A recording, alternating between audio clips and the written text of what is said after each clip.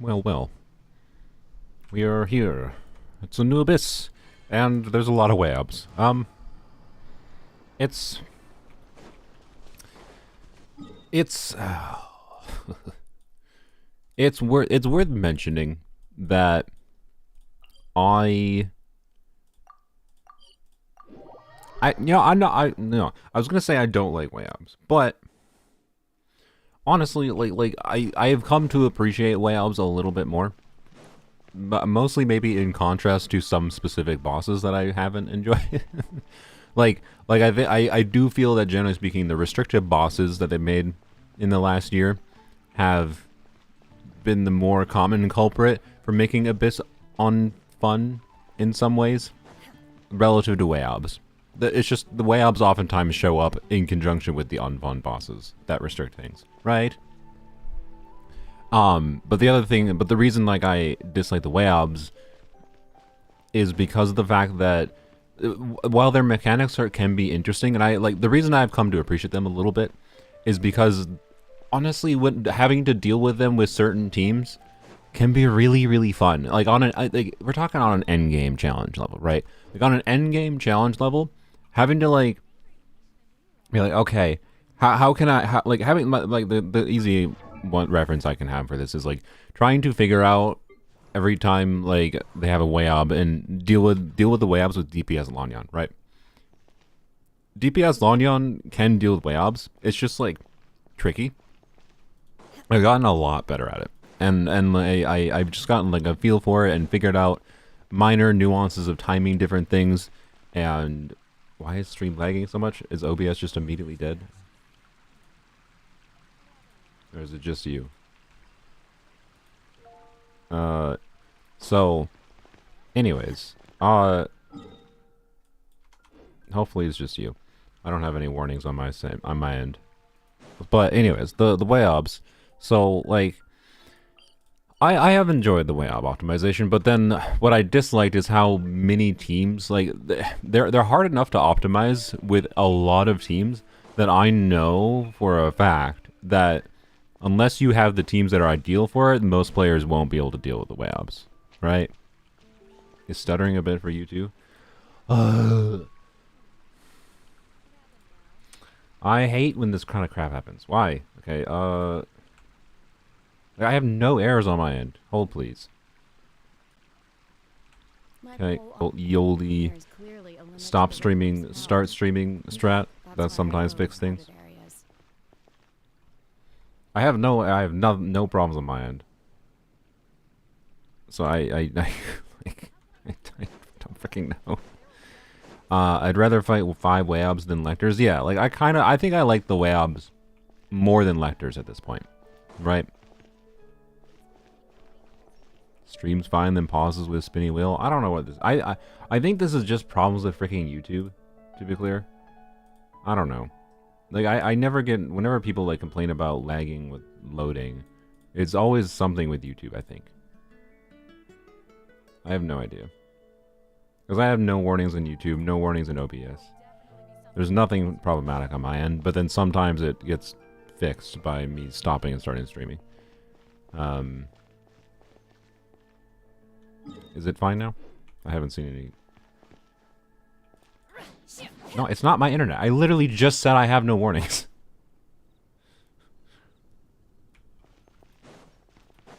like if it's my internet, I can tell. I can tell if it's my internet. There's data I have from my end that the software gives me, and I can verify that through YouTube's end as well. But like YouTube doesn't give me anything, so I don't know. Well, we'll hold off a little bit on going into the abyss, into seeing if I have. So sorry to the VOD watchers, but I need to skip forward a little bit. We will see. Is your internet, bro? Yeah, it's definitely my internet. Yeah, it's definitely my internet. When I have not had a single drop frame from OBS, and YouTube is 100% saying excellent connection. So I have 2 sources on my end that say my connection is fine. So I'm not saying it's your internet. You gotta realize data for live streaming is complicated. It's not it's not necessarily your internet, it's not necessarily my internet. Anyways, try Abyss in the casual account. I mean, well, okay, let's yap about the Abyss a little bit. More. I already was. Like, so I don't know. So the diabolical thing they did, right, is there's two WAYOBs. So one, first of all, by the way, I will lodge a complaint with the fact this is the same enemy as in the previous Abyss, but lower difficulty because it's on the earlier chamber. It's a lot lower HP at level 95 versus level 100. But anyways, plus I think, no, the HP scaling I think is the same as Abyss. It's just different, whatever. So like, starting configuration, like, screw off Mihoyo for making the same Abyss for the starting chamber, basically, or from the starting point, because like you're just restricting things in the same way essentially. Like this is a pretty significant pyro check, and then obviously a pretty significant cryo check, and that's annoying. Anyways, so like this is still a restrictive Abyss, is my point, and my biggest problem with Stygian Onslaught is not really Stygian Onslaught in itself. It's the fact that like right now, this Abyss and the previous Abyss, which are relatively similar to each other, both have this same godforsaken, highly restrictive enemy that super crazily restricts the teams you can use, and like that's just unfun. Like it's just not fun when we have to deal with the same crap in different modes, right? Like it just feels like the same experience to most players. And like I want to go play DPS Onyon, but like if I want to play DPS Onyon here, what do I do? Like I would love to actually play DPS Onyon against this double WAYOB, but what am I gonna do with DPS Onyon against the thing that needs cryo? Right? Like what am I gonna do against it? To be clear, I think I might try something. I think I might try Eonson, because Eonson can get this thing to go into its like special Night Soul state, and Lonyon can absolutely tank that damage. But, you know, it's definitely worse than, you know, whatever. So I think I can brute force this thing with Lonyon potentially, and then I can do something here. We'll try it. I mean, guys, Cryo Lonyon was not a team I recommended. There's a reason I haven't made a video on Cryo Lonyon. Cryo Lonyon is a meme team that I purposely did for the challenge in that video. We are not, like, it's not going to be a good time. Eonson, Lonyon, Bennett, Farzon is going to be far better at clearing this for real than Cryo Lonyon, right? Anyways, not saying we can't try it. I'm down to potentially try it, but you also got to remember, like, Cryo Lonyon doesn't do sustained cryo. This thing wants sustained cryo application or cryo damage happening. Lonyon does bursts of cryo, right? So like she'll get the meter down for a little bit, and then it'll stop. And the damage, and there's going to be a problem in that the damage that she's going to deal to get the meter down is all of her damage. So all of her damage will happen when it has its high resistance to get its meter down, and then I won't do any more damage. Like, Cryolania is just not going to really work. I'm like 90% sure. Anyways. Anyways, Abyss is less restrictive than Stygian Onslaught's high difficulty, obviously inherently, because it has way lower HP thresholds. And I want them to lean, now that Stygian Onslaught exists, as like the really hard like damage ceiling check form of content. And I appreciate Stygian Onslaught for that. I like that Stygian Onslaught exists because it actually is a form of content that justifies their it justifies their existing these really, really strong teams in the game. Like, quite frankly, it kind of annoys me how much before Stygian Onslaught people are like, this character doesn't reach 100k DPS, or like this character's 90k DPS, 100k DPS. Meh. And like now, post Stygian Onslaught, we have this even reverse thing where like if a team is 80k DPS, I've literally seen people say it's cooked. Like an 80k DPS team is garbage. Like what the f***? I just like. Anyways, 80k DPS is way more than needed on a DPS level to clear. What? Sorry, I need to take a drink of water. Granola bar is like apparently conspiring against me.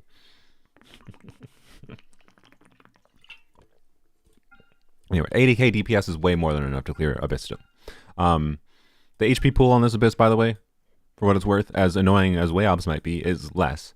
Chamber 2 and 3 are meaningfully less tanky than the previous Abysses. And that's significant. So, for a lot of people.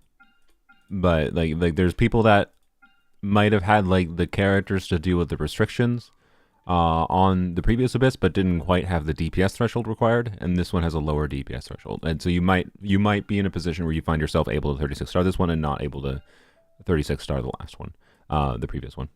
So, anyways, I really want them to go back to designing Abysses that are a bit more flexible, at least on one side.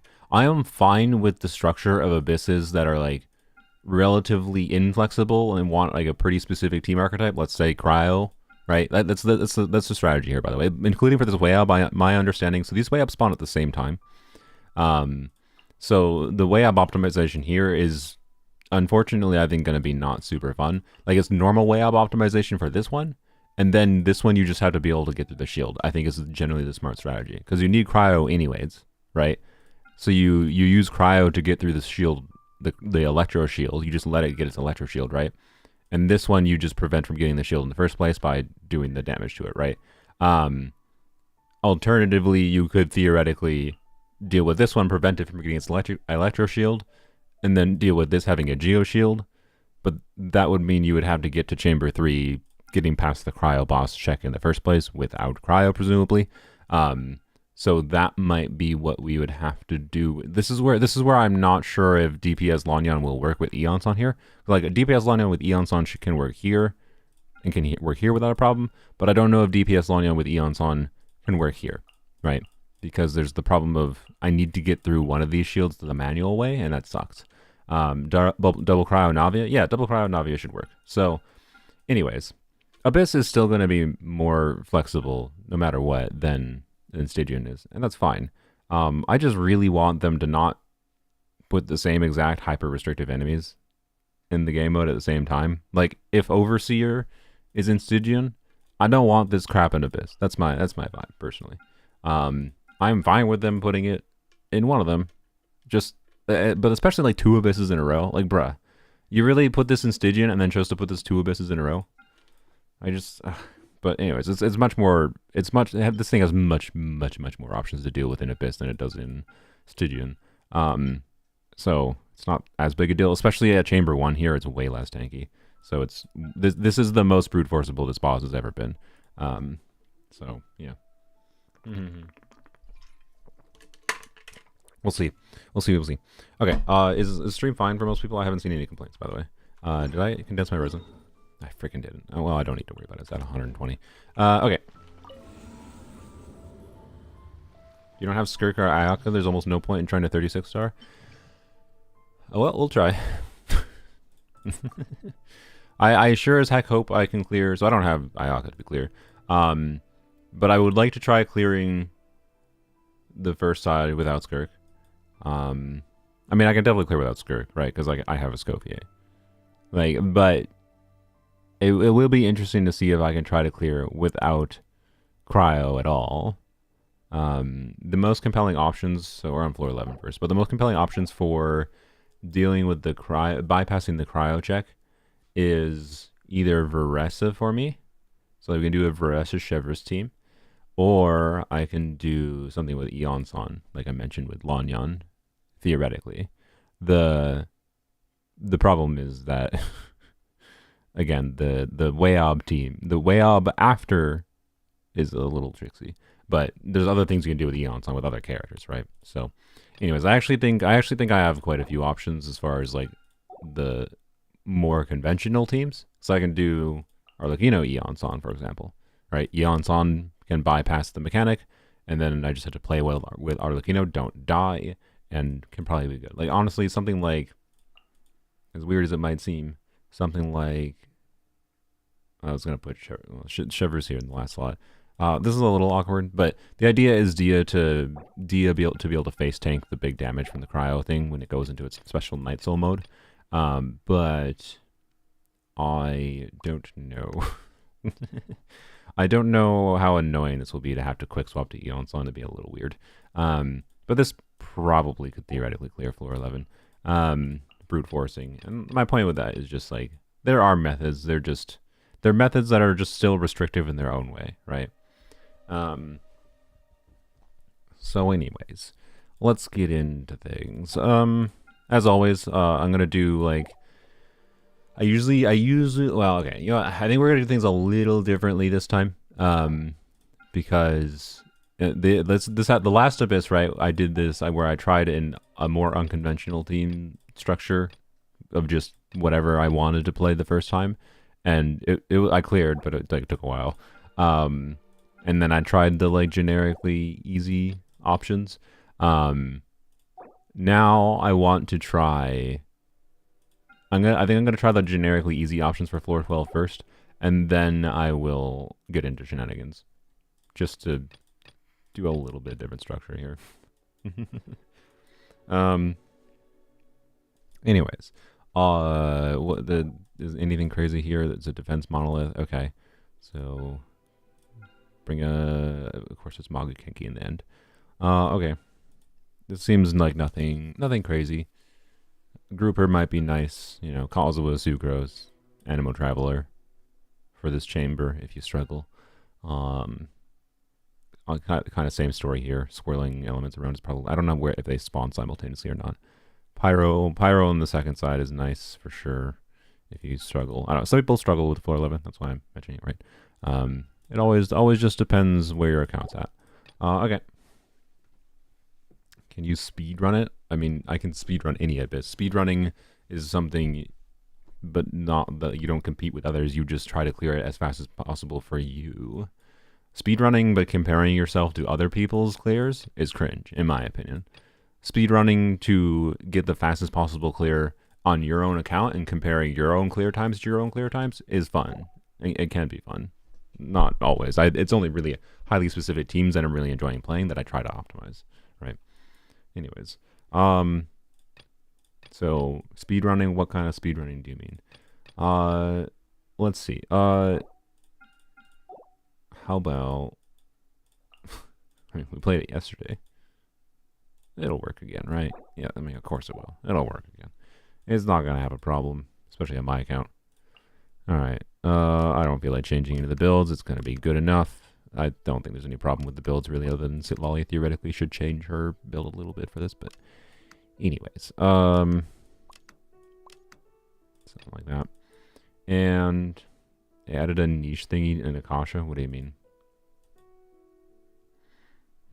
We're on floor 11, by the way. We're just doing whatever on floor 11.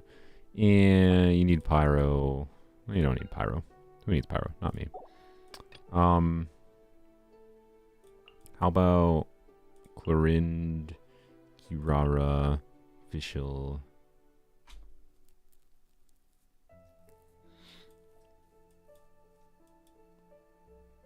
I'll just put Shalon in. I could do Dia DPS, yeah, that's true. Get done with floor 11 quick. Master Scorched, Really? which will it be? It's only 2 enemies at a time? That's kind of unexciting.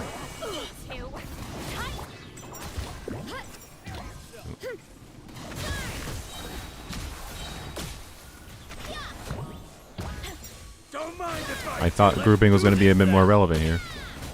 It's not important. Okay. I mean, well, okay. It's having some crowd control is still going to be relevant here, potentially. Again, depends on your account investment. Obviously, I have much stronger teams available, so I don't know. I don't think this is going to be a particularly challenging floor 11 for most people, though.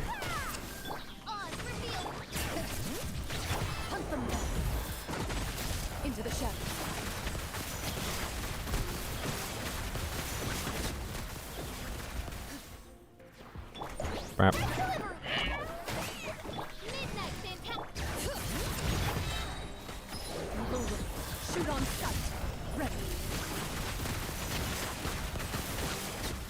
Wing.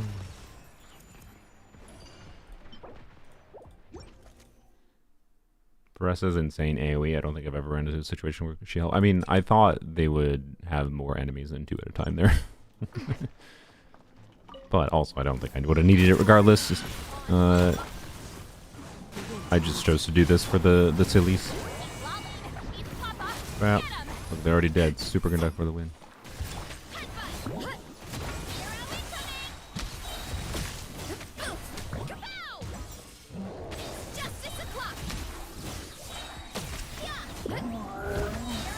Really? Stop it. Kill the super death. Damn. Oh, wait, still another enemy. Whoops.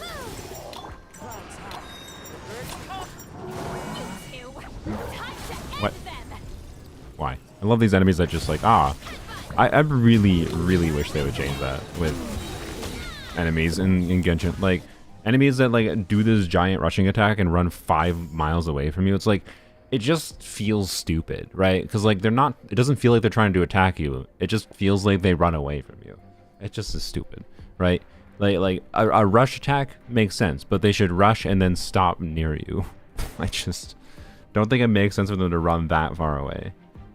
Anyways, your affiliate link to Loot Bar? I don't have an affiliate link. That's well, no, I do technically. I assume the affiliate link from the one stream probably still works. But I haven't done another sponsorship with them yet, again. Not for any, I don't dislike them. I still use them, or have used them. I was going to do like an actual sponsorship in an edited video with them, and, but I said I wanted to do the ad read my way, not read off of what they exactly wanted me to read off of. And they said no, and I was like, okay, I'm not willing to compromise on that time. And then, like, the day I was posting the video that was originally planned to be sponsored with them, they're like, oh, good news. And they didn't say what the good news was. So anyways, I didn't respond to that, because frick off. So I don't know if I'm going to do any sponsorship from Loot Bar in the future. Because dealing with them is kind of annoying. Like, I don't actually have a problem with their service. But having to interact with them is annoying. That's all. I'm assuming the good news was, by the way, that, like... Oh. It's been a while since I found out. I couldn't remember when that iframe ended. Oh my god, it lasts way too long. Oh my, bro. Hey, case in point, another enemy that runs 5 miles away from you after doing a rushing attack. But to be clear, Magukenki's makes more sense. The reason Magukenki's makes more sense is because he does his range damage, right? So, like, it makes sense that this enemy does, like, combat that involves running away from the player. The other enemy, the Law Witcherals, don't make sense because they do melee damage. Like, the idea of them rushing towards you is that they're going to rush towards you and they're going to, like, ground pound the ground. But instead, they just rush away from you 90% of the time. Anyways. Why is it lonely? Because it's floor 11, but also this team can probably clear floor 12. The insult shall be punished. Reveal thyself. Did I get the buff up? Oops, I did not. I didn't finish my normal attack.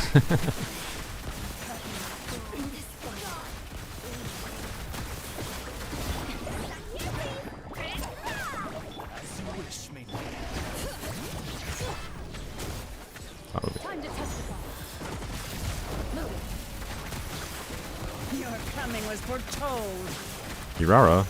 What? How did I not get a Kirara C4 proc there? It didn't matter, but like, yes. I mean, I said I wasn't gonna do shenanigans, but honestly, as silly as it seems, this team is probably one of the ideal teams to deal with this. So, you know what? Screw it. I'm gonna try it. You might say that's not ideal, but I'm not going to call it ideal, but it also can definitely deal with all the mechanics. So, I don't know.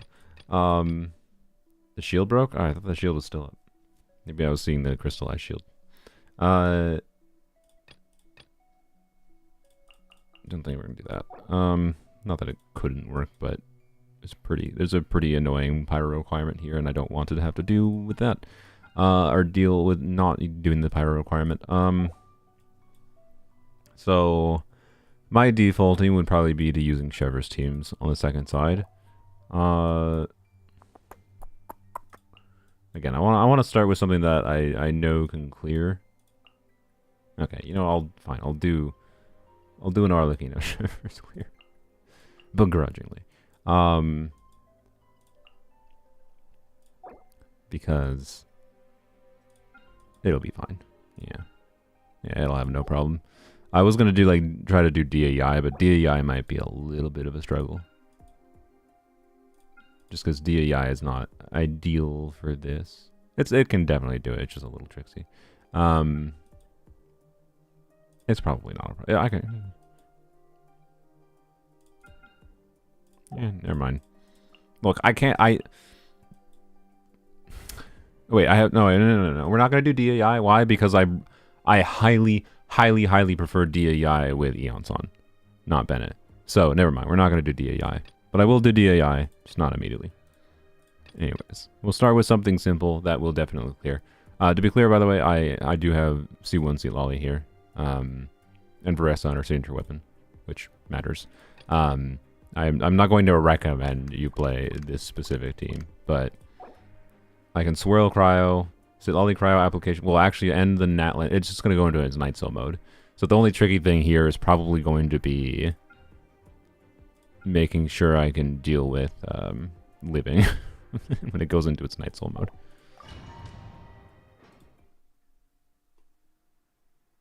Dia? Yeah, of course. Crit? Wow. Get to work. Lolly, need to pop up.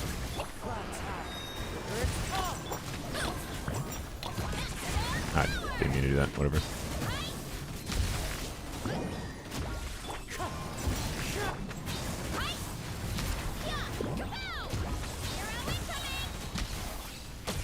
Quick as a flash. Start. Show no mercy. You two. Fallen leaves, adorn my night. Yeah.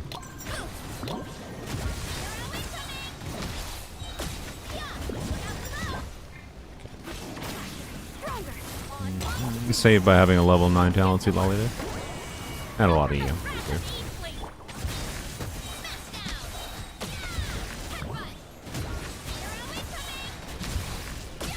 What?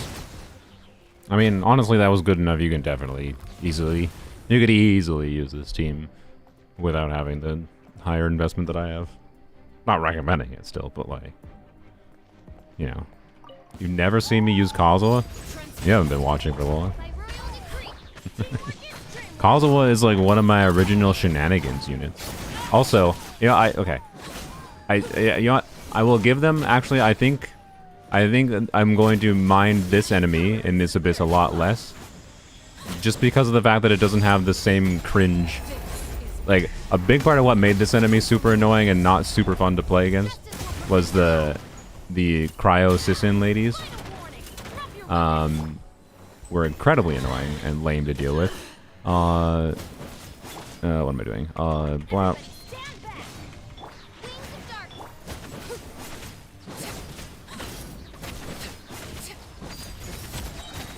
Anya's better than Kazuha? I mean, I don't disagree. I actually feel the same.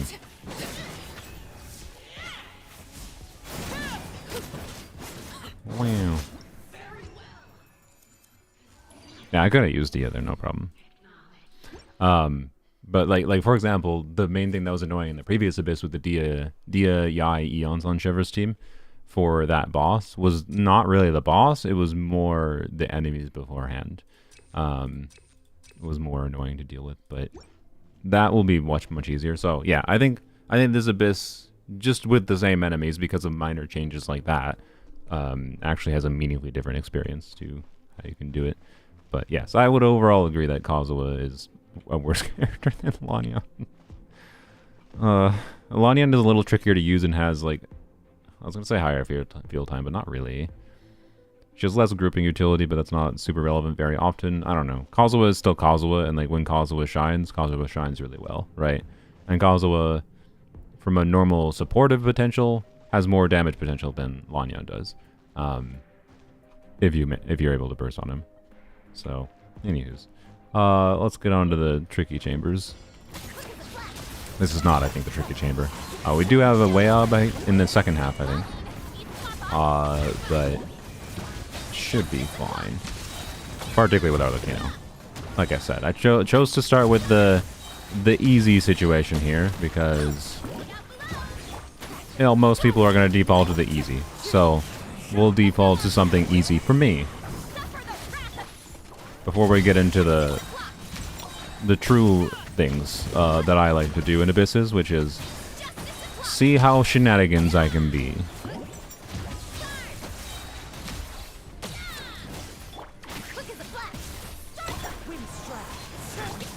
No, stop.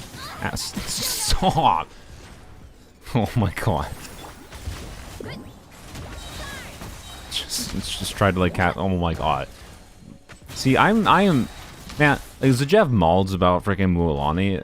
I'm sorry, but like, Varessa has the similar problems to Mualani in that she just misses randomly all the time. Anyways, whatever. It's just, I just get somewhat annoyed at people who like criticize things. It's like, fine if it's not your preference, I don't care. But like, acknowledging that, like, you know, I think it's worth acknowledging that Varessa has very similar problems. Your journey ends just in a different way, and that's fine.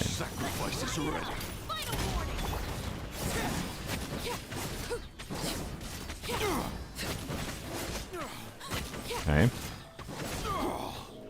And we WAYOB, I see. Do this. I didn't get Bennett out in time. Well, it's fine. It won't matter. Not for this team, at least. If I was playing the DEI team, it might have been a restart there. But we are not. We still have enemies after this, by the way. What are the enemies after this? So yeah, WAYOB in the middle is interesting, because normally when they've done single WAYOBs... Oh, it's these. Okay. Normally when they've done single WAYOBs before... By the way, these are the ones that you can technically get through with just cryo application. Where if you apply enough cryo... sorry, did I say cryo? With just pyro application, if you apply enough pyro to them, they just instantly die. Which is funny. So, it's, you know, worth mentioning as a potential strategy.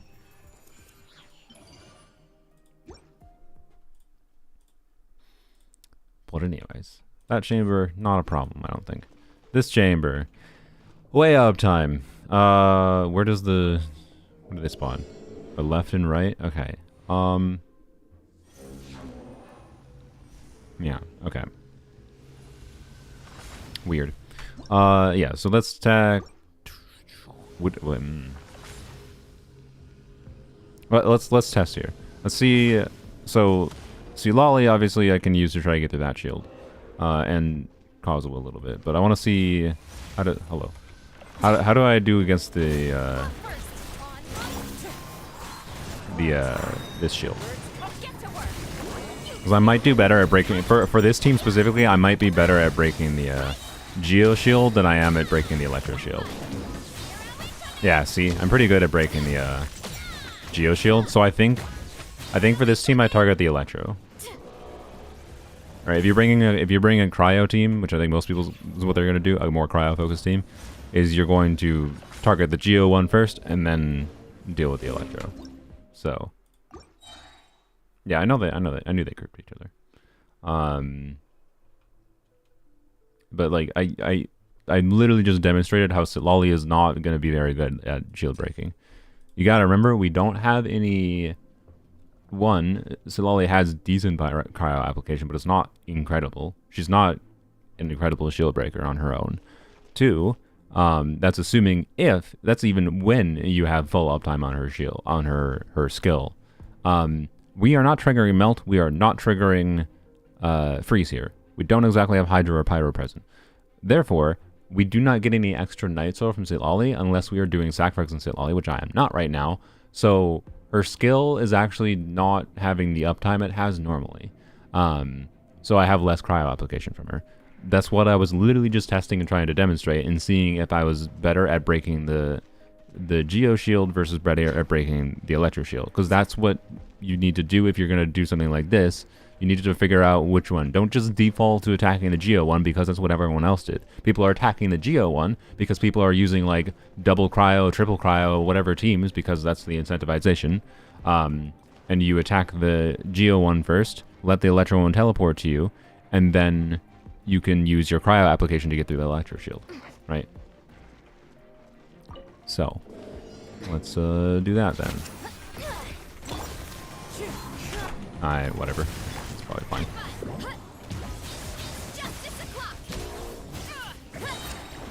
Alright, that was a bum. Whatever. Do this.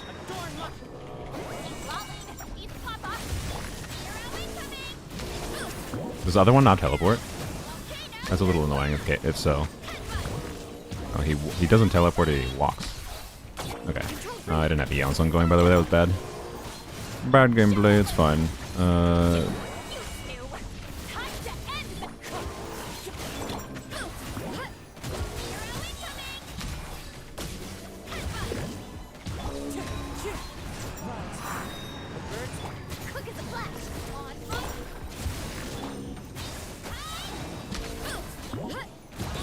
God dang it, what? Okay, my aggressive gameplay is not where it's at. Oh, I still have about 5 years of uptime to deal with. I got tricked by my Lolly Birds coming back, but I remembered I didn't use my Lolly Birds before. Yep.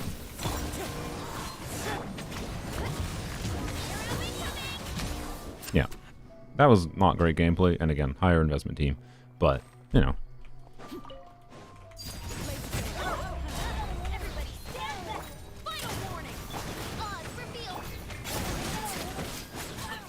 And we obviously should be pretty free here against this butthole.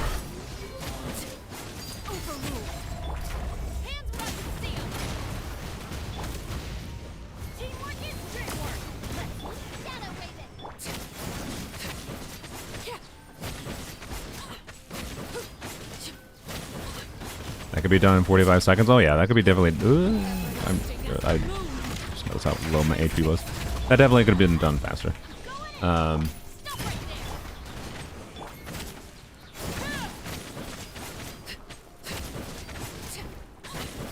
The HP pool is smaller, which, to their credit, this is what they like. They're Mahoyo's not.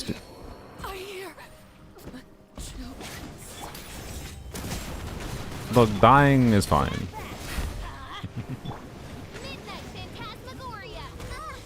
Yeah. Please.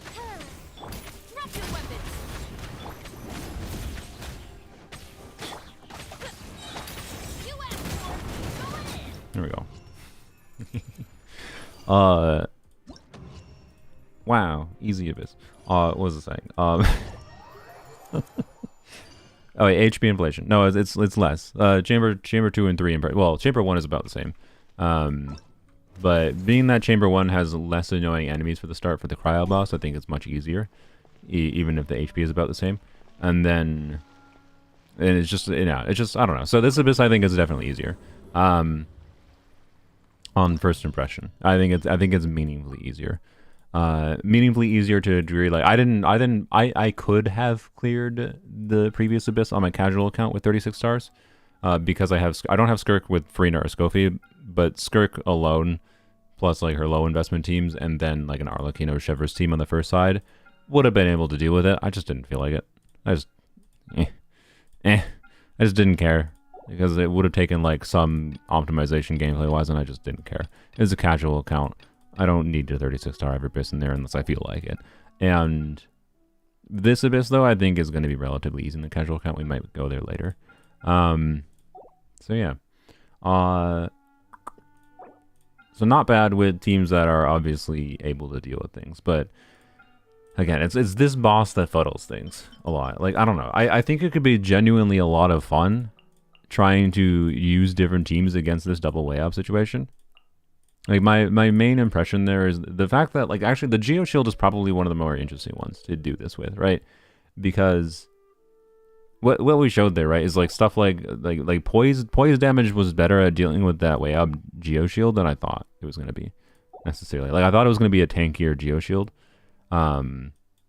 So like the fact that you could target the Electro one and then do a lot of poise to deal with this means there's actually, I think, a lot of options to deal with these, let alone before getting into more complicated things like WAYOB, stagger tech or whatever. But you're not going to be able to stagger both these at the same time before they get their shield, of course. So this chamber is obviously fairly easy, as long as you can deal with the WAYOB on the second side. This is just, you know, Pyrotrek, C6 Bennett, Chevrolet. It's probably what you want. Not that there's not any other options. Obviously, Xiangling exists, yada yada. So I don't know. This Abyss is a lot more flexible than the previous one. So it is more enjoyable. It's still a little restrictive. So like if I want to play DPS Lanyan, by the way, the play is obviously to bring DPS Lanyan to the second side. But I'm gonna try to clear DPS Lanyan on both sides because that's how I roll. Charlotte DPS clear? I mean, we could do that. That would not be hard. The problem with Charlotte DPSing is Charlotte DPS is not carried by Charlotte. Charlotte DPS is carried by the other units. Like the best Charlotte DPS team is by far Escoffier teams, and you know, Escoffier Farina Charlotte does do well. It does about as well as Ganyu. It's not because of Charlotte though. So, anyways, as far as like designing a restrictive Abyss goes, this is a more fun Abyss that has like a good balance of restrictions on first impression there. I think I like this one a bit more.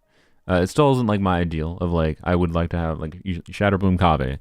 It's not gonna function. Like it just isn't. There's not like Shatterbloom Kave. If you want Kave to actually function in some form, needs an AOE situation. And like, oh yes, we can have AOE against the eroding avatar lava, and then we don't have pyro to deal with mechanics, right? So. Like, Shatterbloom Kave is not going to function. Not for real. But yes. I want them to do AoE more consistently. Like, if they're going to make Stygian always single target, which I presume it always is going to be bosses that are single target, right? Mostly single target, at least, unless they spawn things like the current one. I want them to have an AoE focus side of Abyss more often. More AoE. It doesn't have to be like 10 enemies at once, but... Sethos clear on second side. The pyro requirement fricks with aggravate a lot. I can do Sethos with pyro. We could try to do Sethos overburn, but I like for overburn Emily, right? The context for where I have found overburn Emily works the least well is with Sethos. So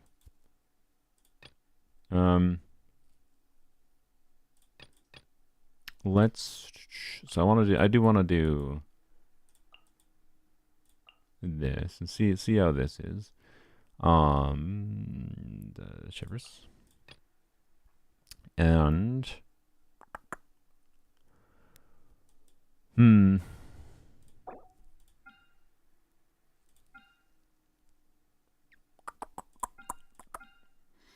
this boss's requirement. If I don't have Eons on here, I can't do DPS. I can't do DPS Lanyan at this. Well, I mean, wait. Screw it.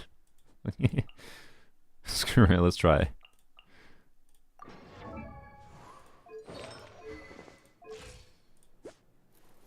That's not correct. That is definitely not correct. What happened?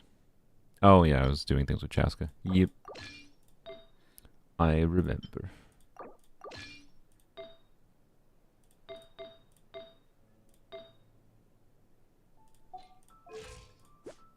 That's fine. Alright, that should be good. Double check far is on. Yep. Yep. That's not correct.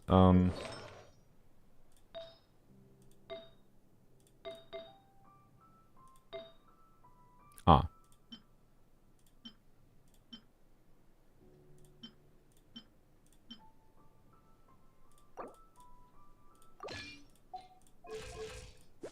There we go. That's correct.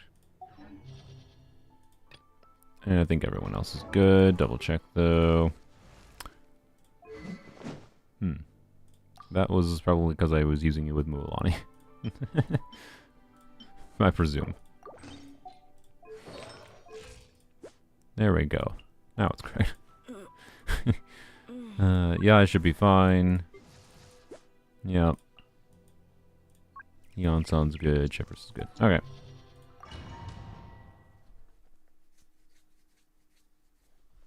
I do indeed have Chaska. I just don't play her very often.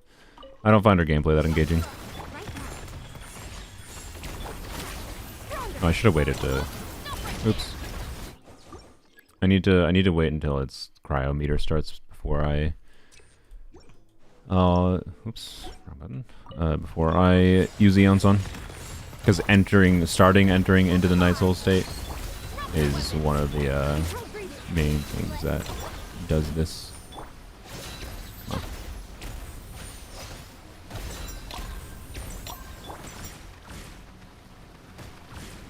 Full speed ahead. Did you not go into the state? Quick as a flash. On mark. Let's get it on. Right now. Emerge. Right Here we go. now. Okay. Justice will prevail. Final. I'm always watching. Right here. Gloves off.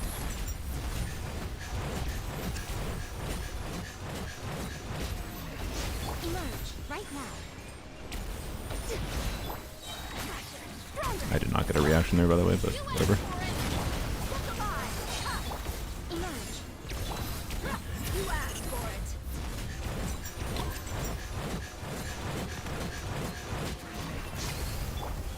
Right here. Emerge. Quick as a flash. On line. Stalling. Justice will prevail. Drop your weapons. Full speed I don't know. Does it make sense to use Eon's Night Soul early? I don't know. Do. Stronger. Start up. Hands back and seal. Final. Right now. Right here. Let's get it on. Nothing lasts forever. Right now. Emerge. Gloves off.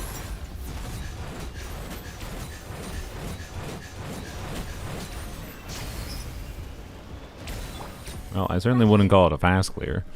Because the thing we gotta, it takes a while to deal with the transitioning between the things, like when it does the phase, right, to get it into his Night Soul state. But can we clear this? I don't know. It's gonna be a little tricksy.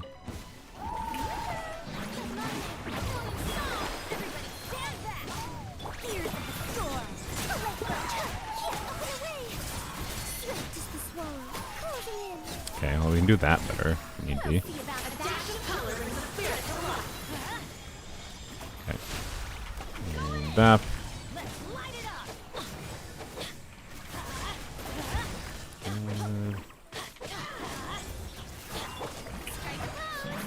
This. Now.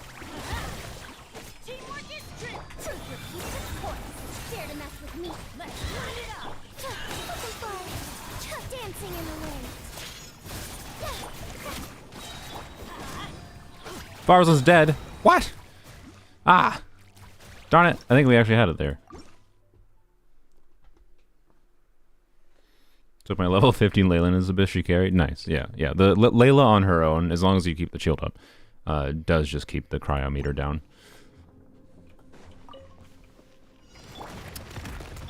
Emerge. Right here. Emerge. Control breather. Let's drop your weapons. You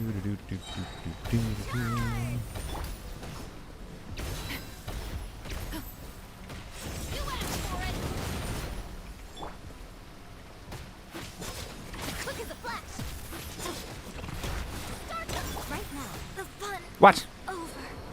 Why did you not go into your special state? Frick you. I still don't understand why the freaking Night Soul mechanic is so inconsistent. Come on now. Emerge. Stronger. Right Let's just try to do it without running with the Eons on it at all. In case that matters. Justice will prevail.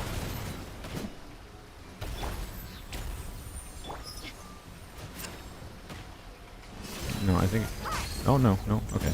Right now. Step aside. I think I still didn't get it. Whatever. I'm This- always watching. Right here. Emerge. You asked for it. Goes in the state based on time spent in it. So, okay, that's what I thought it might be. Right here, right now. To be clear, I think Drop your weapons. what I was doing here does need C6 Eons on, unless you do what I did before. Not where you run, but where you go into a second skill. But definitely better, in my case, with C6 Eons on, to not do that. What do I do? Stop right there. Okay. Have to wait a little bit. It's fine. Bam, bam. Right here. What a Oh, frick you! Stop doing that! Ugh. I didn't have Dia up. That was my bad. I just needed to put Dia's E down.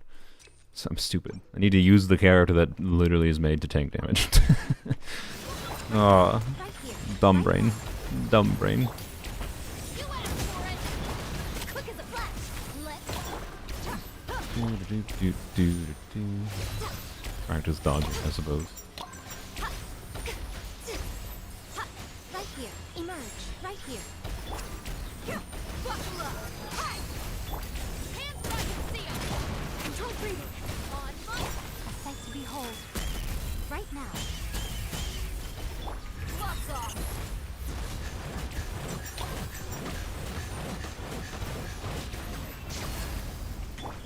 Emerge. Drop your weapons. You asked for it. Step aside. Right here. Emerge. Just funnel particles, by the way, but Let's get it on. it's fine. With this.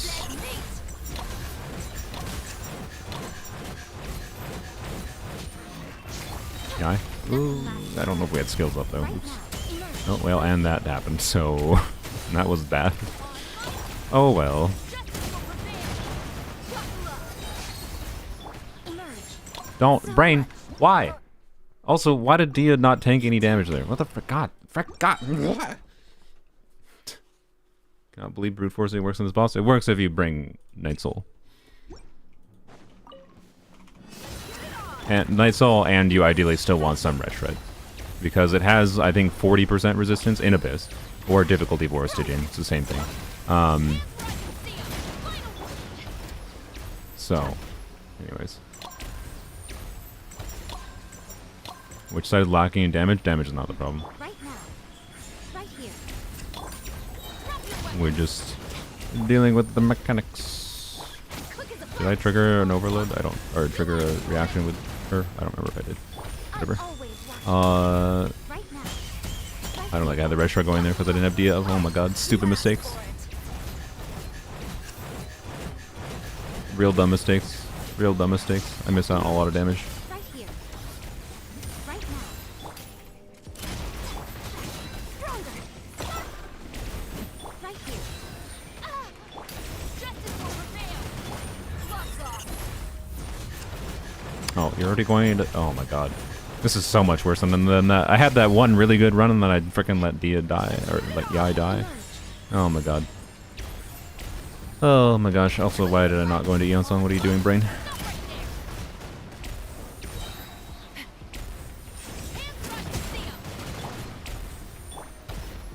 Also, why did I switch to Yai? Let's not do that. Right now. Right here. It's been my whole problem before, is switching to Yai when it didn't make any sense to. Stronger. A sight to behold. Emerge. Well, this is a substantially worse clear than I got even my first attempt. But I still think it's doable. And I could clear much better than that, obviously. Nice, got a 36 star with Eula. Congrats. Here's the store. Very impressive. Let's do this. Here's the gun. Up and away. Okay, one skill. Yeah, that's what I wanted to do. Alright, do this.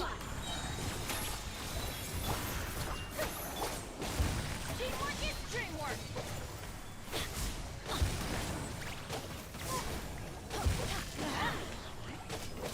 So you say, let's light it up. What? How did I not do any power against it? Okay. Adventure time. There's only one left, right? Yeah. Okay, so do this, do that.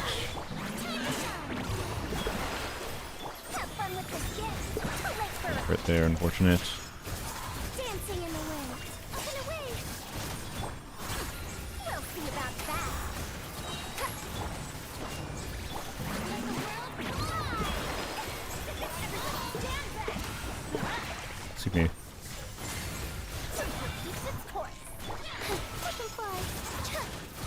No problem.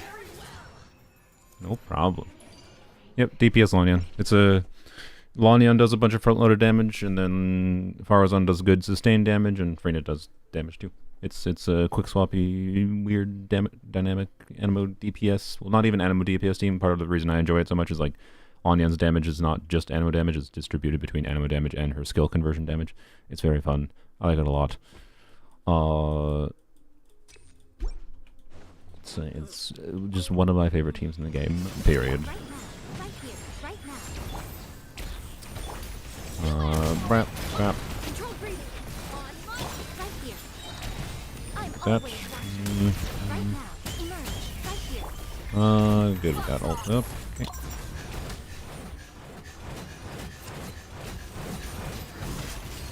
Buckle up. Right now. Stronger. Emerge. Right now. Yeah, I'll wait for the ult. Why not? Like to behold. We'll kill it Emerge. anyways. Right A here. little bit of overkilling, but yeah, transition to the new enemy anyways. Up.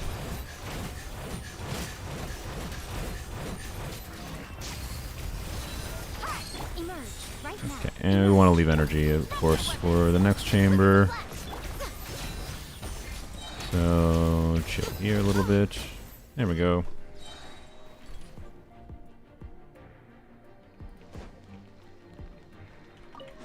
Your journey ends here, Lord of Seth. Your sacrifice is ready. Too late for regrets. I really wanted to. Okay. Yeah, having this thing on the second. Okay, well, I should have just. I should have forgo Lanyan or Farazan burst there. We'll see if it's actually problematic. But I basically just wasted a rotation there, by the way. Which is not ideal, as you might expect. And I'm still wasting a rotation, and we need to figure out WAYOB optimization. No, yeah, I really usually need to get, we're fine, we're fine. Go. Oh, we're fine, we got it, okay.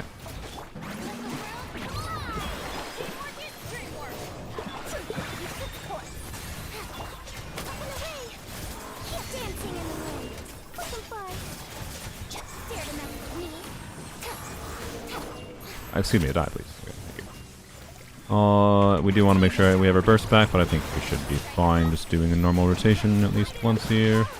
Now, I don't think we have to like save Farazan burst or anything.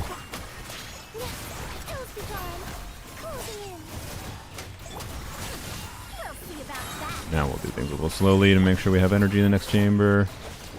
Well, oh boy, okay. I don't know. I might not. I might have to do another.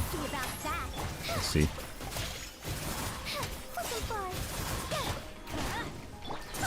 If I had done more damage in AoE to the first one.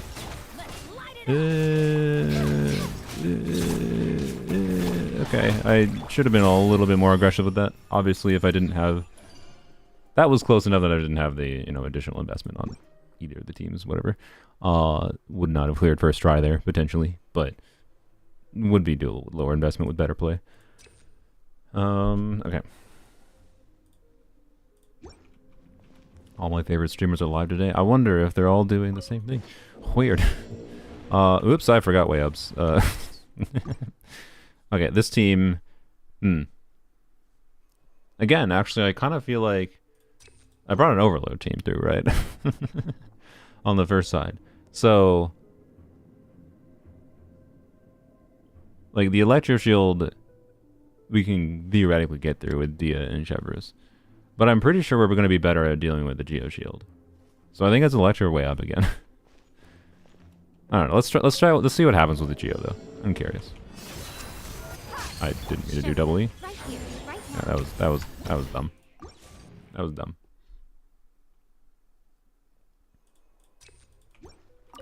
Let's get our buffs going.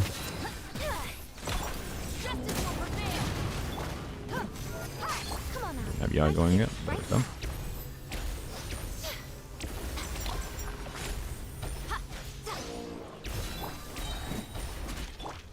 We can wait, I think.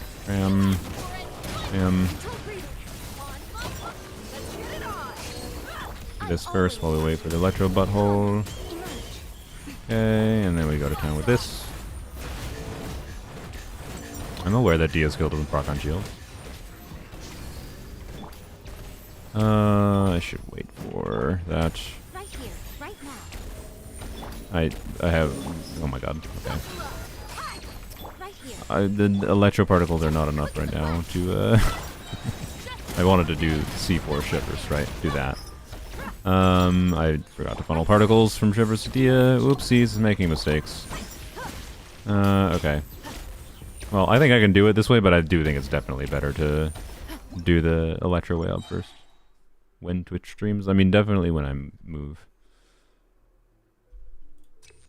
What am I looking at? What is this Abyss? I mean, a similar vibe to the previous Abyss, but a lot less restrictive. That's what this Abyss is.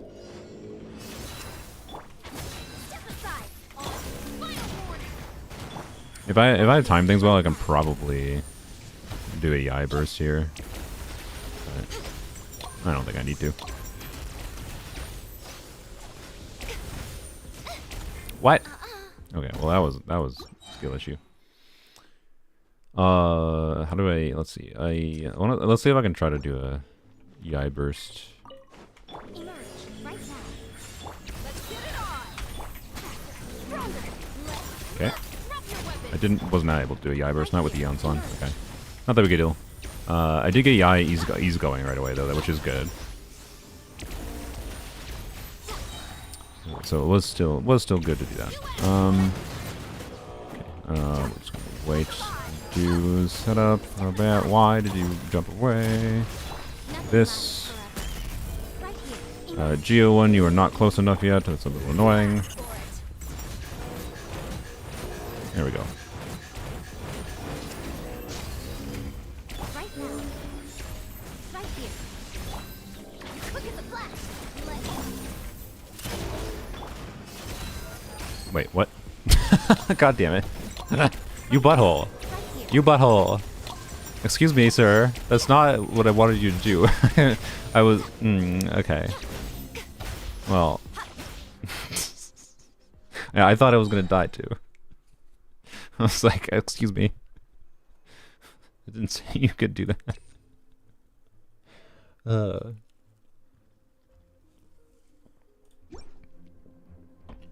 I'll show the builds on the team later, by the way. But these are like very invested builds. Not like a C6 Yai or anything, but it is C2 Yai, and that does matter. I had an Eons on. Well, let's see if it matters. If I get a Yai burst timed, I don't know if Eons on matters that much, right? I still might be able to get through it. No, I'm not going to here. Okay. I mean, let's try it actually. Let's see if a Yai burst gets through this without Eons on buff up. So just do this. I didn't mean to do that direction. Do this. And then what? I switched to Yai. It's a character switching on cooldown. I love the freaking cooldown for character switching in this game. It just makes things feel great. It's like, oh, I have a cool idea, and then it doesn't work because cooldown restriction. Freaking whatever.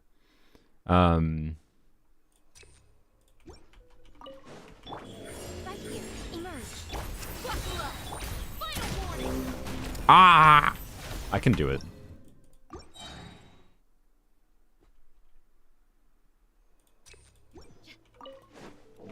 I don't think it makes sense to do.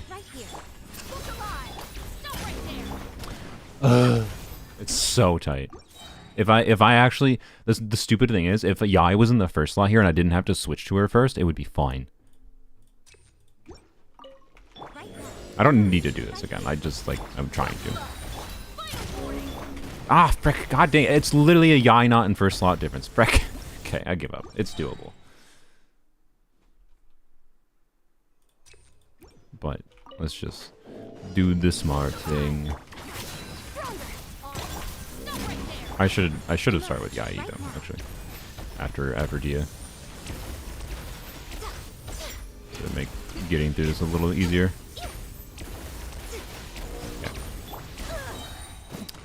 I did not get scroll, whatever. Not that big a deal. This. Right now, right here. Hello, my Geo friend. No, don't attack. Okay. Yep. Stronger. Right now. Okay, is the electro one dead? Yeah, it is. Okay, good. Emerge. I never funneled particles from. There we go. Okay.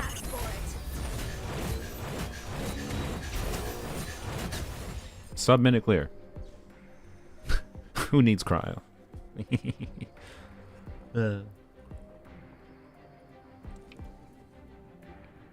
Yeah. So, I think if you don't bring like at least 2 cryo units, you probably with most teams like for the teams that can get through this that aren't cryo teams, you probably do the electro one first and then attack the Geo one.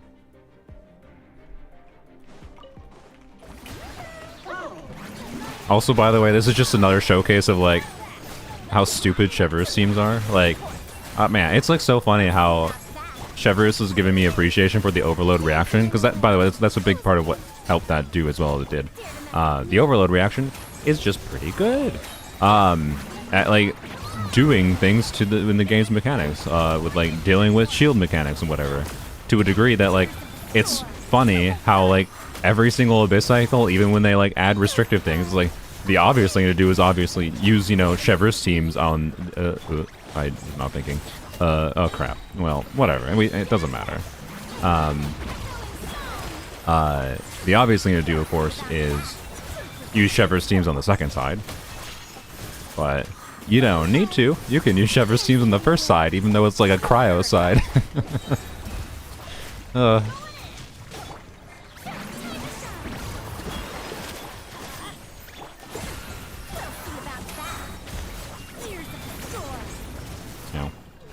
Yeah, that's not ideal. If I do things well there, what happens there is I can activate Lanyan E in... what? How did you get that? Okay, whatever. You can activate Lanyan E while you do Bennett Burst and like when it's like spinning away. And as long as when you activate Lanyan's E, when the enemy is nearby, like it targets properly and when she jumps away, her E will target even if the enemy goes really far away. So the ideal I've usually found with DPS running against that is like activate her E right before it's starting its spin, and you'll get a bunch of damage on it that will have Bennett's buff, right? And it also, one nuance you didn't really see there with DPS Lanyan is Lanyan's burst has a quite far targeting range. So you can like you can easily be in Bennett buff and then use Lanyan Q and still have the buff up for it. So it works on the flying PMA. Yep. So yeah, this is actually a pretty easy Abyss. It is definitely my vibe. There's still accounts that this is gonna frick over, right? Because the cryo boss is a pretty meaningful restriction. But this boss having the Ictomosauruses rather than the cryo assassins makes this boss so much easier. And then chamber 2 and 3 for the second half are relatively easy to deal with, assuming you already met the requirement for the first chamber, right? Should we try no pyro on the second side? We can try something with Oberon, because Oberon can freeze the things. And he was given for a free unit too. Given as a free unit. No pyro against this though is actually a big. Funnily enough, because of the Oberon and St. Lolly being able to deal with these, bringing no pyro against this is less problematic in this context than bringing no pyro against this. This thing functionally has like 30% more HP if you don't bring pyro to it. So like it's a little struggle. I can try. We can try. You know what? I haven't played this in a little while. I try Plungy Eye. I will disable your C2 though. This is always what I do to disable her C2. Bam! Look it. She now has 1500 attack. The reason that disables her C2. C3 doesn't do anything. C2 doubles her buff scaling, and her buff is just based on her attack. So if you have her attack, she's doing half the buffing. So yeah, there you go. This is This is functionally equivalent to a C1 Chanyun, technically. I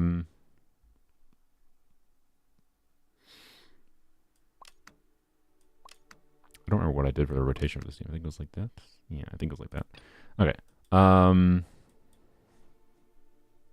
Second side with Chlorine to aggravate, but it's definitely the slower side. Yeah. Do you not go 4-piece? Was I not on 4-piece VV? Oh, oops. Why? Oh, I know why. it was Chaska again. Chaska yoinking all the artifacts. There we go. Thank you. Oh yeah. See the Yai and Dia builds. So Dia, C3 Dia. She gains pretty linear improvement with her constellation, so it matters. I do have this. I got lucky getting this on Chronicle banner when I reran. I didn't get it on its original banner because I didn't. Well, I mean, in that circumstance, remember that was before the weapon banner was. The weapon banner was worse than Chronicle banner originally, right? Now Chronicle banner weapons are just worse than normal weapon banner. But, anyways, Voracashas. It's a good Voracashas build. This without C4 Dia, this amount of ER is like right on the borderline. If you didn't notice, where ideal gameplay with that Chevreuse team usually includes funneling a Chevreuse E into Dia to get her burst back consistently, but I wasn't doing that because my thinking is once I get C4 Dia, I will potentially be able to move to a non-ER timepiece. I have both an attack timepiece available and an HP timepiece, so it'll be interesting to see if I see a meaningful value from doing that, or if I just choose to use C4 to be more comfortable to not have to funnel, right?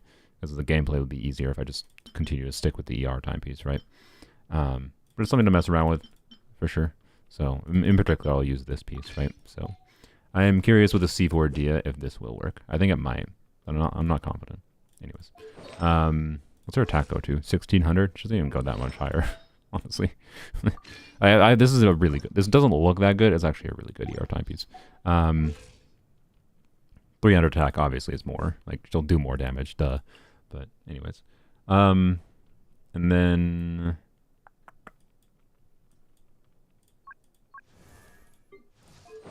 Yai, 2-piece attack. Kagura's 90, 202.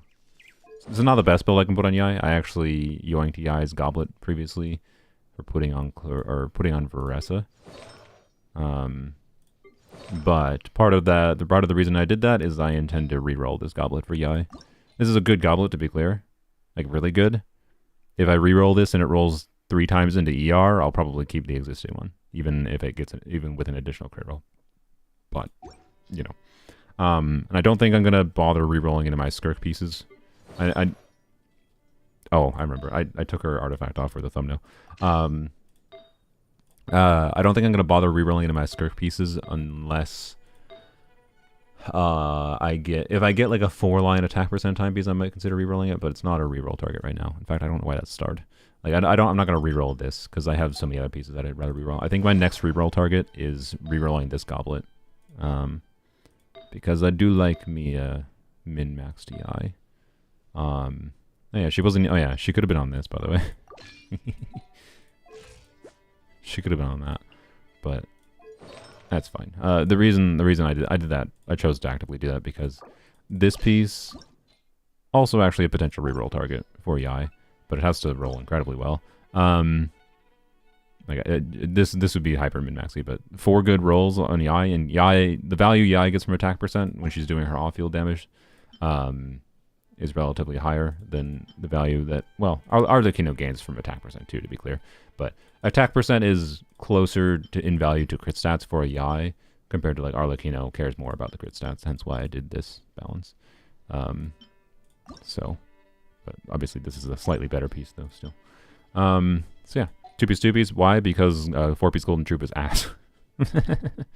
I am a hater of 4-piece Golden Troop on Yai because I think Yai, the reason and fun that you can get from Yai is doing something more nuanced with her on field in the current state of the game, at least.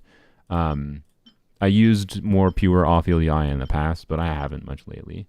Yeah, I know it's been a couple weeks since I posted a video. I recorded like multiple different things, but insomnia problems, struggling to motivate myself, and also like one of the videos I spent a while recording and thinking about what I wanted to do, and I decided not to post it all. So, anyways, tenacity EI is better. I mean, not what I was saying, but you know what? I actually am a fan of putting tenacity on random off-fielders. If you're keeping her completely off-field and you have a really invested tenacity build, you do you. You know what? I think there's a compelling reason for it. I don't like Golden Troop because it makes her burst damage meaningfully worse. Like 2-piece is meaningfully better for her burst damage, especially in this Shivers team context. And other than that, if you're doing things like on-fielding her a little bit, like I was with the WAYOB, for example, Golden Troop's buff is just going to fall off. And then I go to having 45% skill damage bonus. And that's like basically just 2-piece anyways. In the situation like of that WAYOB. And it's very likely that I wasn't even actually clearing that WAYOB shield if I was using 4-piece Golden Troop. And it's a 4-piece set versus a 2-piece. 2-piece attack percent, if you're on an account like mine where you played the game for many years, where you've farmed a bunch of different artifact sets that might have 2-piece attack percent, you have way more options, and you should be able to have a higher substat quality on 2-piece compared to a 4-piece bonus. Like, I cannot get the same substat quality on Golden Troop as I can on 2-piece. So 2-piece is just better for my AI. Yeah, I don't know. I could go over a Kasha ranking if you want more numbers proof or whatever, but I don't think I need to. Anywho's, yeah, so that's where that's at. Oh yeah, Lanyon, you want to see Farazan? I saw someone say, oh, 100k Farazan burst. Yeah, people for some reason undervalue building Farazan for damage, and it annoys me. Like, she has a 755% multiplier on her burst activation, and this is a build that is focused on Farazan buffing more, not Farazan doing more damage. I just have crit on her. I gave her my good, like, code scroll artifacts, but I just want 12% annual damage bonus and ideally pyro damage bonus, because that'll benefit both of Lanyon's forms of damage, and she'll get a little bit of damage bonus to herself. Like, this is basically like having 2-piece no piece on her, because the 2-piece doesn't do anything for her damage. It obviously still buffs the other units. Yeah, 70, 150. It's a very good crit build. Like, that's where all the damage is coming from. If you have a bunch of crit stats on Farazan, she can do good damage, right? To be clear, Farazan non-C6 works pretty well on this team, because you do have, and you should on-field Farazan a little bit, so you can do charge attacks and get energy from her, but a non-C6 Farazan is still going to have way higher energy needs, so you're going to have to sacrifice crit for energy. But yeah, anyways, it's a good Farazan build. Not the best I could make it. I could put a better feather on her, actually. I have a better Animal Goblet even, potentially. But, so if I got like a better attack timepiece on set, I could make this build better, but I don't need to. It's not necessary. I do have the materials to crown her skill and burst, which I plan to do eventually. By the way, more damage comes from her skill than comes from her burst. Like, so if you're seeing, oh, the 100k damage from her burst, like, yeah, it's because it's a bigger, higher multiplier. That happens once. But her burst with a C6, without C6, her burst is going to be more damage, I believe, than her skill. But her pressurized collapse, this 200% multiplier, is triggering a bunch of times. I don't remember exactly how many times this triggers across the duration of her burst. Is it every 3 seconds? So every 3 seconds, assuming it hits every time, with the 15-second duration, I think, with a constellation. No, it's 18 seconds. Yeah, with 18 seconds. So 18 divided by 3 is the 5, no, 6, brain. So 6 times 200%, so that is from her skill with the skill activation and the 6 activations of this is like twice as much as her burst damage does. Her burst damage matters, but like, and then I'm also doing Farazan charge attacks too, right? So anyways. And usually, by the way, I do 2 skills on Farazan per rotation in the Lanyon team as well. So yeah, okay, so no pyro second side. Can we do no cryo on the first side at the same time? But yeah, as long as my Pharah is on crits, she normally gets 116k. Keep in mind, one of the benefits of that team is also like you don't need normally like you would Bennett into your on-fielder to maximize your uptime for Bennett. You not always, but oftentimes you do that to make sure you have more Bennett uptime for your on-fielder. But Lanya doesn't spend a lot of time on field. It's a quick swappy team, so the ideal is doing Bennett into Farazan there, so that Farazan can get buff to damage on her skill and burst activation, and then you get the buff for Lanyon, and then you swap back to Farazan, do some charge attacks, whatever. Surprised you haven't crowned Farazan burst. I just haven't yet because of resources, but right now Stygian Onslaught has made me want to min-max a bunch of specific teams more rather than diversifying my resources. Like, I should be working on leveling up some other units, but like right now, my current mood in Genshin is trying to min-max the characters I like and teams I like using a bunch, or the characters I want to use. Like, I plan to I plan to get your talent to level 9, and I want a level 90 Navia, actually, soon, TM. Same thing for Miss Cow, and I actually do, I think, intend to probably crown her skill and burst, too. She's been probably the biggest surprise, where I thought I was going to like her less than I did, but I do like playing her.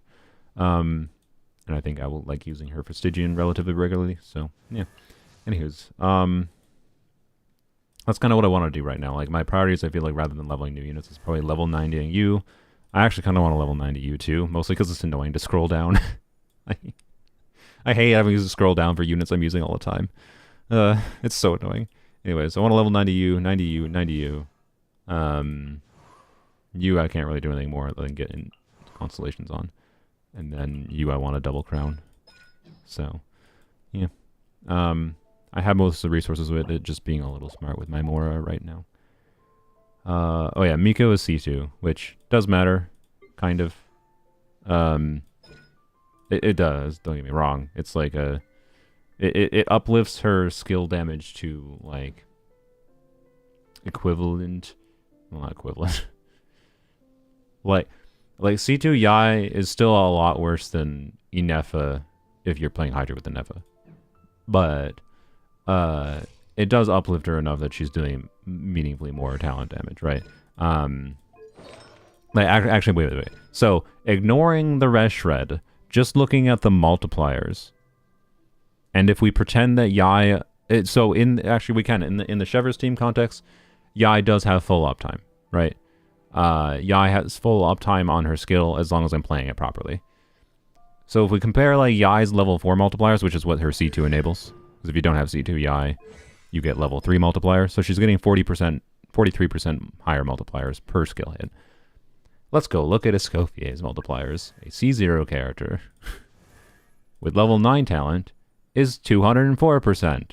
That's almost exactly the same multiplier as a C2 Yai. So I don't know. Like, my point is like, it's not nothing. It can be the difference maker. It's not required. I strongly feel, having used Yai non-C2 for a while, and with C2, I strongly feel, unironically, that the most valuable thing about C2 Yai is the range increase. You notice that more. So, anyways. Word of advice, though, always go for the Geo WAYOB first. If you're bringing Cryo, yes. So, I don't know. Yai's constellations aren't very good.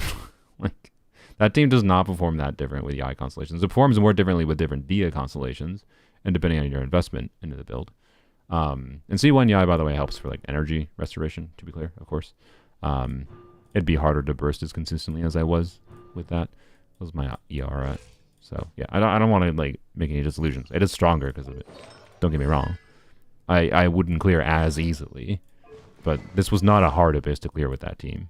I have had abysses that are much harder to clear with Dia and Yai than this one, and this one is definitely not one that was like, yes, you need C2 Yai moment there. If you think it is, I think you just don't understand the game well enough, but you can choose to say I'm an asshole for saying that, I guess. C2 and Sig weapon, yeah. I don't know what to tell you. Like, I didn't get lucky getting Yai in the first place, but I got lucky getting Yai C2 by winning 50-50s on a rerun banner. I like Yai a lot. She's one of my favorite characters. And the weapon I got on a single 10 pull.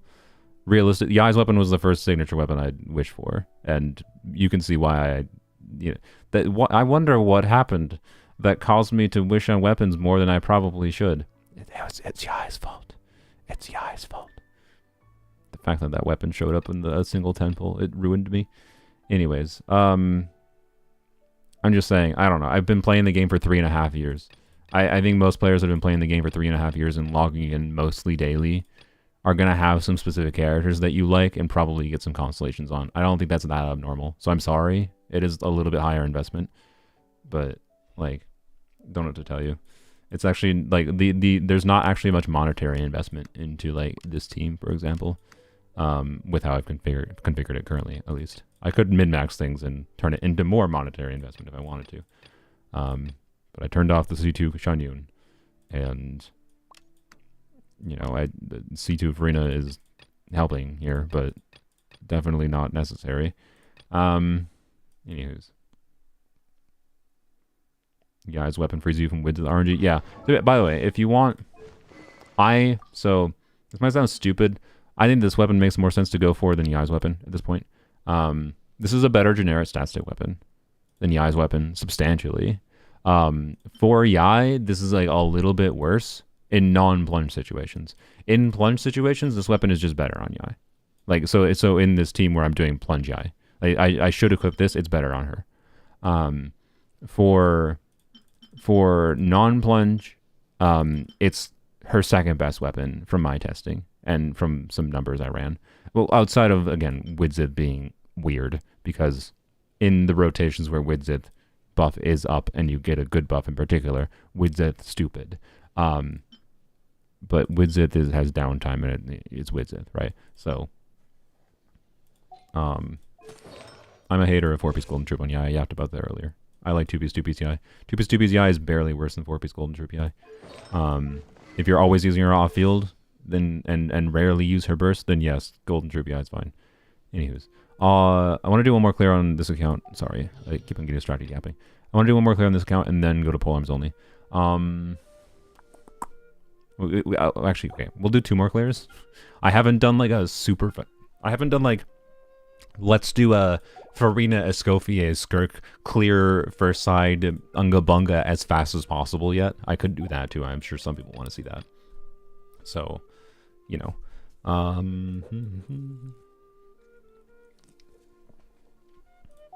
So I think we have to bring Night Soul if we want to do no pyro here, or no cryo. Sorry.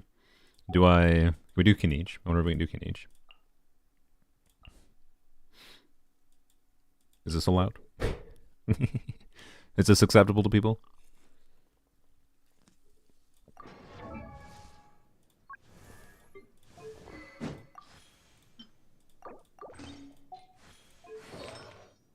Sunfire Skirk?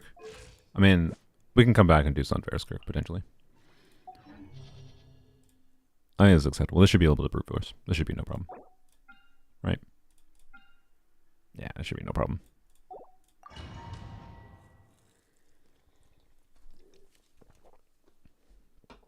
Bennett be better here because no Moika burst?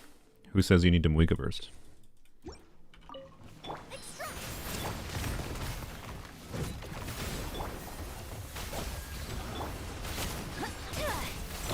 Alright, should have waited for that. That was dumb. Whatever. Should I just wait for Moika skill and Eonson? I don't know. Yeah, we'll wait. Why not? Let's be a little coy. I just wasted a whole... Oh boy. It didn't matter. It didn't matter. Ow. Okay, let's do this. Bam.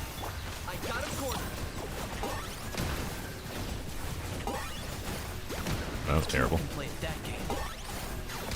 Also, I forgot I have, like, no healing in this team.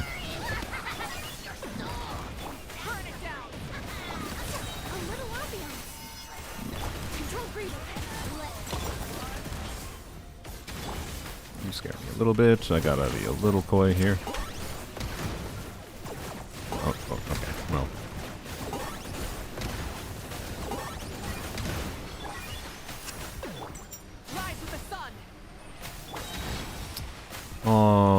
Do this. Do this. This will This. brighten up the place. Oops. Locked on.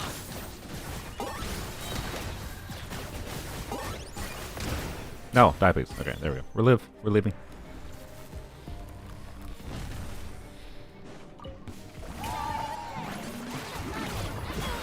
Free. Go. You're free. Right here. Seize the sky.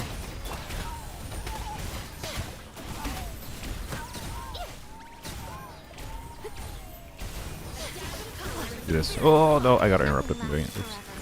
Crap. Dang it. Okay. Right here. Alright.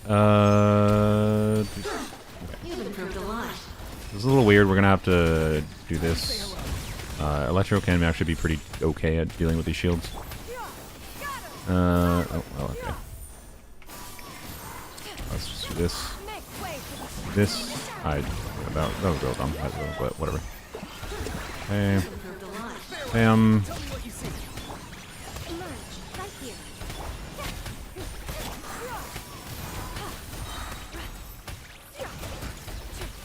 Alright. My rotation's been completely bungled, I guess, but whatever. Sight to behold. Right now. Emerge. Right here. Oh. Okay. Well, this was very scuffed. I could have done this a lot better. Not too far now. Time to say hello. Right now. Right here.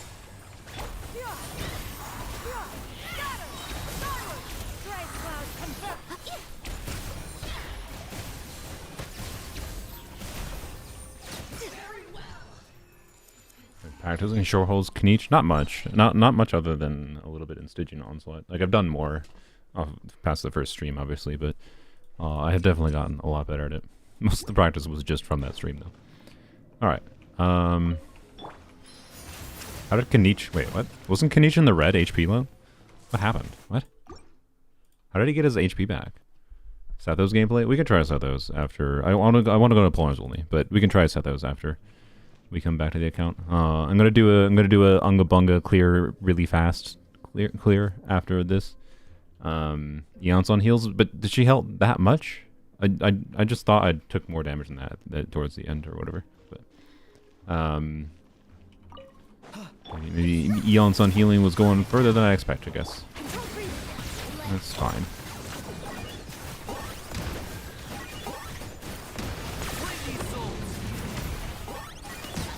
I should have held off on that. Oops.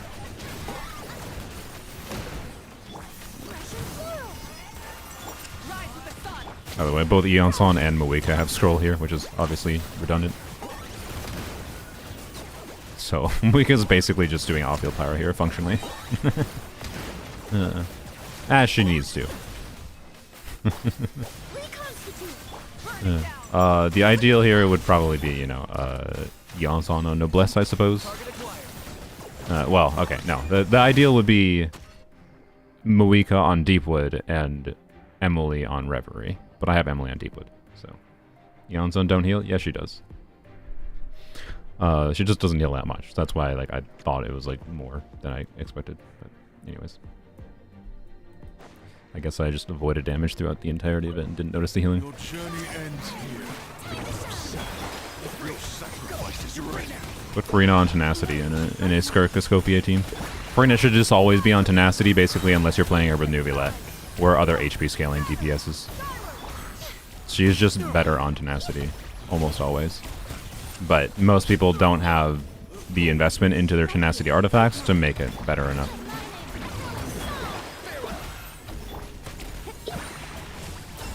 Oh, I didn't have much left. Oops. Whatever. Please. There we go. Okay. Time to say hello.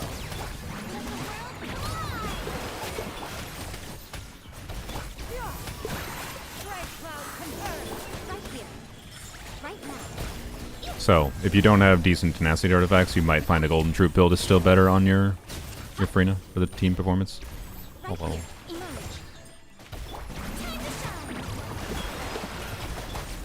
me what you see. Right here, right now. Make way for the Now. Nothing lasts Yes. forever. better. Don't die.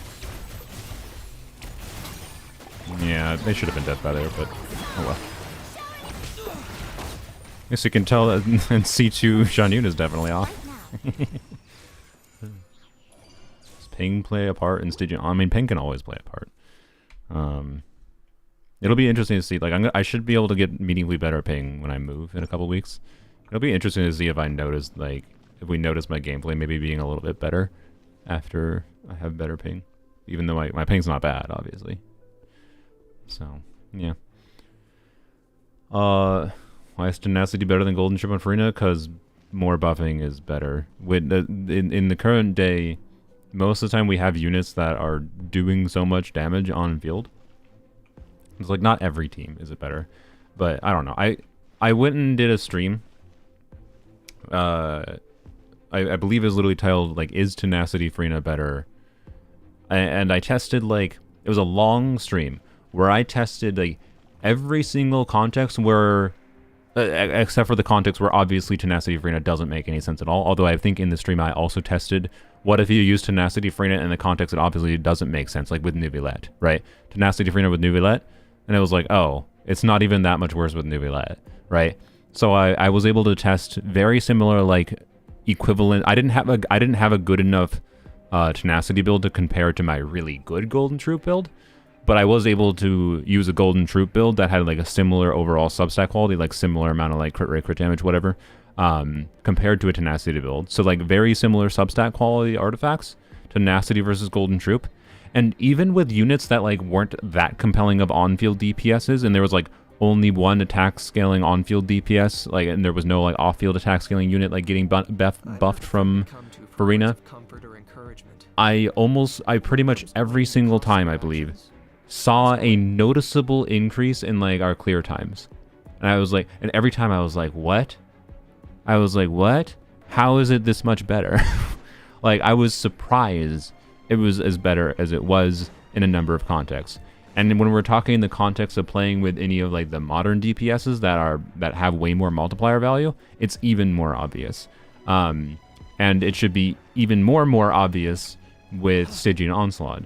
With the C0 Farina, no, I was testing with C2 Farina. I couldn't do anything about turning off C2 Farina. But keep in mind, a big thing with C2 Farina is Farina does more damage, right? So powering, functionally using Tenacity on Farina from a C2 Farina context should be like more worse. You would think, right? Because if Farina is doing a lot more damage, if she's doing a lot more damage, then there's more reason to put her on a more personal damage focused build. No, right? Like there should be, because her damage is being scaled up, more damage bonus should be better on her. To be clear, it does also just like even the scales a little bit. It's not as simple as that. But like, I don't know. Like, I'm not saying it's going to be better for everyone. Again, like, is it worth the actual resin to farm per se? I don't know. It really depends. But it is like one of those things that I think a lot of people are undervaluing the relevance of right now is Tenacity Farina. So, and yeah, the damage bonus is diluted by Farina's own buff. One thing I'm not sure about actually that I haven't even thought of is with a non-C2 Farina without doing Golden Troop, I wonder if Hydro Goblet better on her? Like, is the ideal Tenacity build a HP timepiece Hydro Goblet? I didn't even think about that yesterday. I should have been thinking about that. I don't know. Anyways, I am not the best expert. I haven't done like a super hardcore math with a bunch of different teams. There might be someone that has done a bunch of math on like Tenacity Farina with C0 Farina, what the ideal build is, like with a min-max build compared to whatever, and here's a bunch of different team contexts and how the team DPS looks like. Like, there's someone that could put together a video that does a good analysis on that. It's not the kind of content I like to make or make in general, so, you know. But since moving her to Tenacity, like, full-time, I prefer it, by far. And, like, it's not just, oh, I want to power down my C2 Farina. I just prefer Tenacity on her now. So, yeah. Yeah, I figure she still wanted HP crit because of her passive, yes.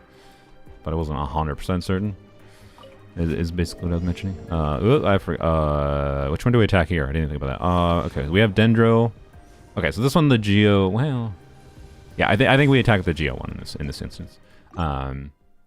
The fact that you have to think of this is kind of fun, by the way. Taking non-cryo teams through this, taking non-cryo teams to this and being like, okay, which one do I left or right, red pill or blue pill?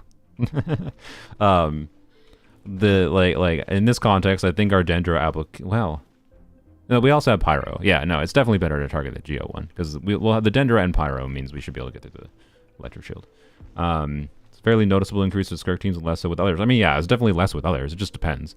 With the Scofier teams, Scofier Skirk, it should be very noticeable. But I am used to doing comparative tests, to be clear. So when I was testing, I was like paying close attention and doing multiple runs, and like I was noticing things perform better, right? But yeah, so the stronger your carry is, the better tenacity is. Yeah, that is the simple explanation.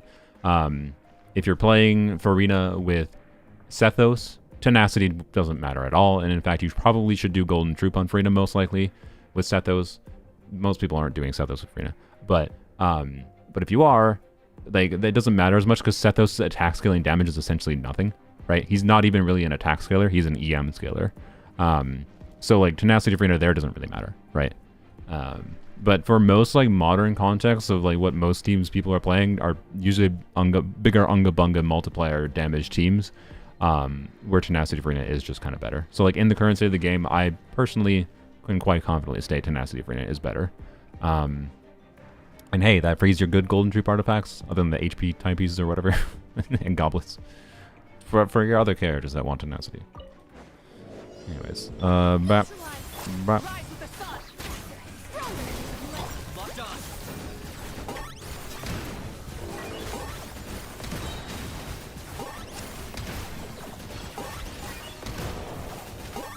Oh, I should have pursued. I don't know why I didn't. Bop. Okay. Hello, my friend. We're just gonna do this. It's not gonna have burning up any. Oh my god, the camera. I remember when I got motion sick the first time. I mean, it's gone away for whatever reason. Just my brain got used to it. But yep, man, that was reminiscent of the motion sicknessing.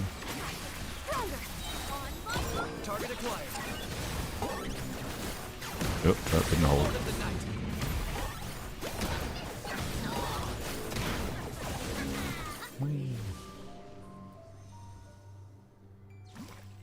Skirk has the double bonus and high motion value and attack starved. Yeah, that too. Yep.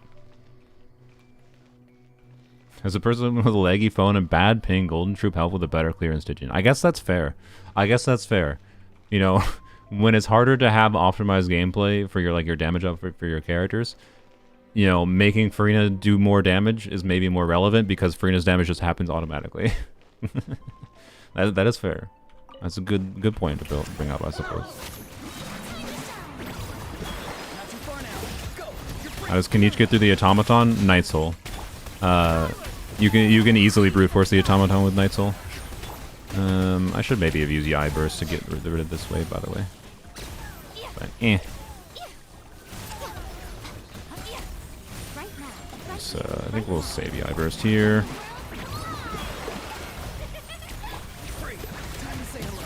Nubilet isn't really a boycott. It's just I don't really find him fun to play.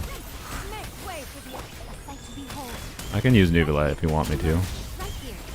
I don't know why I did that. Well, maybe that was good, honestly. But yeah, obviously, we ain't breaking these. This is what I was talking about with it. Functionally, just has 30% more HP if you dare not bring Pyro.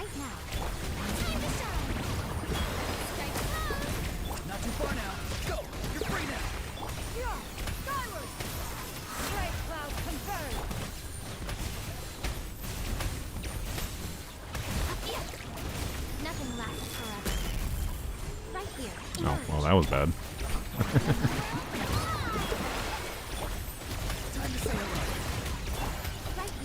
Perfectly optimal Yaya Plunge gameplay is definitely what you came here for.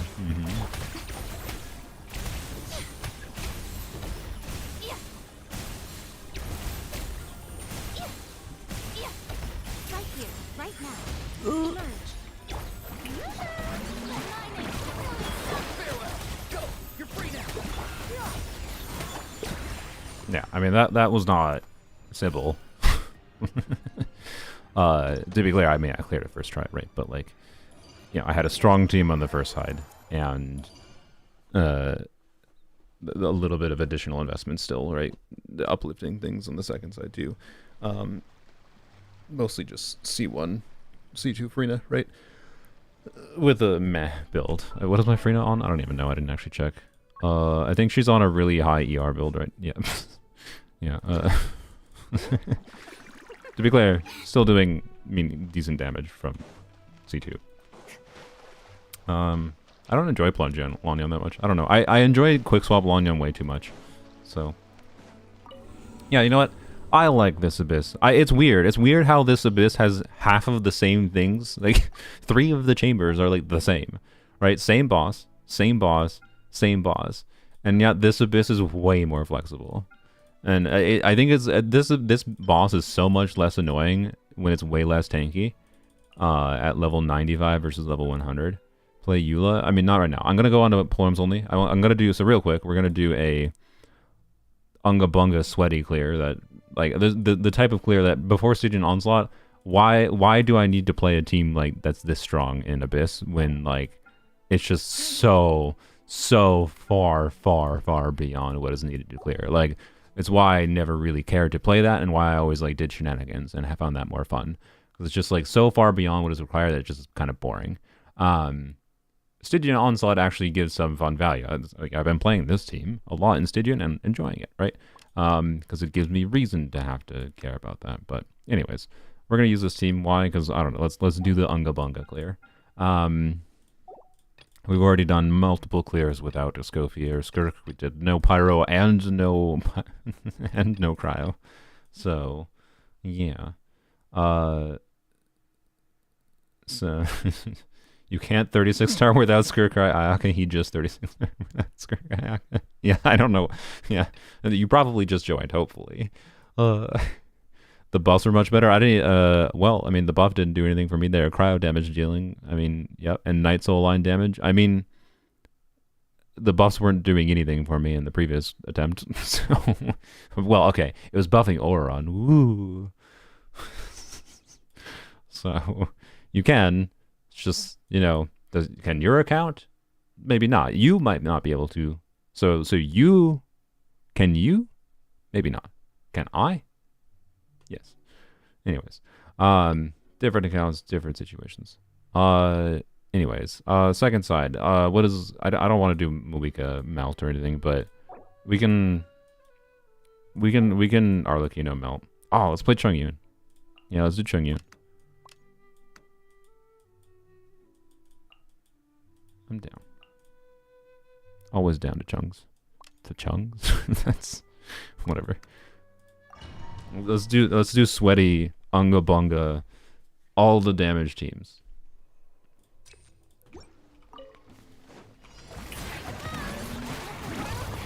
I didn't check if Chungi was on Noblesse, by the way, or well, no, it doesn't matter. It just doesn't matter. He doesn't need to be equipped. Shupa! I should have bursted. I might actually have just killed this with burst, by the way. Wow.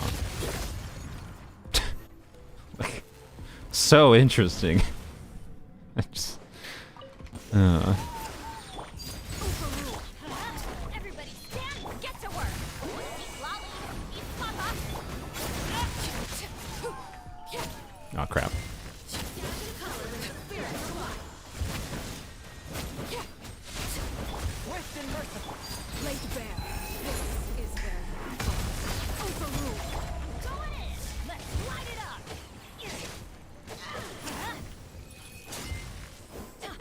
Excuse me. Okay. Do this. No, I guess we're not gonna... whatever.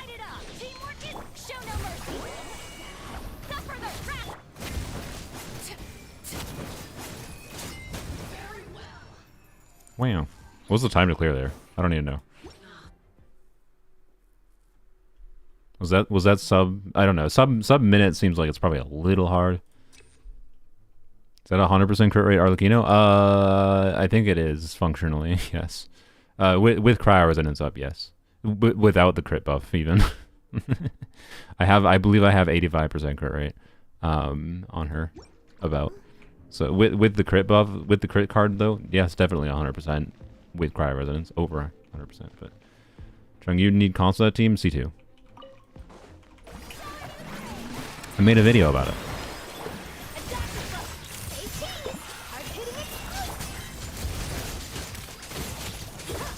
Can we one rotate this one? I don't know if we can.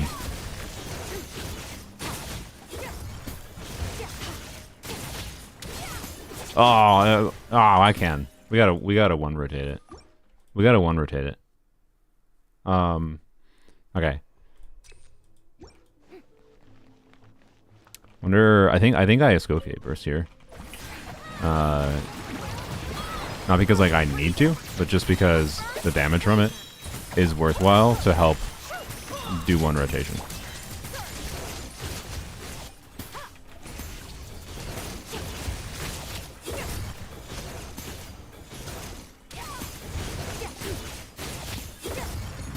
Yeah, told you.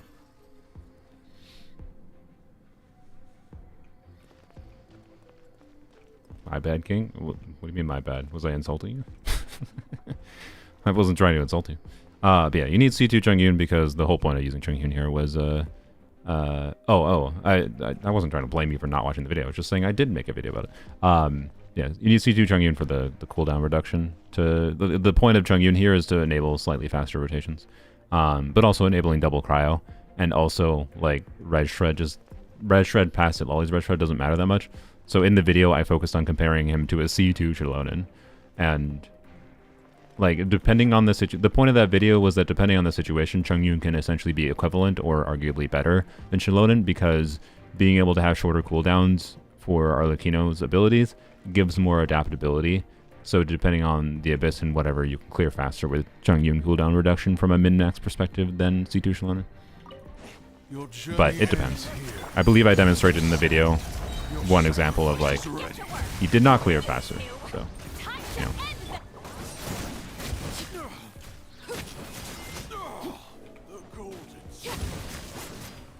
Might be able to kill this before it gets its shield, by the way.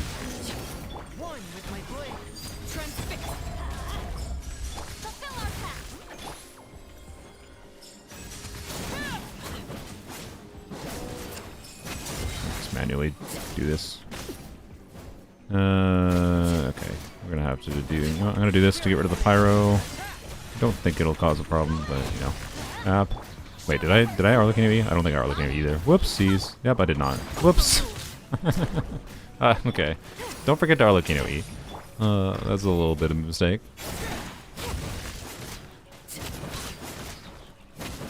Obviously, I could clear that better, but. I think we're just going to try to get C2 on Zitlali. Yeah, C2 Zitlali is a very, very strong constellation.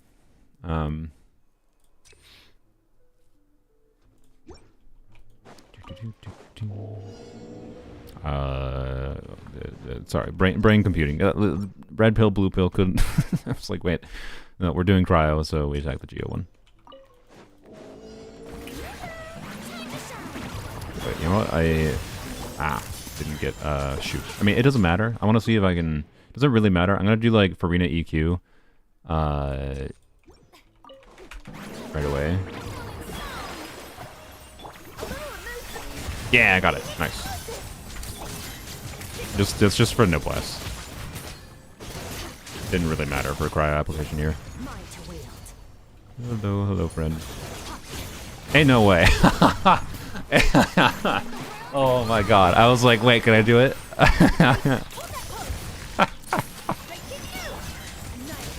Ain't no way.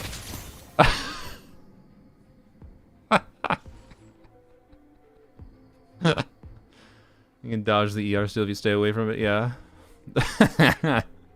The fact that I was able to get through the shield on both of them.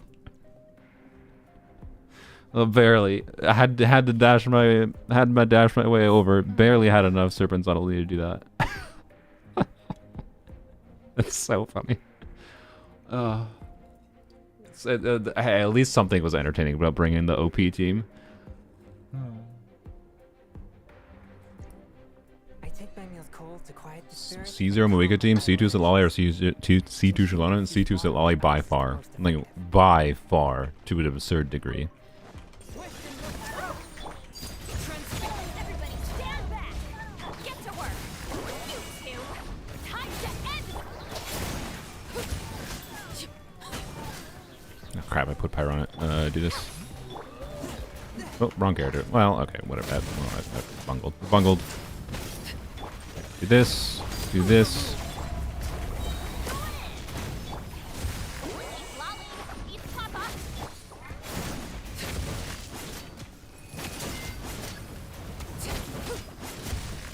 He's gonna have Pyro put on it. That's fine.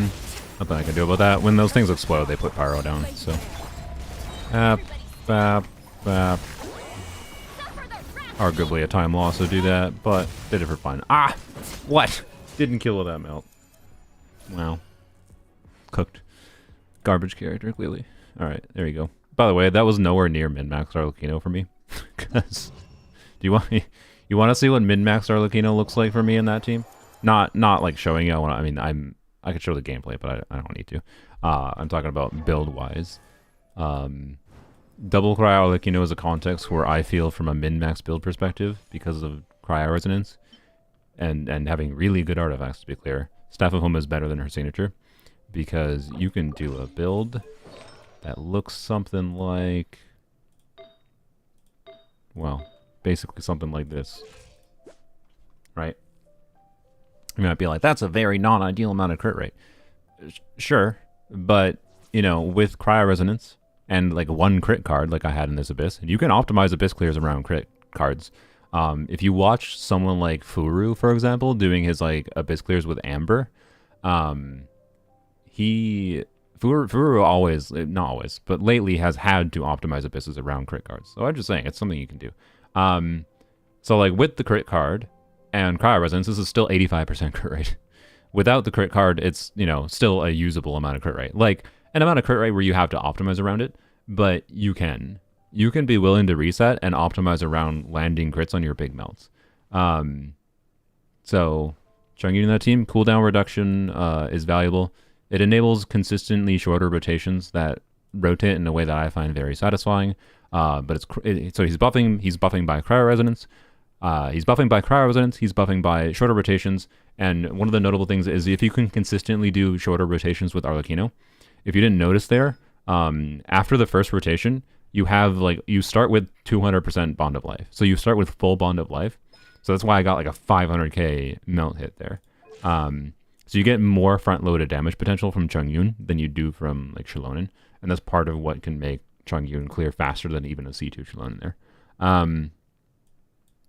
So, anyways, like something like this is a min-max. Like, if I want to get the fastest clear as possible, I do something with Staff of Homa and this build. I just haven't been doing that lately because, like, like, why? It's quite unnecessary. It's quite unnecessary for me to do that, especially with a C1 Arlecchino, right? I've just been chilling with Jade Spear. I will admit that the only context for which I care about the weapon skins, by the way, because I don't care about them that much, and I agree with people that there should be a slightly different system for the weapon skins, like whatever a currency skin idea. This is the only weapon I would actually kind of like to have a weapon skin for, because I like Jade Spear on her for what it does for her stat-wise, but my god, is it ugly as sin. So, anyways, because it's one thing. I'm not a drip impactor, but I am a when things look ungodly ugly, it hurts me. That's all. This is just ungodly, horrifyingly bad looking. Homo looks great on her. White Tassel looks great on her still though. Like, I've been using White Tassel lately a lot actually on her, and when I lose the weapon skin, I'll probably go back to it. Anyways, looks good on Emily. This is true. So, anyways, let's go to poems only real quick. Actually, wait. Sorry. Importantly, let's claim our artifacts. So check them. I've been meaning to brain derp. I've been meaning to take a closer look at my Exiles pieces. Wow. If only you were a 4-line double crit. I don't think I care if it's not 4-line. Okay. I have so many Fab Spears. One of the actual real benefits of making mistakes. This is Screen of Mistakes.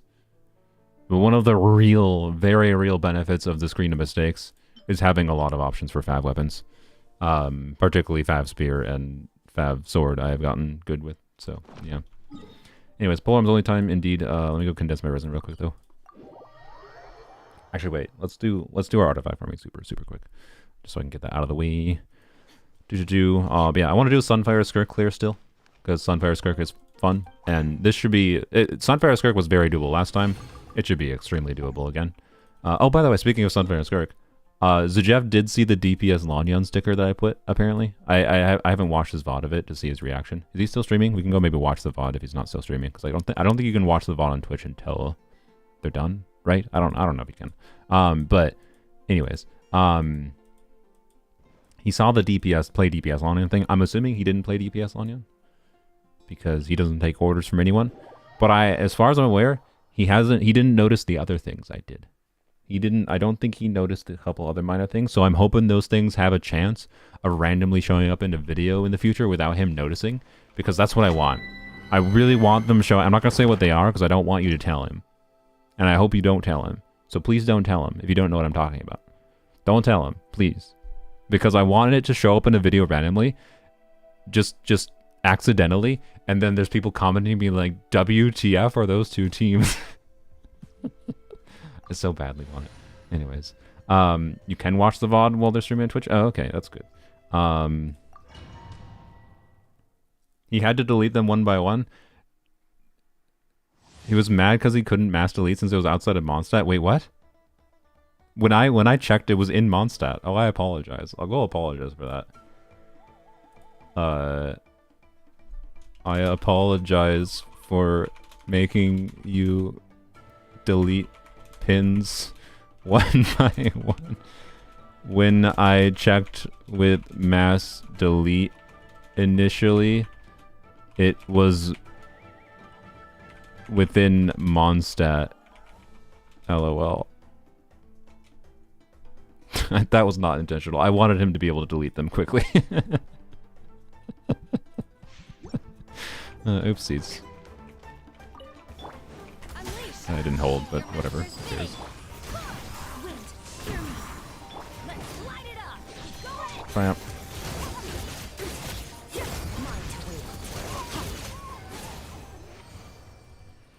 One thing I haven't tested, by the way, it's probably better to do Q first. In Sunfire Skirk, now that I think about it. I think.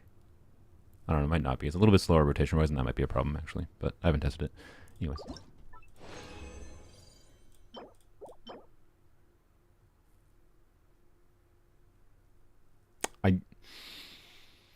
So I don't think this is relevant for me. It doesn't have attack percent 1, which is a bummer.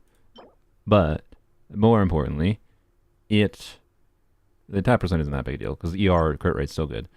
The problem is I have Varessa's signature weapon, and you definitely want to bias towards crit rate with Varessa's signature weapon. Like, I don't really see a reality where I can use that with her signature weapon, but I don't mind having a better artifacts for a Lost Prayers build, which is what that could be. So we'll check it. I already have a crit damage circlet. I have 2, apparently. Oh, this one, was this a 3-line? Yeah, this is a 3-line. This one I guess I kept, but, you know, rolled defense and I stopped leveling, as you do. I have this, which is, by my standards, a pretty good circlet. By some people's standards, not that good. This is as good as most of my circlets get. So...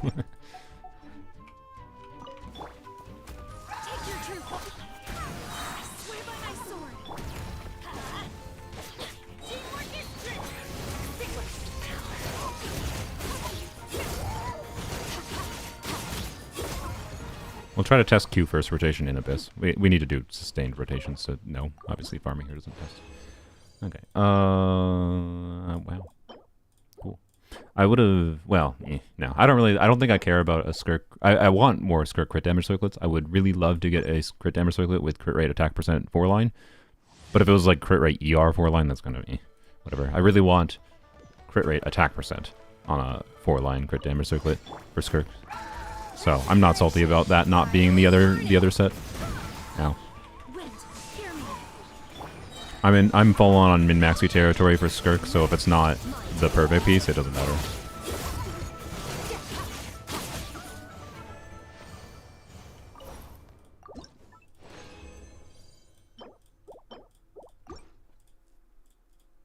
Can a Scofier replace Shenhe here? Yes. Most cryos can. I have just found Shenhe being one of the more enjoyable ones, and I've also been trying to friendship farm this team. I want to get Shenhe to friendship level 10 so I can get the Echo.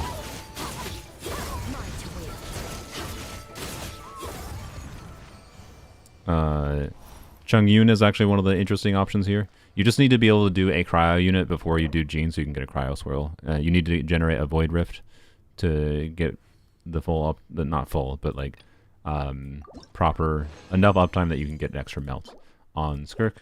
And then you want C2 Gene because C2 Gene's attack speed seems to be kind of important. I don't know if it's technically necessary, but it's desirable.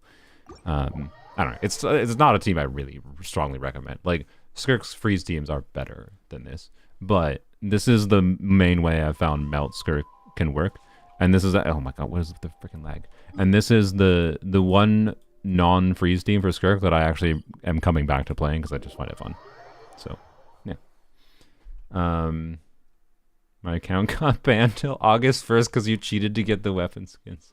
I mean, you should just be thankful that you only got banned till August 1st. So Jeff could delete like 80% of the pins. Oh, okay. That's good. That's good.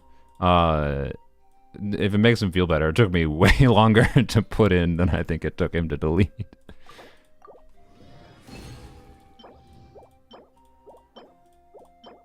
Wow. That was wonderful. Well, today is not a good artifact day for me.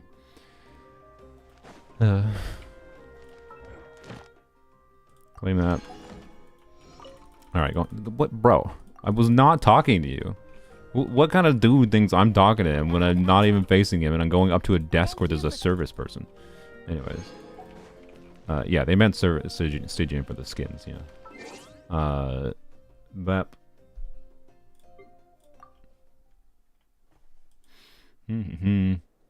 By the way, so Jeff had a good mention before, and like I happened to tune into his stream yesterday when he was yapping, or he was watching someone. I think it was Brian. I don't know. He's watching someone that made a video about Stygian Onslaught, and there was a pretty long section in that video about the rewards and like the weapon skins, and I was just like, this is why, by the way, I'm not making a Stygian Onslaught yap video. I've decided because I just overall like the mode, and I think the only problem with it is how the bosses work and how they are designing Abyss in conjunction with it. I think the current Abyss cycles, this one is a lot better. This current Abyss cycle is way better. But I think the current Abyss cycles, the previous Abyss cycle in particular, relative to the Stygian Onslaught they added, felt too similar in like the generalized experience. I actually don't think the energy thing is a problem, by the way. I know. Hot take. I'm sorry. Right now, the current Stygian at least, it's fine. I don't like that it screws over some specific teams, but it screws over way, like the energy situation is way less problematic than just the overall boss design. Way less problematic. So, I don't know. Like, and I still fundamentally like it because, again, it gives a reason for there actually to be strong teams in the game and to care about doing absurd damage. And I think that's a really good thing. For so long, there's been no actual real gameplay reason to do high investment things. And now there is, and that's cool. And that's basically my thoughts on Onslaught. I could go, I recorded a whole thing, multiple hours long, of like 2 hours of constant yapping that I was going to potentially edit down. I just decided not to. Because I don't want to jump into the whole discourse, because I really, really dislike how everyone is way too focused on the rewards. Everyone making a video about it is like complaining about the rewards. I just don't care. Like, I just don't care. Like, yeah, the weapon skins are cool in a couple specific instances, and I think they could be improved. I do agree that, like, I wish that the difficulty 5 rewards were co-opable, because not because I think the rewards are that important for people to get, and co-op would help them get them. But because having the rewards be co-opable in difficulty 5 would make more people want to do the co-op, and more people wanting to play the co-op would, I think, be more fun for more people. Will I put the unedited on members only? I mean, I guess I could. I haven't deleted the footage yet. I guess I could. I'll consider it. I might have to review it to make sure I... So, the unedited, by the way, will contain, like, a lot of me re-saying the same things I said, because, like, I didn't like the way... Because when I'm, like, recording an edited video, I'll oftentimes be like, say something in a way I'm just like, I didn't like how I said that. Let me rephrase the same thing in, like, a different way. So, like, it's going to be a little bit overly repetitive and, like, not that interesting to watch, but I don't know. Maybe I will do it as a members-only video. And I'll just put it, like, a disclaimer at the start being like, hey... this is unedited. I repeat myself in a bunch of ways because the thinking was I was going to edit this, not upload it unedited for members. So it's just yapping, and I'm yapping about the same thing a couple times over. And it is interesting because the reason it lasted so long, by the way, was because I decided to format the recording around like a back and forth. First, I had my yap about things. And then I decided to like go look at the comments on my poll I did for what people's feelings were about Stygian Onslaught, and being like, okay, let's go read these comments and to get a general vibe of what people feel. And then I had my yapping of like, okay, I can understand where you're coming from with this point, but I don't think it actually matters, yada yada, blah blah blah blah blah. Yeah, the number one thing I think I disagree with, by the way, is how much people think the rerollers matter. I highly disagree that they matter for casual experience. I think the rerollers are essentially almost only relevant for endgame min-maxing builds, and you only need to endgame min-max your build for Stygian Onslaught anyways. Like, it's not really necessary for Abyss at all, for the vast majority of characters at least that people are playing. And like, from a casual experience, you'd be like, oh, but it can help you get, like, that, you know, a casual player is only going to farm enough artifacts to get one double crit piece. And it's like so like they can reroll their Cope 3-line double crit piece that rolled 80 flat def. And like, sure, I agree with that sentiment that they can use the rerollers for that, but they can still get some of the rerollers. they can still get, at minimum, the one reroller for spending resin. And in practice, they can at minimum get the 2 rerollers per patch, because you can co-op difficulty 4. You just have to go out of you might have to go out of your way to find like a community, like a Discord community or whatever, and be like, hey, can someone carry me through difficulty 4 so I can get the reroller? Yes, you can still get 2/3 of the rerollers. And like I just like, man, it doesn't matter to get all of them. It really doesn't matter to get all of them. They don't have enough of an effect to matter on a casual level, and they matter far more from a min-maxing level. I don't know. So like, I think like the rerollers were an incredibly smart thing for them to add as an endgame combat reward that does matter for endgame combat, but doesn't matter from a perspective of like, if you can't clear it already, it doesn't really matter that much, generally speaking, for difficulty 4 and 5. It's just not that important in general. So it's just like a nice reward. Like, it feels nice being able to get something that feels like it has relevance and has some relevance, but doesn't really crazily change anything, right? And addresses flaws with like the artifact system from an endgame perspective. Anyways, that's my yap about Stygian. I like Stygian, and I don't think I'm gonna make a video about it, because that's my overall thoughts. And again, I think the truly only time will tell if Stygian is truly good over time. Because again, it depends on how they design Abysses in conjunction with Stygian in particular, and it depends on what kinds of things they continue to do as far as like annoying enemies in Stygian. Maybe I will really hate the next Stygian. I don't know. We'll see. Right.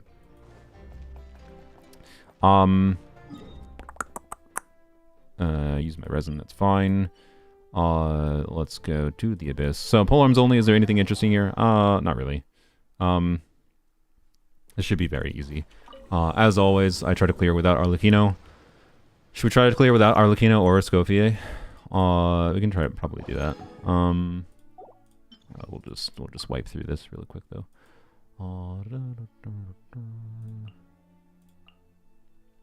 Wait, which one's the pyro side? Second side. Well, okay, you know what? Why not? Yeah, I'll play the cryo team for this. Why? Because I enjoy the cryo team. Not that it's necessary to have this strong of a team for this one. Oh,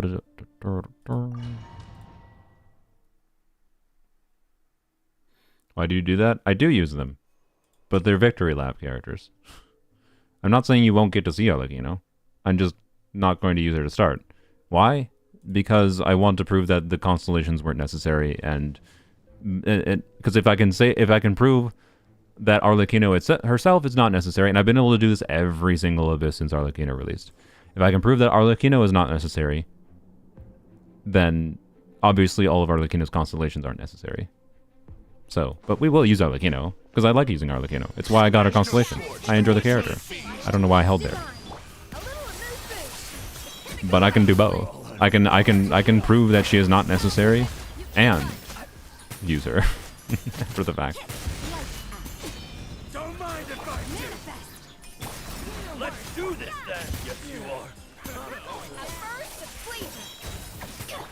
Right. Obey. Please.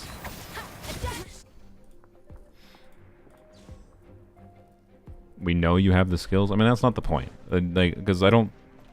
At this point, the pole arms only does not require much skill check. But I understand where you're coming from. But we're gonna see it regardless. I don't know. Like, it doesn't matter to me who I use first to clear with 36 stars. I just think it's better showing the first time 36 star clear without the higher investment things. To be clear, I have less qualms using Escoffier because other than what Welkin's contributed to, no money was spent for any Escoffier copies or her weapon. Whereas Arlecchino, if I hadn't spent any money at all and every other decision had been the exact same, I would have a C5 Arlecchino right now. Realistically, if I hadn't done the top ups I did in the first Arlecchino banner, I would probably still have C6 Arlecchino by now, but then I wouldn't have one of the Raiden constellations. I wouldn't have Toma C6. I wouldn't have the Shenhe constellations. Some conjunction of decisions would have been made differently in order to get C6 Arlecchino on her rerun banner, most likely. So I probably still have C6 Arlecchino currently if I hadn't spent money in the first banner, but I did, and because that's part of the reason I want to prove that that was pointless. So, anyways. Are you planning to go over Yuza and Zenless? I got her yesterday. And she's a lot of fun so far in my initial testing. She uplifted Jane. So, to be clear, Jane, Bernice, Astra was good. But usually I wasn't playing Jane, Bernice, Astra because I was using Astra for other teams most often. So now I can do Jane, Bernice, Yuzuha, and that is better than Astra. And also it just uplifts my Jane to a degree that I'm just very satisfied with right now. And that's where I'm getting the most enjoyment out of Yuzuha. So yeah. We don't talk about the weapon.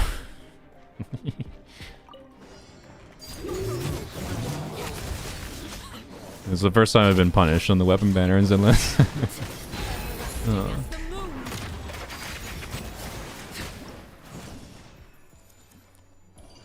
Sylveon, you're gooning for Yuzuha? For some reason, Yuzuha didn't give me vibes of the type of lady you like, Sylveon. That's interesting. Sylveon, you give me vibes of you like the tall, overtly sexy ladies. And I'm not saying Yuzuha's not attractive, but you know, she didn't give me vibes of being your type. But I guess just attractive woman is your type. I had a misread on you. She has her ass on display. Oh. So you just want so it's specifically you want the swimsuit skin because it shows her ass sticking out of the swimsuit a little bit. Okay. It's not that you actually like Yuzuha. It's just you like ass. Okay. I understand. Fair, I suppose.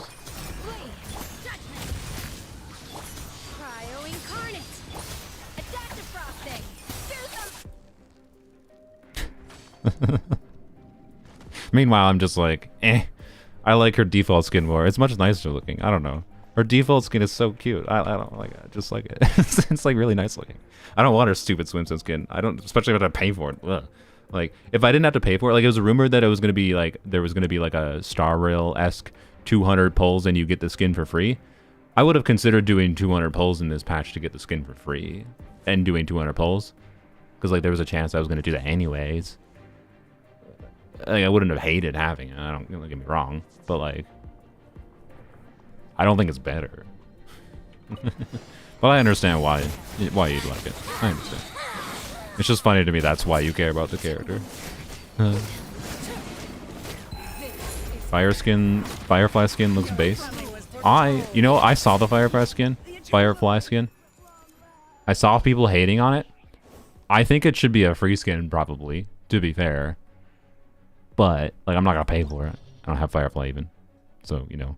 But, I don't know, I kind of liked it. I'm sorry.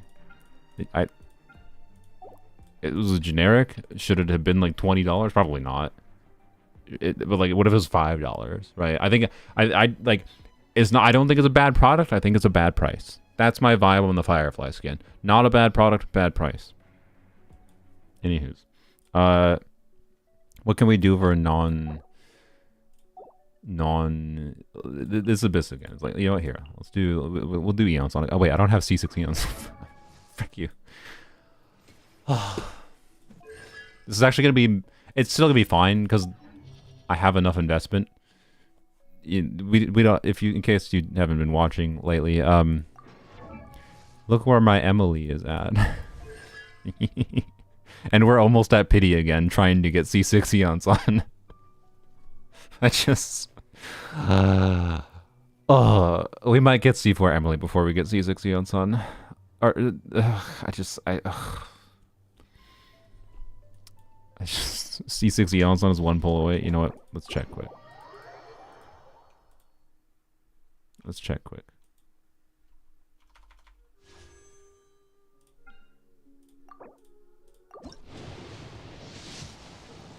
Rip.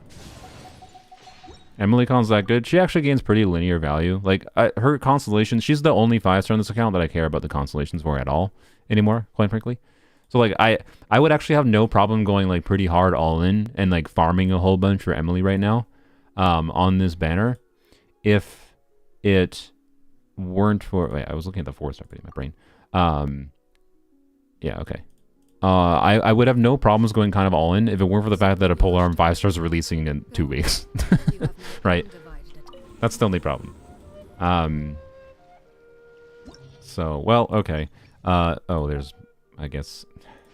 Sure. Let's try it.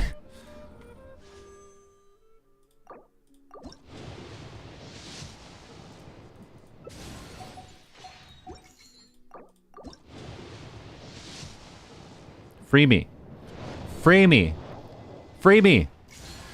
I'm free.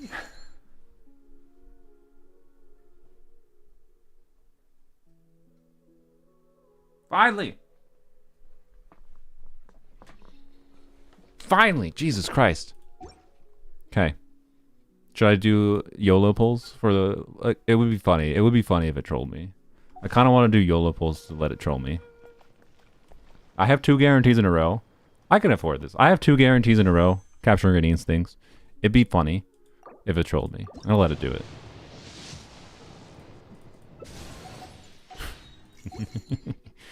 Why? Because, unironically, now I actually am going to have to consider if I want to try to get to pity. Because C4 Emily, like, this is not a weak constellation. It's not a weak constellation by any means.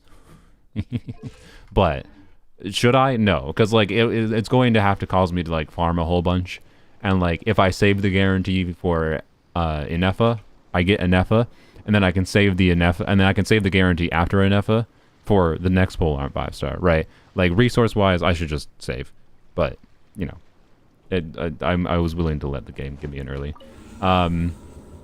I have 2 guarantees in a row. Like getting Inefa wouldn't be a problem. It would just take some farming, right? but I don't really want to have to wait a bunch of time for an FM. Most likely, I would like to get her on release day, I think. So I'm probably not going to, because I don't think C4 Emily is that relevant, even though it is tempting. Okay, finally. Oh wait, let's activate it. Hey, now we don't need to worry about the thing. Finally, bam! Look at that. That took way too much effort to get. Lordy, lordy. To be clear, overall, my average like pulls like between the two banners for Eon Son, we got C2 first banner, and then we got the 4 copies there. Wasn't that terrible. I think it was relatively average. Oh, I think we did a little. I think we did over 100 pulls for these, so that was fairly average, and then this was average too. Yeah, I think it took about like 200-ish pulls total. I think it was very average. So yay, sick. Thank you, game. Now I just need to work on min-maxing here. What does C6 Eon Son do? So the most relevant thing it does for polearms only is it extends her duration. But the C6 damage bonus will actually be up for like a few hits of Arlecchino's buff, and it will also be up for like Raiden's initial hit kind of thing. So it will matter a little bit, but the bigger deal is actually just that it extends her buff uptime. So even like, for example, we'll use Sino here with Eon Son. And Sino Eon Son here is like he has really long field time. So having a extended buff duration for him kind of matters a bit. Not that much, to be clear. It matters more, I think, for other units. Like it will matter. It wasn't crazily important, but I wanted it, right? So my Eon Son is 193 ER right now, which is fine. So yeah, there we go. Finally, blap blap. Wait, no, I think I normally start with Sino E, and it's weird. Just to, well, whatever, get those things going. Yeah, so we'll do that. That should allow us to get through that, without a problem. This is gonna be a little tricksy because Sino's burst reliant. I think Emily's damage on its own with the investment. Emily does the most damage in this team, by the way. With the investment this Emily has now, Emily can probably carry through the WAYOBs. So, how many castles does Bro have? Only 2 that I play on regularly. The casual account is a casual account. I only log into it when I feel like it. Can we do Hu Tao clear on the second side? Probably. Do Hu Tao Shivers again? I'm done with Hu Tao Shivers.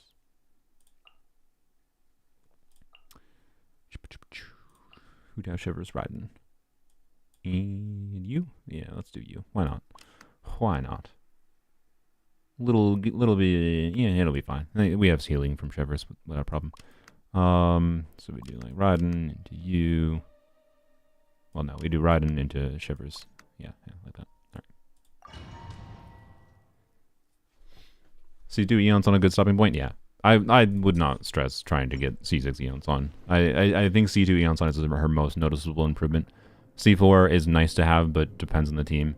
C5 depends on your build and depends on the team. And then C6 depends on the team. And yeah, so I think C6 is nice to have for like that duration extension. I think it matters fairly often. But you know, do you need to try to stress pulling for it? No. I think they're going to rerun Eon Son regularly enough that you can kind of get her constellations over time. But like for polearms only, what better banner was there to wish on than an Emily banner for polearms only? Again, the only 5-star character that's really existing right now that I care about the dupes on. So not that I need them or anything, but get value from, right?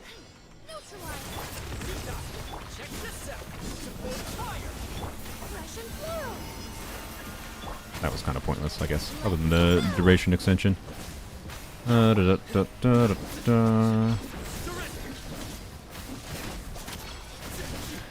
on, go into your, come on, stop it, sir. Sir? Okay, thank you. BAP, do we not have, we do have BAP, okay.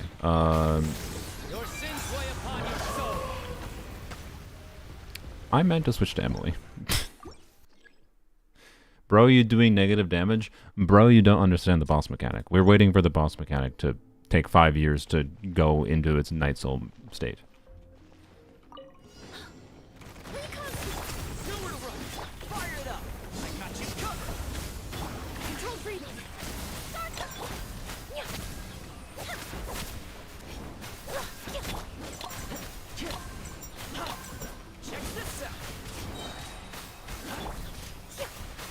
sir. Please, sir. Okay, I think it's gonna go... Nope, I did that early. Whoops. What? Why are you not going into the nice soul state? Frick you!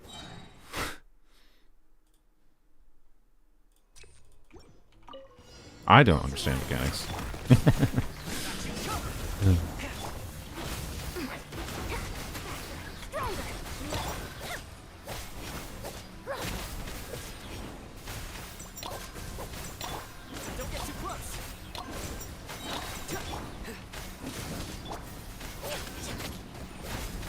Ah, don't kill me.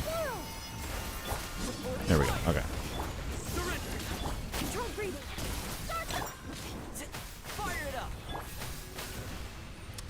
We're just gonna deal with this. Oh, you're dying. Toma, you shield for nothing equivalent in this team.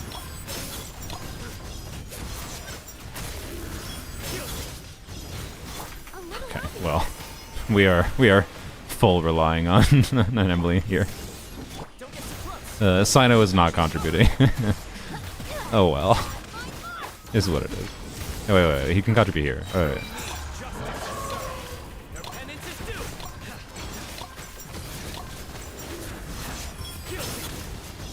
Well, now he can. It's like iframes and things. Crap.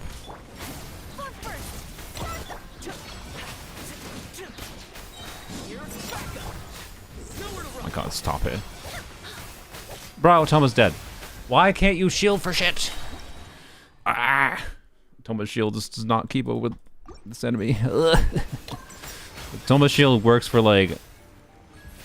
works really well against enemies that hit like frequently, relatively small hits, but like oh my god, this is cursed. I mean, this team works really well, just not against this boss. Not exactly ideal, but I'm stubborn and we're gonna do it.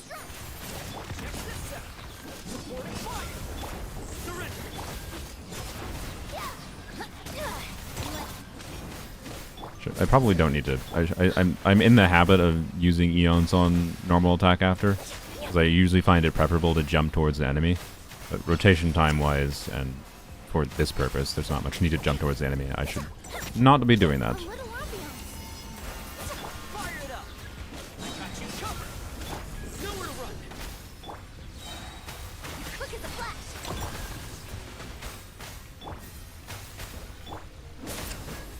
I'd rather be doing that.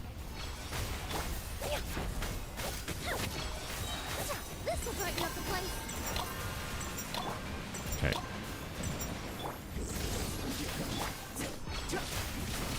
Please, Toma.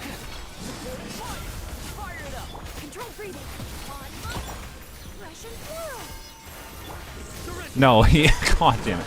I wanted to do a little bit of Sino damage, but like I had to set up a rotation for him to do anything. Oh my god. Oh my god. Whatever. Sino does not contribute in this chamber, and that's fine. I guess. Oh, okay. What? What hit me? Excuse me? The laser was not on me there.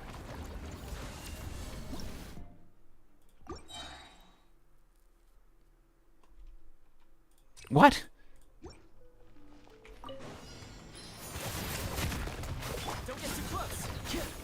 The laser gets higher damage. I understand that. The laser did not hit me. I call BS on the laser hitting me. I understand that the damage goes up. That's not my confusion. My confusion is how did I get hit there? There was no visual like of me getting hit there. Yeah, I know it's just jank hitboxes. I understand that.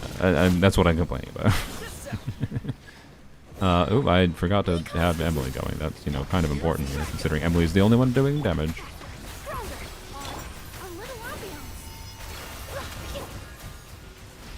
Yeah, let's try to do Sinos. Just don't let him die.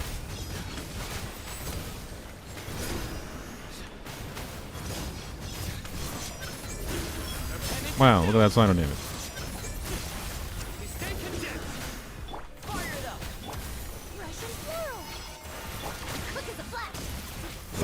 I shouldn't have done that.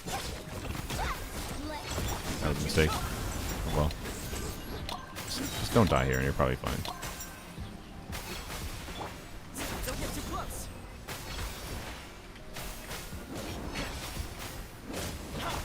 Stay out of my way. Control breathing. Check this out. Neutralize. Please. Please. Energy. Coma. Why do you have the perfectly awkward amount of energy? What have I done to you? This will brighten up the place. Okay.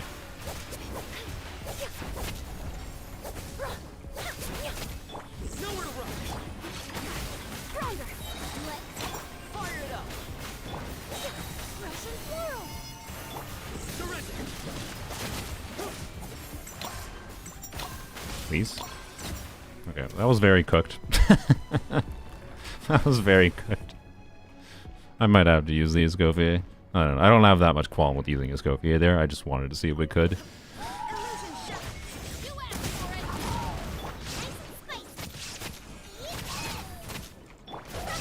it. I don't know. Why did I not ride and burst? That's not what I need. Oh, my brain. You really needed ride and burst there. Ride to clear this wave fast, and then Hu Tao against the thing was the play here. I just derped. Yeah, fine, I'll do it now, I guess. Justice will prevail. Drop your weapons. Oops.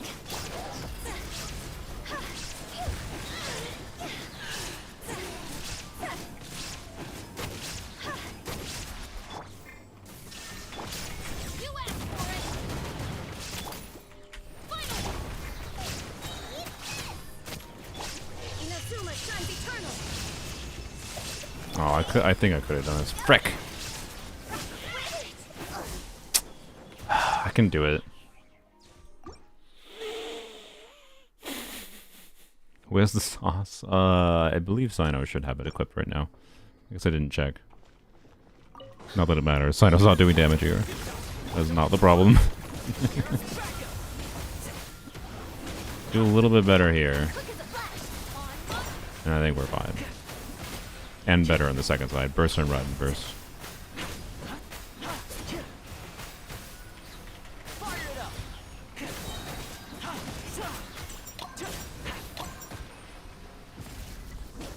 I got you covered. Neutralize. Nowhere to run. Check this out. A little obvious. We have Eon-san burst here. Or Emily. Eon-san buff up on Emily. I don't know why I did that. That was dumb. Control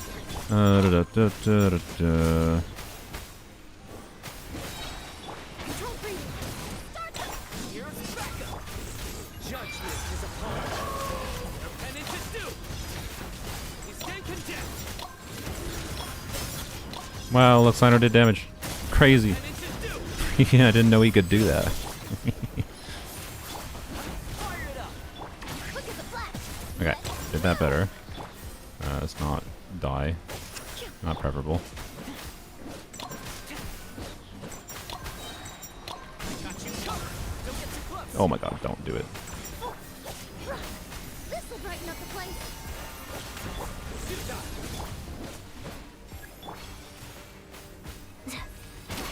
Stronger.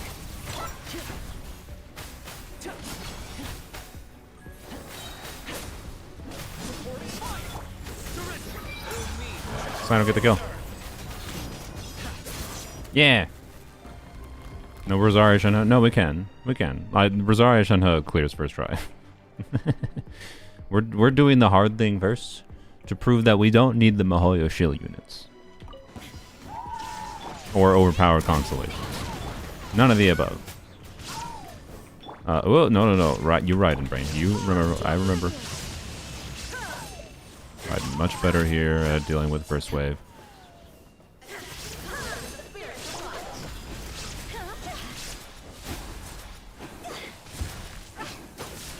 Do this, try to hit a couple of them, and then do this. That was good. Alright, who's next? You. Do that. Oops. Bad. Good job, Dash. Wow. My Hu Tao gameplay here. Not great. You asked for it.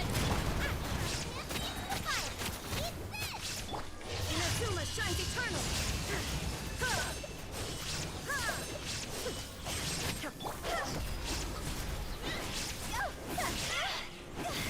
Oh my god, stop it. There you go. There you go.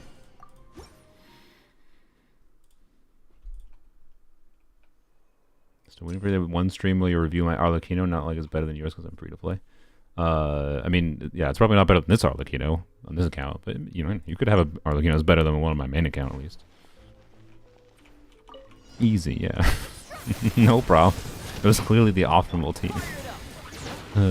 Alright, okay, you energy please. Yes, there we go. Do this. Okay, we definitely want energy for the next chamber, so we might have to clear this purposely slowly. Okay, I mean, I guess we're gonna clear it purposely slowly anyways.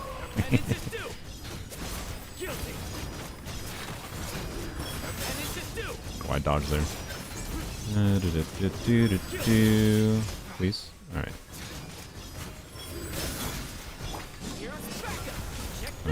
Toma's the main one I have a concern getting energy back on.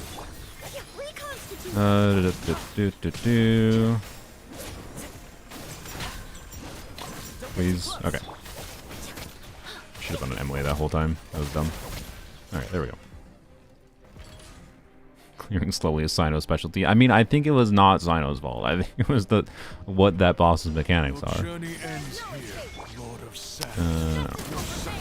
So long. Yep. Okay. Kill this. Raiden is better, by the way, just on field here instead of Hu Tao. I'm aware. We don't acknowledge that though.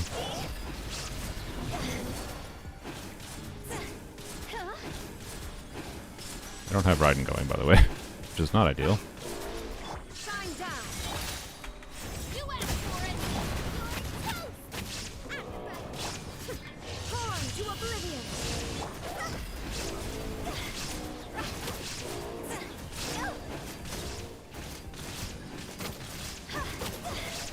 I wonder if we can do this through Pyro. We can probably do these through Pyro rather than having to damage them.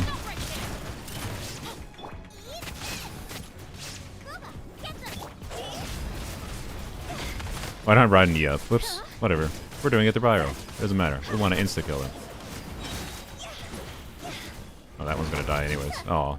It's funny. We have like right the borderline amount of damage. Like, either trade them with Pyro. Do it. Die by Pyro. Die by Pyro. Yeah, there we go. See, it insta died by Pyro. Raiden's skill does not work on shields. No, I mean, I didn't have Raiden's skill up. But at all, I believe. But anyways, yes, I know. It is an annoying problem with Raiden. Chevy C6? Yes. Why would I not C6 Chevy on a polar only account? Anyways, yes, you can co-op Onslaught difficulty 5. I'm guessing you are watching previously in the stream right now, though. Snacks, which is fine. But you can co-op difficulty 5, but you can't you can't get the rewards. Anyways.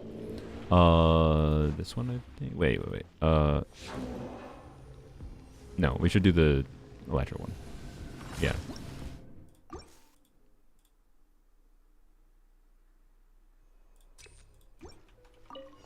Then I'm cooked. You don't need the rewards. If difficulty 5 is not for your account, that's fine. Oh, why? How did I? Okay. Let's see. Does Emily have range from here? Do you think? That's nice.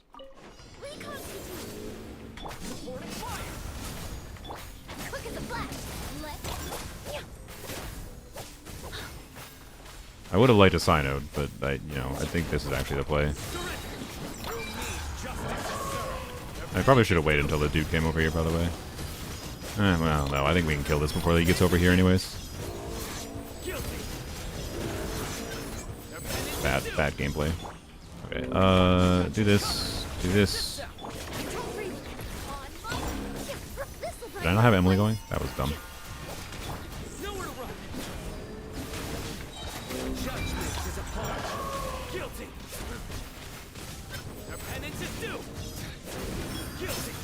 Yeah, this was fun.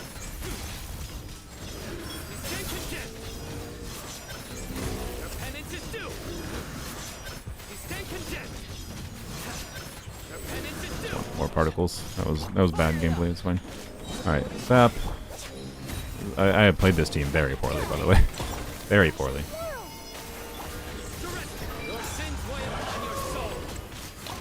I could definitely do that a lot better, but it's fine. It's fine.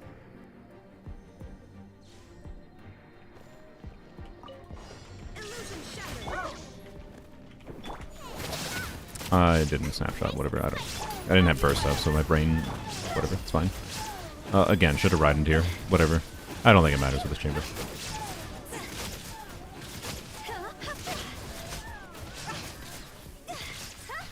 What am I doing?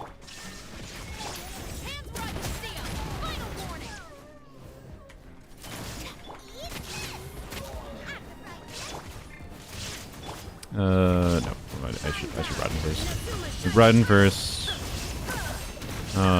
Do some riding damage anyways while it's down phase, because I want to wait to be able to do pyro when it spits out the balls. Okay, do this. Yep, there we go. That's what I want. Okay, this. Bam, there we go. Okay, ride in E. Is a ride in burst again. And then we do Hu Tao, because we want to play Hu Tao.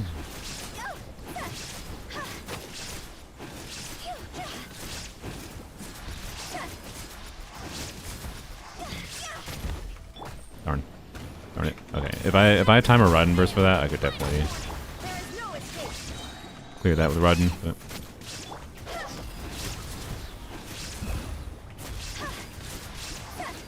But Raiden clears faster in this in general, I think, rather than Hu Tao, sadly. So Hu Tao doesn't really have any place where she strongly makes sense. Wait. Yes, Overload is good against the Geo Shields. There you go. No Escoffier needed on polearms only. Don't need your shill unit, Mihoyo. I mean, she makes it easier. I can tell you that. We're gonna go user now.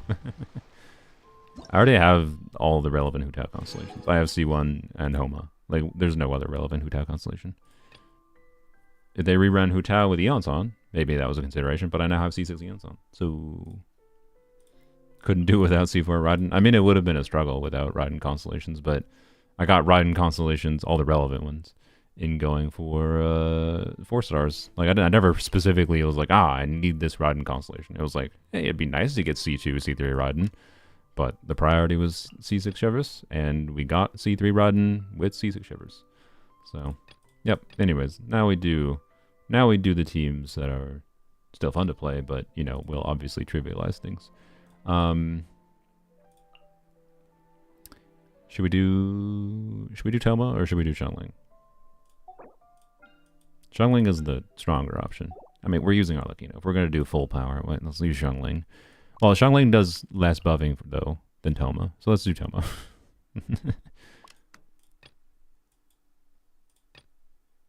So we want bigger Arlecchino damage. Right. And Bap. Let's go.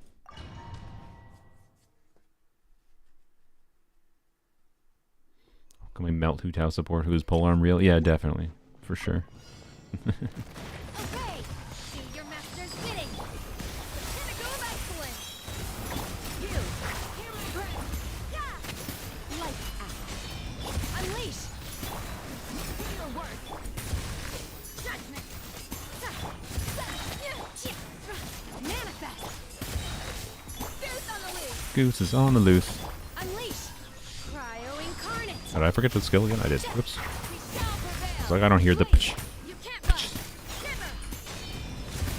I appreciate the sound design on Escoffier, so it's easy to tell when you're stupid. Manifest.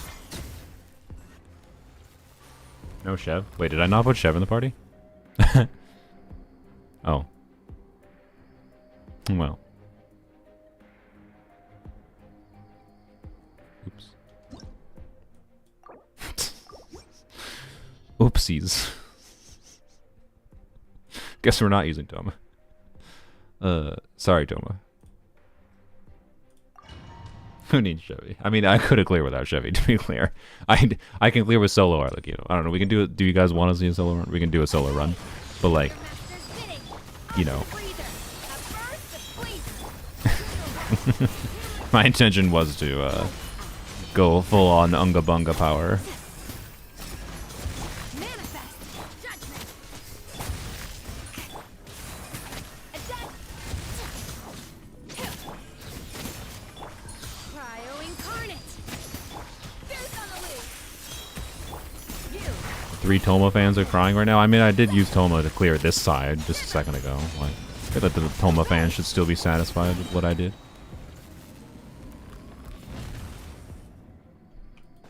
Yeah, no, not using Shivers was not intentional.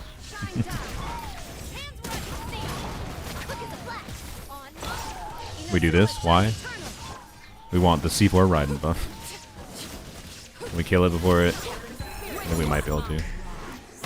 Ah! No. Dang it. Oh, I definitely could. I can get a sub-minute clear. I'm just not going to try. Because that seems kind of annoying to optimize, actually. But I definitely could. There is no escape. Stop right there.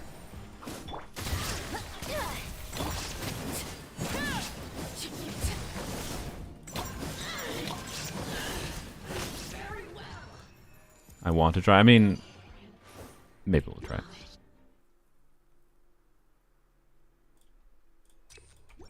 Crit. Wow. Manifest. A little elusive. Gonna go excellent. You can't run. Lights out. By ordinance divine. Obey. Judgment. Blade. Attack the frosting. A burst of flavor. Manifest. The cryo buff for this team, by the way, is a bit ridiculous.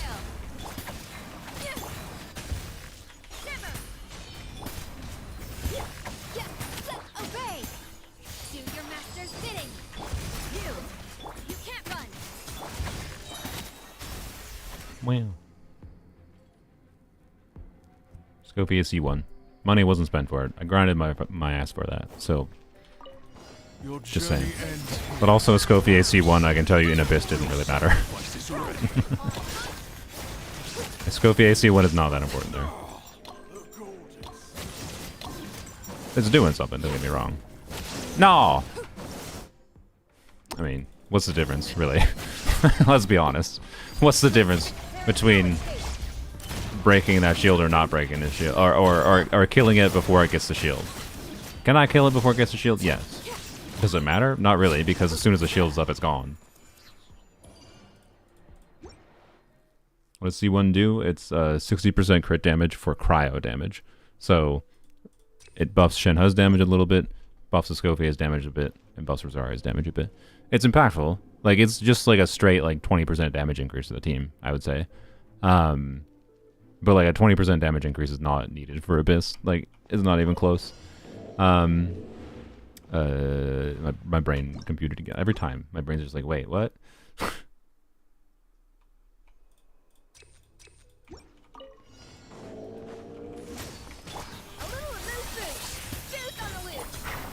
Ah! I shouldn't have bursted there. Yeah, no, polearms just have really good characters now. Like, there's just... Polearms really just easy if you have all the characters at this point. It's not even close to a challenge if you have all the characters. This account has not been a challenge for a long time. If I'm using the strong teams, it's oftentimes easier to clear than on my main account, with the teams I want to play on my main account usually, at least. Yeah, to be clear, obviously I have teams that are very strong, as I showed earlier, on my main account. I just play more different teams on my main account. Yeah, this double WAYOB situation is actually kind of fun. I thought it'd be annoying. So you know what? I thought it was gonna be worse than it was. Not obviously right now I'm using an ideal team against it. It's not that team that makes me feel that way. But like the fact that you can like get through the cryo boss with just Eons on, to be clear, without C6 Eons on is a little bit more awkward. But the fact that you can get through it without, and then you have a lot more flexibility for teams from there. Like, I think this Abyss is a lot more fun, and the WAYOBs are actually kind of fun. I actually am enjoying the WAYOBs in this Abyss. Whereas in past Abysses, the balance has been such that like the WAYOBs were oftentimes incredibly annoying. Does he wail on all accounts? No. I don't wail on this account. It's a polearm only account that's existed for over 3 goddamn years. Now you shall perish.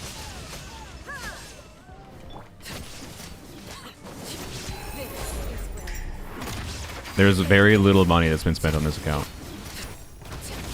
Most of the like things that money has got me additionally is Welkins. Most people would not describe Welkins, which is where the majority of the additional value is coming from, would not describe Welkins as whaling, I assume. So, and I haven't even had Welkins going throughout the entirety of it. Anyways. Alright, let's do...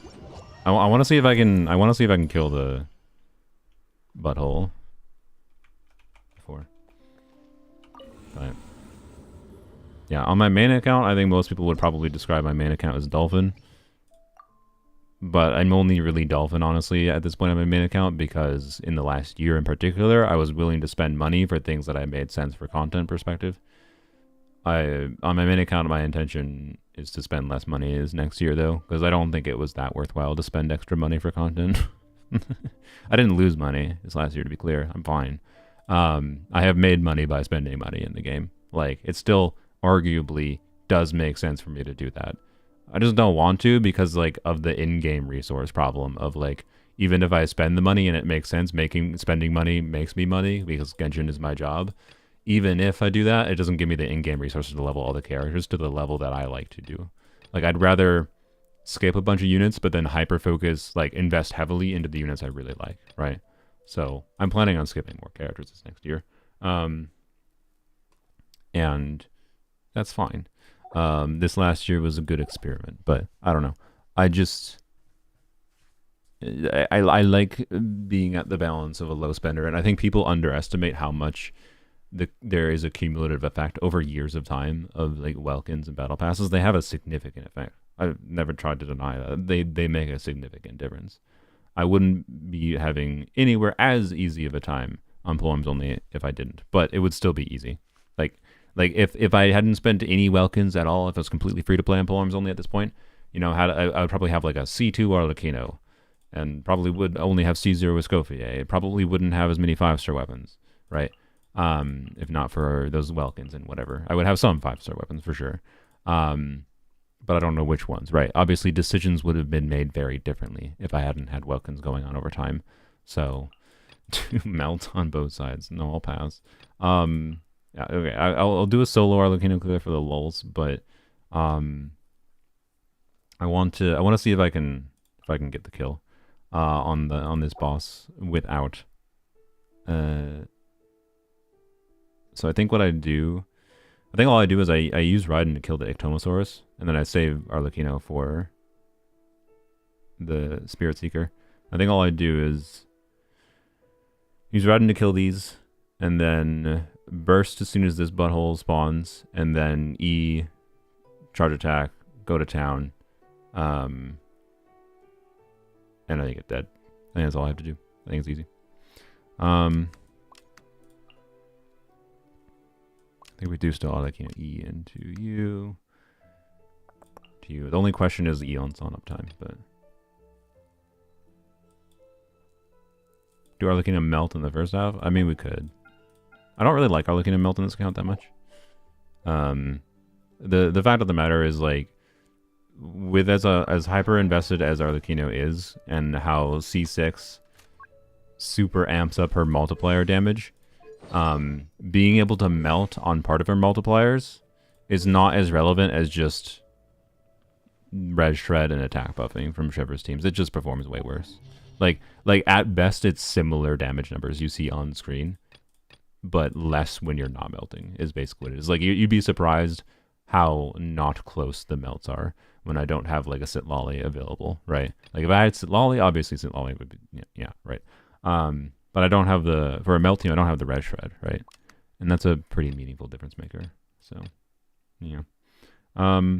Excited for Node Cry. I really hope they change up the structure of how they do many things. So, no, I'm not planning on pulling for meta only characters. I'm planning on pulling for the characters I like. And there's a very good chance I skip a Nefa, unless if I get a Nefa on my main account, it's because Lanyon might be running on her banner. I think there's a good chance of that. But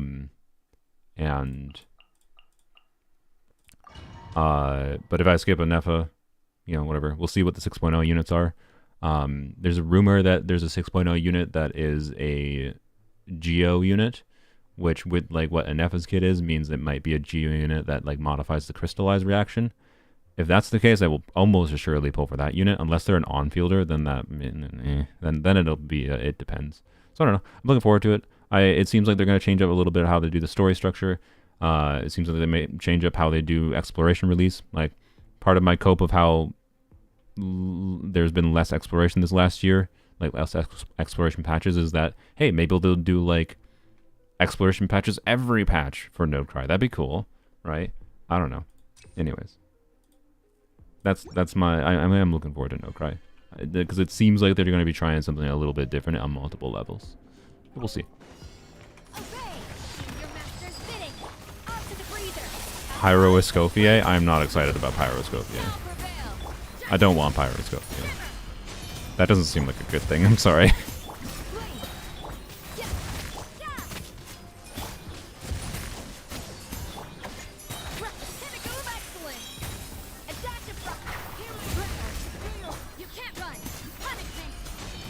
I wonder if I can get this down to a sub 30-second clear. I might be able to.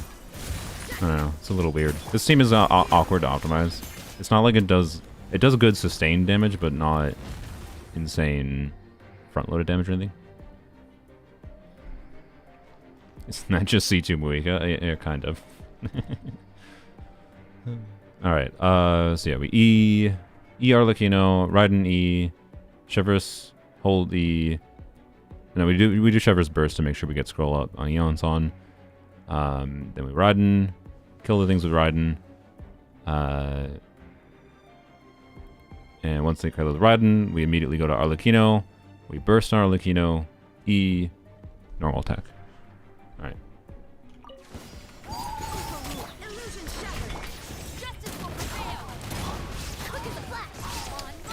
Alright, separating these is not ideal.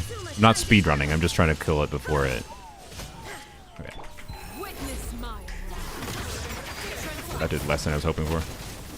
Oh, no. Oh, that was less than I did before. The burst takes too long. I need to...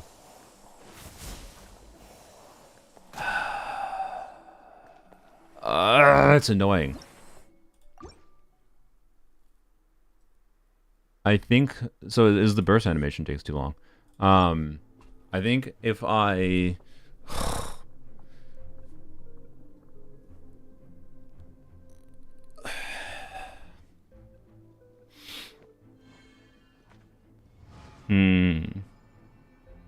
I think what I need to happen is like Raiden E? This sounds stupid. Wait, does this work? I don't know. Because I need to like have I need to have the bats die as I do like Arlecchino burst, but I don't really have off-field damage, right? Like I need to have the bat die as I do Arlecchino burst, so that the animation time spent in the burst, that like the ideal is like spend the 2 seconds of animation in burst on Arlecchino while the bat is still alive. It dies in the burst animation, and then like right as when the actual damage happens is right when the thing spawns, and then I can Arlecchino E and like normal attack it enough before. But let's just try. Let's try.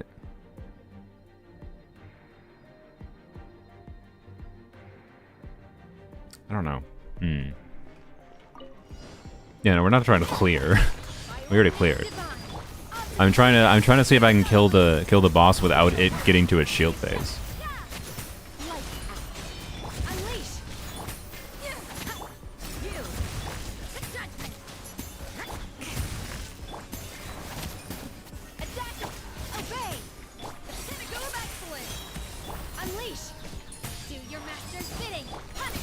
Rosaria bursted before her doing that.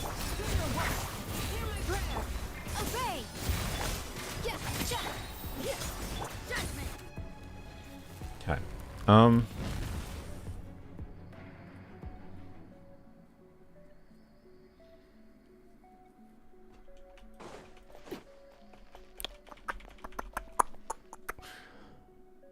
how do I? This is really awkward otherwise. Like theoretically, this might actually be more doable with. I was gonna say Xiangling instead of. If you know what I need? I need a Nefa. Because a Nefa on Tenacity, a Nefa does off-field damage, right? So a Nefa, you can definitely time a Nefa should be able to kill the things such that I could do that, where I could have a Nefa off-field during the burst animation, kill the bat while burst animation happening, time it. But instead, I think what you do is I just don't burst on Arlecchino? Maybe? Maybe I burst on Arlecchino to kill the bats in order to reset her skill cooldown. Maybe that's what I do. Let's try that.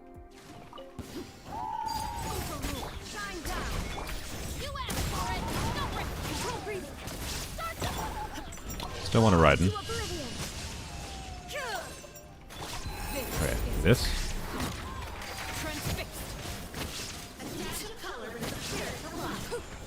No. I think I need to do what I talked about. Okay, we're not going to do it. It's going to take too long to try to do it. I think it's doable, but I don't know. Maybe we'll try to do it when a Nefa comes out for the funnies. Because I think a Nefa can make that setup relatively easily. Let's solo Arlecchino for the funsies then. And then we're done with polearms only. Is C2 proc then? Oh yeah, I wasn't even thinking about the C2 proc. That's true. No, we're not going to do it right now. We don't need to do it. It's not that important. It was just like so borderline. It's like, it probably can kill before it gets a shield, but it's awkward. Bro, just do it. What is your problem, yo? What do you mean, just do it? Off. Rewind. You were already told I just cleared. The point was not clearing. You're rage baiting. Congrats.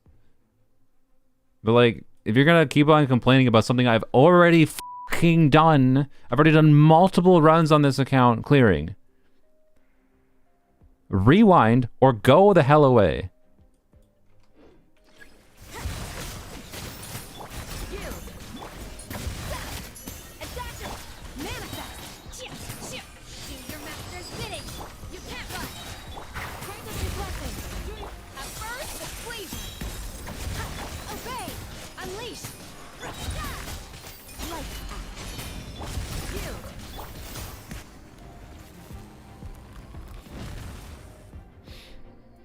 Can't you just use a C2 proc to kill a burst before the boss spawns? Maybe. I would have to completely save. Like, not do Arlecchino at all, I guess. Yeah, like, not do Arlecchino at all on the first enemies to make sure I save the C2 proc might be the difference maker. Yes, I had forgotten about the C2. Yeah, so I was just trying to tell off the troll.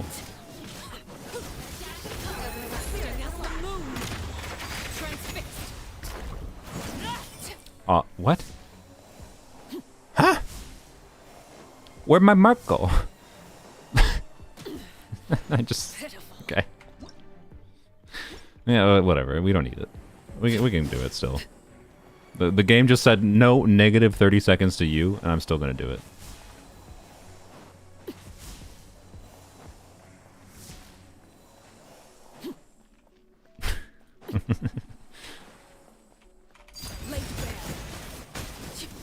Oh, frick you. Oh boy. Oh boy.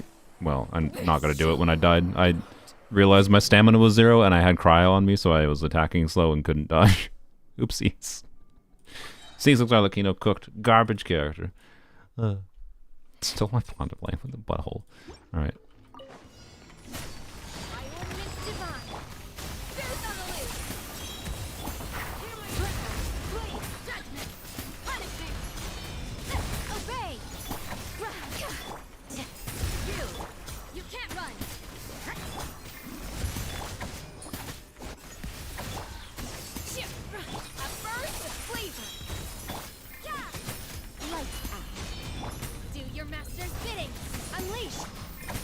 It's so weird. Like I don't think it's doable to do this in sub 30 seconds, but it's so close that I feel like I might be able to. I don't know.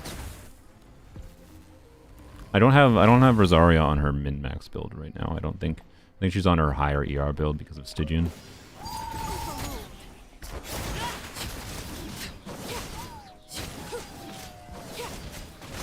Okay, we're gonna make sure this doesn't happen by doing this.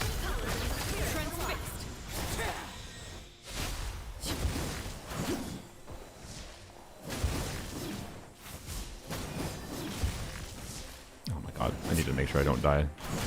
Oh my god. That's not what I meant by making sure I don't die. Just gonna wait for the cooldown. I hate when enemies cry on you. Leave me alone. I hate. Right, by the way, the AoE in these, like, yeah, I told you, the AoE and like animation on these attacks and how they attack is really annoying. Play Woo for dodge practice? Yes. Let's go play another game to practice dodging in Genshin, where the dodge mechanics work completely differently, and where Genshin has basically no such thing as a dodge mechanic. It just has minor iframes on dashing. Okay. I know you were joking, by the way. But to take your question seriously, no. You ain't joking? I see.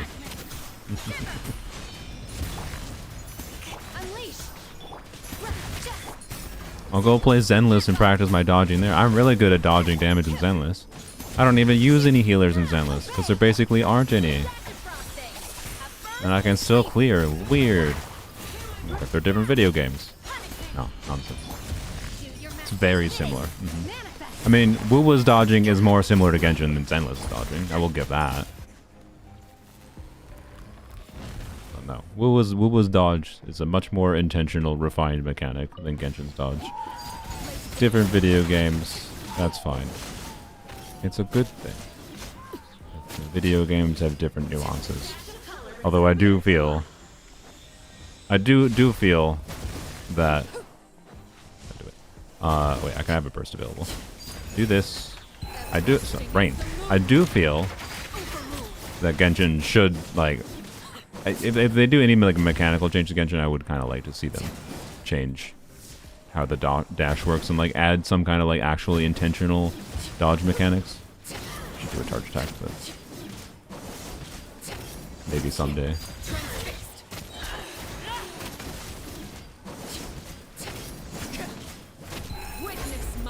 There we go. Just had to be smart. It wasn't that hard. It was definitely a skill issue before.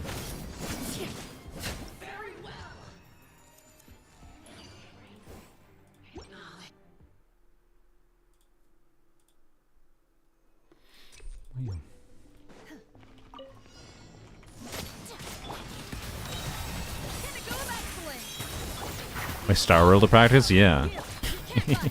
Star Rail. Star Rail's about as good practice probably as Wuwa is.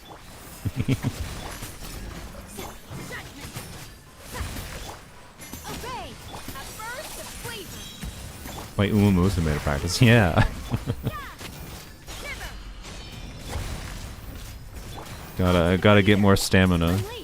Get more power stats. Gotta navigate my way through the pack. Don't get boxed in. Mario Kart to practice? Yeah, Mario Kart. You can dodge in Mario Kart. You gotta be smart in Mario Kart to dodge. You can dodge blue shells. You can dodge red shells. Oh, red shells you don't really dodge as much. You can, but it's weirder.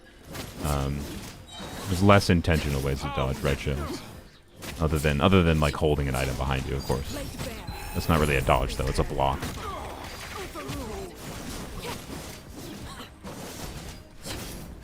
Oh no, we're gonna have to get through the shield.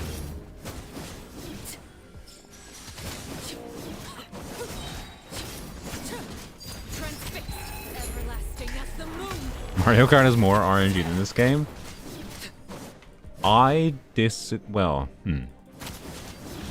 Okay. No, I agree.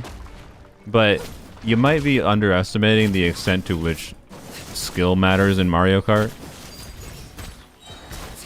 A bit. Bap. Oh, I didn't kill. Bad.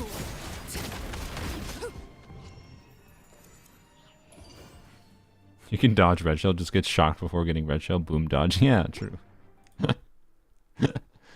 By the way, Uma Musume. When does the banner come out? Doesn't the banner come out today? Is it gonna come out while I'm streaming? Let me check quick. Maybe it's up right now. I don't know. To be clear, I don't really care that much about getting the. Oh no, Uma Musume sounds on my phone. I don't really care that much about specifically getting the limited card that everyone's like, oh, it's the meta card. Like, I don't give a shit. I just want more. Like right now, I just want more cards in general, and I figured whatever. I can wait 2 days or 3 days until the card that everyone glazes the fuck out of. But like, it's funny. I've seen like people talk about this as like, oh, you need 4 copies of it for it to actually be the meta card that people glaze, and it's just like, why the f is everyone glazing it then if you need 4 copies of it? Like, it's so stupid. Anyways, I don't get it. I don't understand. It just does not seem to matter for how most people are enjoying things in the game right now. By the way, whatever, I didn't freeze it. It doesn't matter.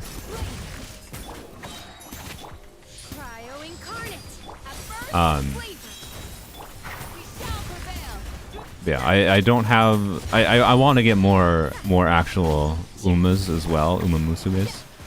But right now, I think on a gameplay experience level, I'd rather get cards first because I think that will affect how I can play different existing Uma Musumes rather than getting new ones. I do want some new ones. Don't get me wrong, but you know. I also learned that Ogre Cap, one of my favorites, has a Christmas skin.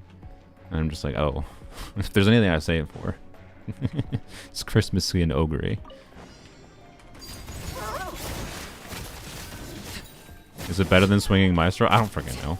Like, what I have seen people say is that the meta card that's releasing today is like equivalent, like at its base rarity, it's equivalent or potentially worse than having dupes of specific like 4-star rarity cards, right? So like, oh, it's meta, but like that's the comparison I've seen people saying. It's just like, okay, why are we glazing this then? Why is everyone waiting for this if most people aren't going to be able to get to the point where like it just seems to be that getting more support cards in general matters in Uma Musume, not like having specific cards for the like average free-to-play player experience, like non-whale experience, right? Like, and also they have the borrowing system, so like I'm sure one of the most commonly borrowed cards, if you care about things on a meta level, you can probably borrow like someone that spent $500 or got lucky getting the like 4 copies of the card or something. So anyways, you talk like you've never played gachas before. I do. I have. I understand why people want the good thing. It's just I dislike how so many people right now are talking about it because of how many more, like, most of people's experience and why so many people are enjoying Uma Musume right now is just the single player gameplay loop. And I don't know. It's just silly. I understand why and where they're coming from. It's just way too much focus on it. And I don't know if it is to be believed that it is what it is. I don't know. I have no idea. I've not played the game enough to like know whether or not it actually matters to me at all. Maybe once I get it, I'll be like, holy shit, this completely changes the game. If I didn't have this, it'd be a terrible game. All right. Refuse to play another gacha. Guess it's your first and last. Yeah, for what it's worth, right now, Uma Musume has a lot of enjoyment without spending a damn dime. And the only thing that feels like there's relevance to spend money on, as it currently stands, for the experience and enjoyment I've gotten out of it, is just to get there's the paid banner where you can get a guaranteed 5-star and whatever. So I could spend $20 to get that guaranteed 5-star if I wanted a new horse or something. Or not even a new horse, it might be a dupe, right? But I haven't spent any money yet, and will I eventually? I don't know. But like, it doesn't. I'm sure if you play the game long term, you'll feel more want to spend money for like long term progression, because then you start caring about the meta things, like having 5 copies of Kita-san Black. I don't know. Anyways, anything else to try here? No, I think we're done on polls only. I think we're done. We'll do one last YOLO poll on the Emily banner for the lulz. Don't. Okay, good. I was willing to. I would have been fine with it, but also not fine. No, we stop now. We stop now. So I can have a stress-free Inefa polling experience. Get a Nefa guaranteed. We have our C6 Eons on. I am happy with how things turned out, even if getting 3 5-stars and trying to get Eons on copies was a bit of a weird experience. Let's go spend a resin here quick. And then let's go... the stress fee. Yeah, the stress fee is just playing gacha games. Stress free is when you get lucky on occasion. And when you plan properly. When you plan properly, so much of the stress fee goes away and it becomes stress free. Anyways, like that you can skip almost everything in Uma Musume, because if I'd not, I'd have to watch the concerts. Yeah, no, it's Uma Musume would be a terrible game if you couldn't skip the dialogue. Like I'd be like some of the dialogue moments like are nice for like rounding out the overall like gameplay loop and whatever, but like, my god, it would take 5 million years to go through and do anything in the game if you had to read through all the dialogue. Like, holy. I understand and I appreciate it for existing, but my god, if they didn't have a skip button. Did I have fun this Abyss? Yeah, I have actually enjoyed this Abyss a lot. We've been able to do a bunch of shenanigans so far. I haven't tried anything like really cope yet. Definitely intended to do that. I haven't tried anything really cope yet or anything, but that's fine. So I don't know. Oh, you know what we should do? We should do here, I'll just exit out of this quick. But yeah, we're gonna go back. We're gonna do like a Sunfire Skirk, and then I'll probably take suggestions from whatever else you guys want to see. We can mess around with different things. See if we can make what else we can make work, right? But anyways, I want to see. Let's see how Raiden performs if we put a Miss Xiangling here. If I want to do maximum damage Raiden, Noblesse Xiangling is kind of the play. I don't feel like equipping Noblesse on her right now, so no. But yes, normally. Just want to see the Raiden damage. Just want to see the Raiden damage. If I purposely actually play Raiden. Raiden's on our correct build, right? Yeah, she is. Alright.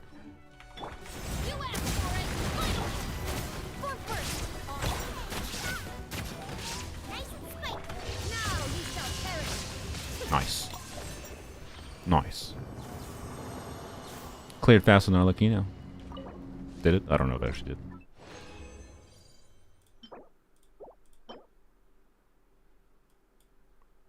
Okay. Thanks. I don't know. Maybe someday.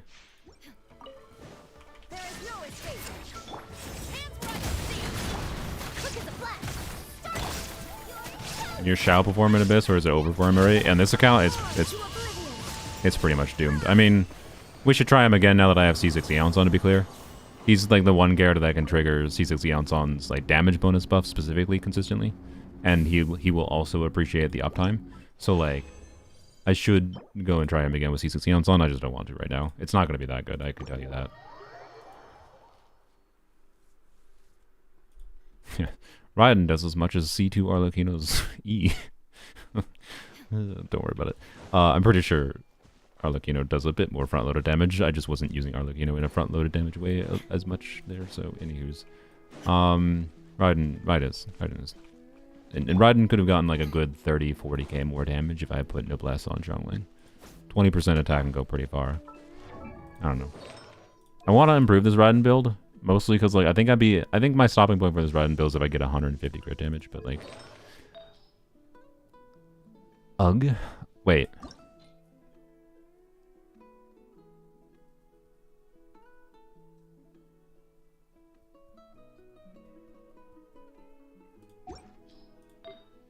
But that can't really be improved. This could only be improved by, like, getting a 4-line, right? That rolls really well. Like, there's probably flowers here that I could reroll, I guess, when I think about it. Is there any 4-line double crit attack percent? No.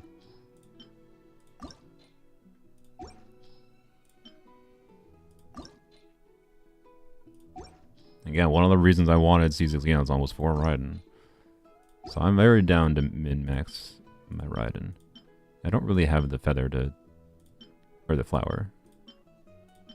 Wow, I've never got a double crit attack percent 4-line feather. I've spent so much Resonant Emblem in this account, I never got one. That's sad. Okay. That's something to maybe look at in the future if I'm really going to min-max her, I guess, more. This is basically impossible to improve unless... Oh, wait, I forgot. Oh, yeah, I forgot. Okay, so... There's two potential paths. One of them is this, right? So this is obviously an incredibly good goblet, but it's an offset, right? I have this goblet, which is also a 4-liner, right? Like this goblet can be an onset goblet as good as this goblet. But the ER timepiece can obviously be improved too. So I think maybe... I think I might focus on trying to min-max Raiden here. So I'm willing to do this. I'm just trying to think which makes sense first, right? Because if I get at least one more crit roll on this piece, right? Then we're looking at, like, we can do off-piece circlet, I think, most likely. Or off-piece flower. I mean, it would be nice to use that, but that's not like, I mean, that's better, but not that much better. I lose the ER. Honestly, I really want to use that. Maybe it is an off-piece flower route, I guess.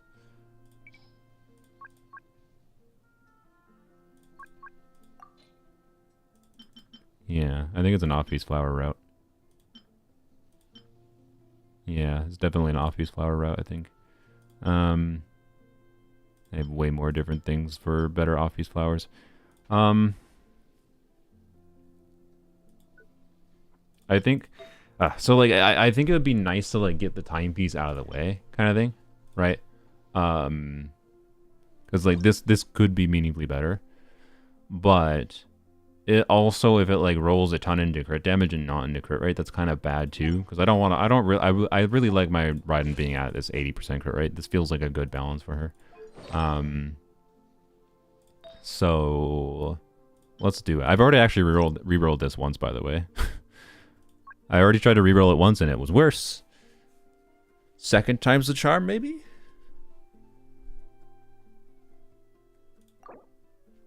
Manifest.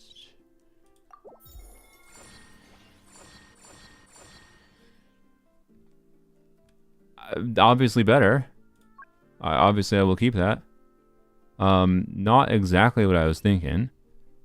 Would be ideal for what I want here. But that is, what is the crit value in that? That is a heckin' upgrade. An upgrade enough that I probably don't re-roll this again. It's just it's a little bit lower crit value, right? But onset, duh.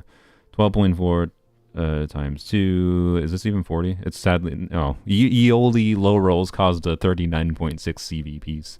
But anyways, the flat attack, unironically, as stupid as it sounds, the flat attack on this is enough to make this more competitive than it looks, even if it's like lower crit value. So we're talking 39.6 crit value plus 2 flat attack rolls versus 9.3 times 2 plus 25.7. This is a 44 CV, right? It's 4 CV worse. We lost 4 CV. The bigger problem is my Raiden's crit damage stat. It doesn't look as nice. This doesn't look as nice, right? But by the way, the fact that I don't have a crit rate circlet, like, where my crit rate circlets at that have attack percent? I have no crit damage attack percent circlet. I probably got one in the past, but it rolled really shit or something. Anyways, so circlet can be improved in the future, but it requires actually more farming of emblem. So obviously what I do here is, yeah, crit damage, crit rate. So this piece is obviously an option for the big fat crit damage there. Does that put her over 150? No. It's worse crit. It's worse crit value. I don't know if this is actually an improvement right now. If I use this, maybe. But I still, like, I wanted 150 crit damage, man. My monkey brain wanted 150 crit damage, but I do need to acknowledge. Wait. Actually, sorry. We need to go check other thing. Wait. Almost forgot. Let's go back to onset. Because I forgot. This rolling heavily into crit rate means maybe I do a crit damage circlet, right? First of all, my onset pieces. I don't think I have one in a heavy and crit rate. I mean, that is pretty nice. Is this a 4-line? No.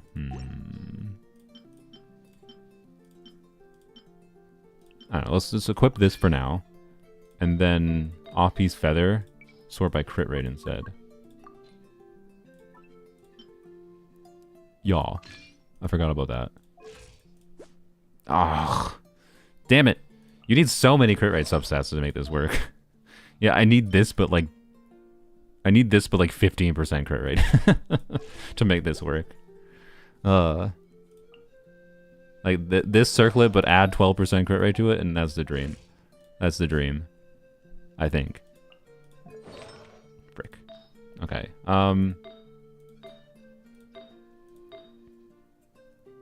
Been years and still building Raiden. Yeah, pretty much. Okay. So what about then we switch back to this, and then. Well, no, our off-piece crit rate circlets weren't that good. Do I have an unleveled crit rate circlet? Sorry for getting distracted off of Abyss here, but you know. I think you understand. Okay, not a 4-line. That is a 4-line, but no other relevant stats. Okay.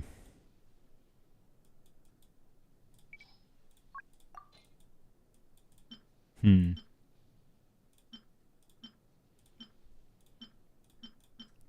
I'm down with this one if it has attack percent. Flat attack is not attack percent.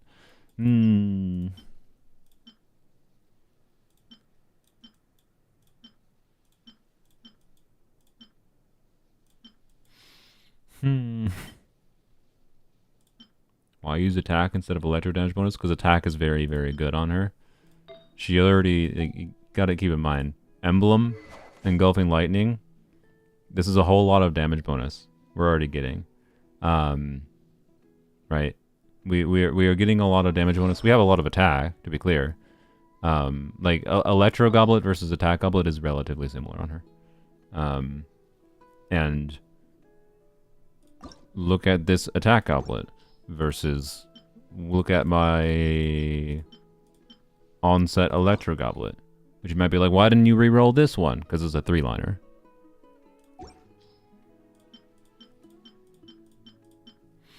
So this one actively has more potential for build quality.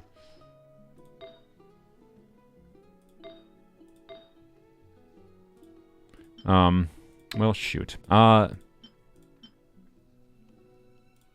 What is the play here? Man, I'm back to wanting a crack circlet on her. Like, I so badly wish I just had an onset circlet that was a 4-line piece, because like my solution to this problem would be where is it? Where the frick is it? Are any of these actually 4-line? Let me double check. Oh, this was a 4-line. This is a cope 4-line to reroll though. Like, if it had one other good stat, absolutely. Oh, this is also a 4-line. Maybe I rerolled this next. Like, it needs to roll, like, all crit rate, though, which is such a crapshoot. Like, I need, like, 50. I need a literal god tier circlet for like... I need the most cracked circlet possible.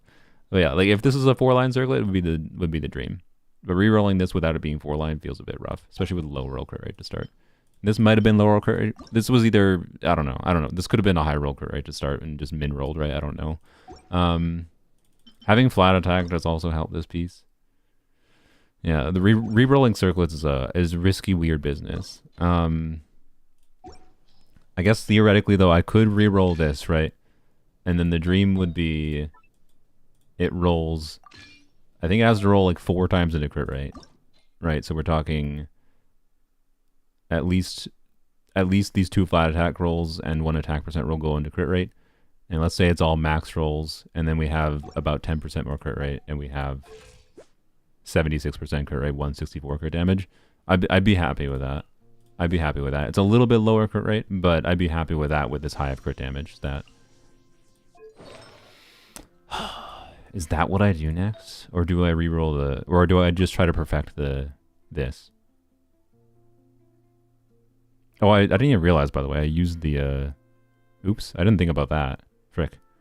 I used the 3 guaranteed stat thing, which didn't matter there, because even if it was 3 guaranteed rolls, 3 guaranteed rolls was just equivalent. Frick. Just get a 20 crit rate sands. Yeah, I don't know. I don't know. Let's go back though to the crit rate circlet for now, I think.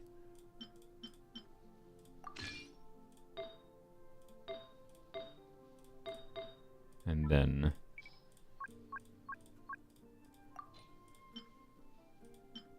like I can use this. This is a minor upgrade. I don't know, it's just like really awkward because I lost so much crit damage from that goblet that even with the, you know, highest amount of crit damage possible, I still lost a total amount of crit damage. Like this is, I think, minorly better, right? This is minorly better than what I had before, but like not in a meaningful way, right?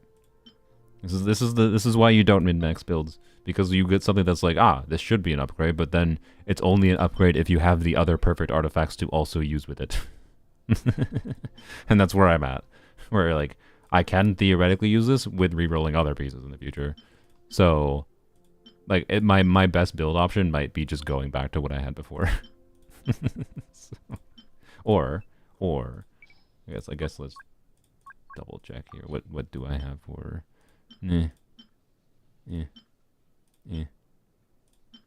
checking more middle of the road pieces. I mean, what is this piece with the crit rate circlet? Yeah, I could do something like that with more crit rate, right?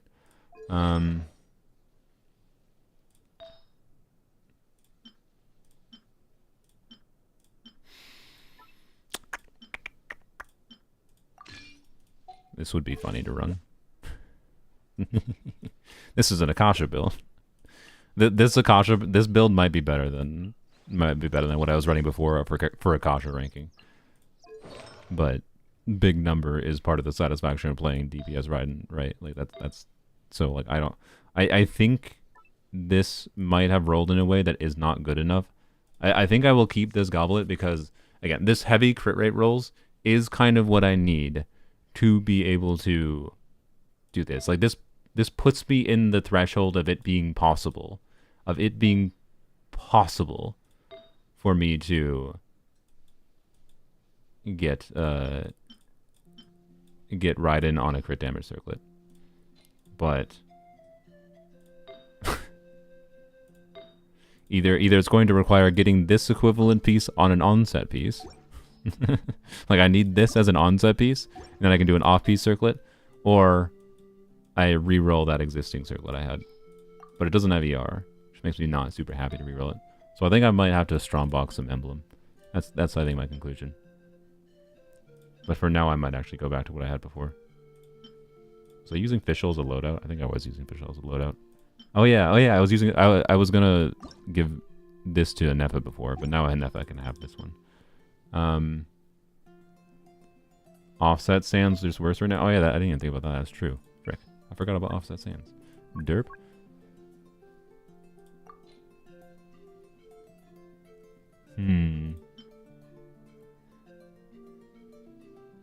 So again, if I had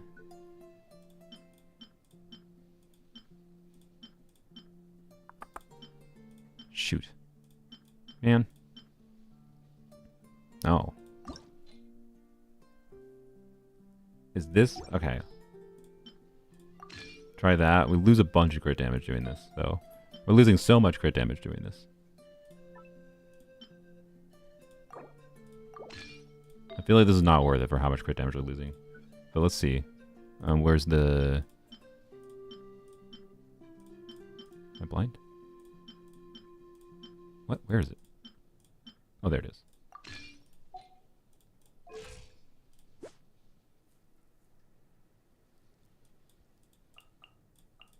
So this is less crit than I had before, right? Which is kind of what I thought that was going to look like. But I have way more attack. I have like 200 more attack.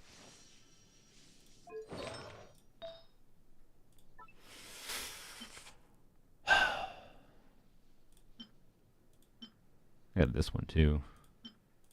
It's slightly worse though. If I had, yeah, if I had, yeah, we're back to it again. If I have like the perfect flower, if I had this flower, but that attack was crit damage, oh my, right? But I don't have the perfect flower. Ah. So yeah, I'm gonna strongbox emblem. And then I'm going to consider re-rolling, maybe re-rolling this piece. But I might try to re-roll the timepiece first, because this timepiece could obviously be significantly improved, right? So, I don't know. I think for now, though, I just go back to what I had before. So I think this is... I had more attack than I thought. Wait, I didn't switch the circlet. I was like, wait, how do I have 2680 attack? That's why. Oh, back to this. Bam. There we go. Right.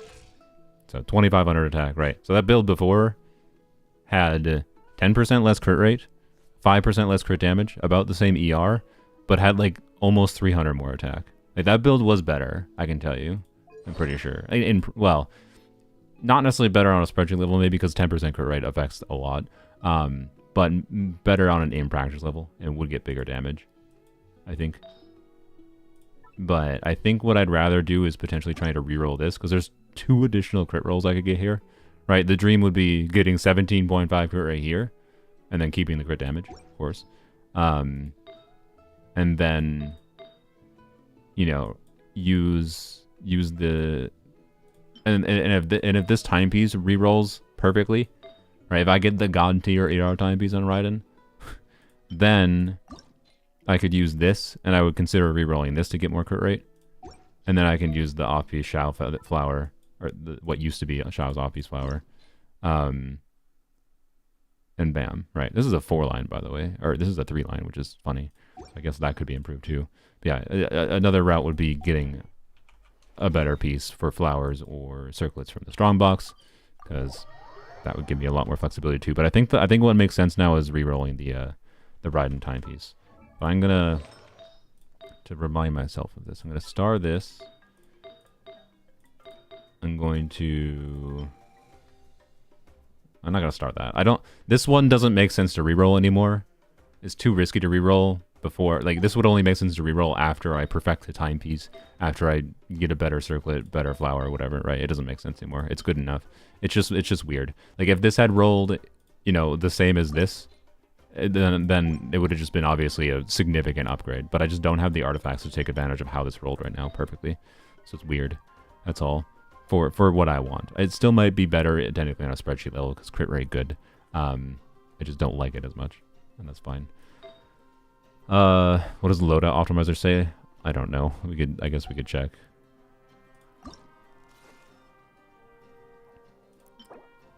Loadout optimizer says Electro Goblet. Well, it probably defaults to Electro.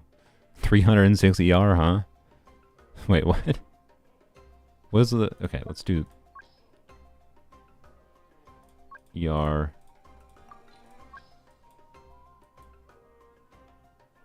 Attack. Crit rate most likely is better. Emblem. And... Crit rate, crit damage, ER, attack percent. Oh, okay. Well, I guess I put ER as a substat, secondary substat priority. No, I put ER and crit damage as equal substat priority. That's what I do.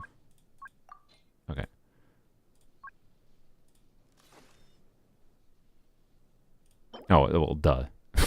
Yeah, duh. Duh. I guess I should go show that. But that's on Arlecchino. It's not getting removed from Arlecchino. Like, let's be real. It's not. That. But for the sake of showing it, 2568 attack. Yeah, I mean that is a meaningful upgrade. I guess should I check Akasha leaderboard for this build? I should check the Akasha leaderboard for this build. But this is Akasha scamming. I'm not actually going to use this build. I was looking at builds I'm actually going to use. Right. Yeah, she's there. I'll have to wait a second for it to update. But okay. Apologies for spending this long on artifacts and not in Abyss. It was not my intention, but brain distracted. Oh wait, I just realized I have elixirs. Do you know how tempted I am to use elixirs to like craft a circlet right now? I am so tempted. Lock it, I guess, but I'm so very tempted.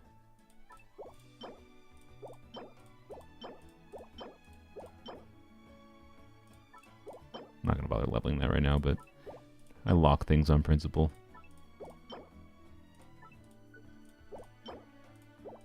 We looking for 4-line pieces. What do I craft if I use elixirs, though? A circlet? But no, I don't think a circlet makes sense to craft, really. Because, like, I can only choose 2 substats, right? And the problem with choosing only 2 substats is my ideal circlet for getting a new circlet is, like, a 4-line, which is not guaranteed, with 3 substats, specifically. So, like, I don't even know if elixirs are that relevant to try. Man. You were so close to the Dream Flower, but it is a double crit with ER. That actually might be a... That could be... This could be it. This could be it. But it is double crit, and it has high roll crit rate at least. 4-line. I'm gonna lock these ones on principle, but they're probably not relevant.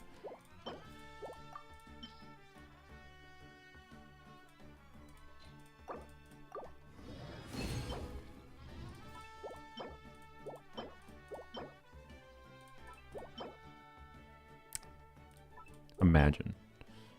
No. Imagine that I mean, I'll check it, but... Low crit damage roll does hurt, indeed. Particularly from the idea of re-rolling it. But... Meh. Okay. Well. Okay. We gotta check. There is the chance of, like, all crit rate rolls. No, there is not. You high roll, max roll, or you're dead at level 12. You're dead to me. Alright. I already have a piece of crit rate in EM anyways, so... Okay. Yeah, so I think there was one other 4-line flower I had, right? Which one was it? Was it this one? Yeah, this one. This one on Shangling. This is technically... This was probably also... Obviously, it was a max crit rate start. This one is probably also a mineral crit damage start anyway, so this one's like basically very similar to this one.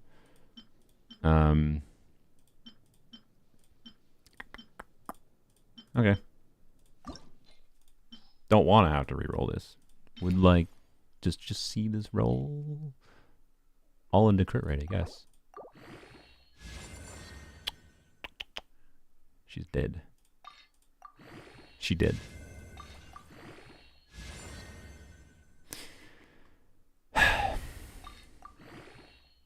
I mean, I'll keep it as a potential reroll target, but it's not one that I'm going to prioritize.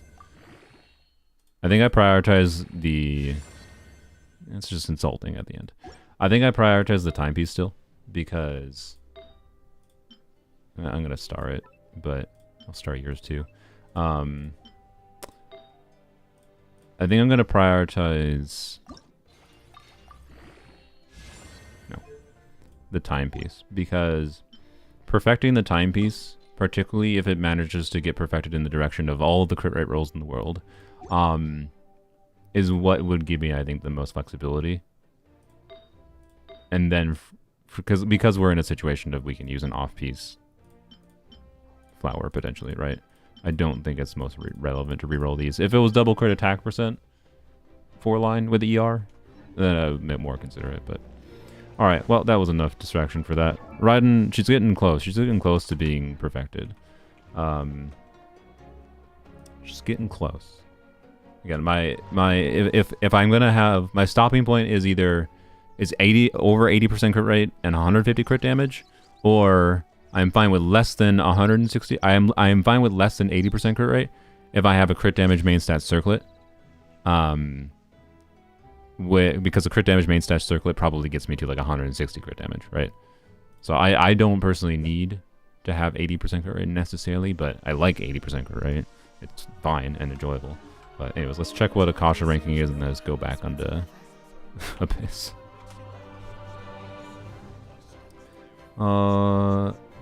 Button, select the browser, BAP. Alright. Arlecchino has fallen to top 28. How sad. Okay. What is the current... The current ranking is only top 4%? That's crazy. It's crazy that this is only top 4% before. We'll see if this meaningfully goes up. I don't know that it will. Like, it's better, obviously, than it was before. But I don't know how much. It's insane that this is only top 4%. There we go. It's now top 1% with this, yeah. So, as you can see, as far as Akasha ranking goes, a significant improvement. But it's insane how high quality the build was before and was only top 5%. That's actually insane. The fact that it takes this high quality of a build to get to top 1%, actually absurd. Raiden leaderboards are the most stupid competitive leaderboards because far too many players that have played the game for a long time spent a stupid amount of resonance domain, and Raiden's like probably the most popular character in the game. So, and with her signature weapon, she just cares about crit. She just freaking cares about crit, and then like wants and for like min maxing though, you want ER and attack percent too. So, anyways, but also there's proof though that like yeah, attack goblin's pretty good on her.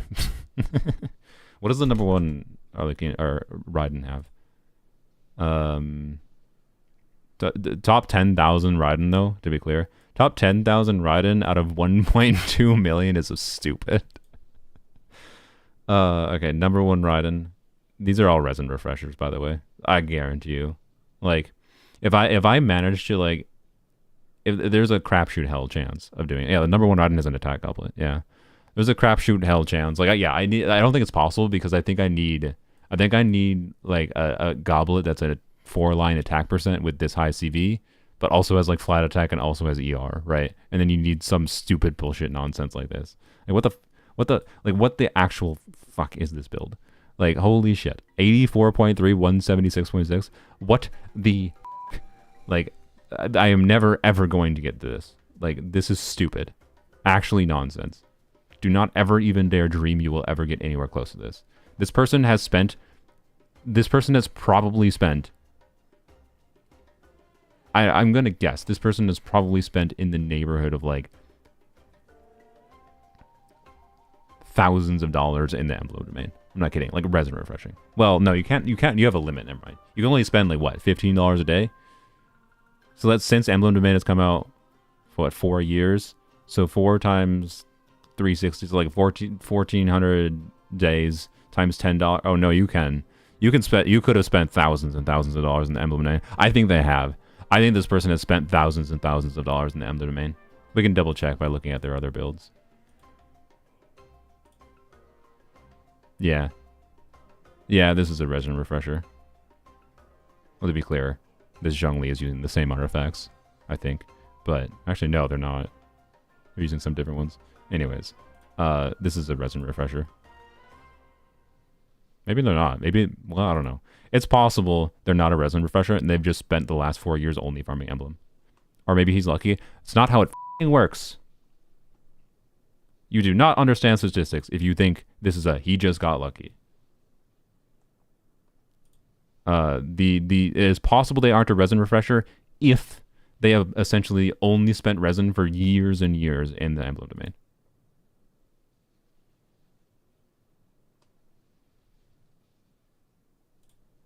Like getting this quality of builds is not is not a you get lucky. This is a statistics game. Min-maxing your build is a statistics game. Yeah, there's a nonsense number of... It's just all freaking emblem and... It's just all emblem machine now. They might not be a resin refresher. It's hard to actually tell with this one because all of their good builds are emblem and Chimenawas. Ew. Go away. I hate this person. I don't care if they're resin. I hate them on principle for doing this. If you actually seriously play this build, I hate you. To be clear, I like getting big damage on my Yai, but this is not a real thing. But also this crit rate and a level 80 Yai, you're fake. You're fake. They put level 1 Veresa. Level 1 Veresa. Why did they pull Veresa? Oh, they pulled Eons on for Raiden. I don't know. It's possible that this person is not resin refresh because like all their builds here.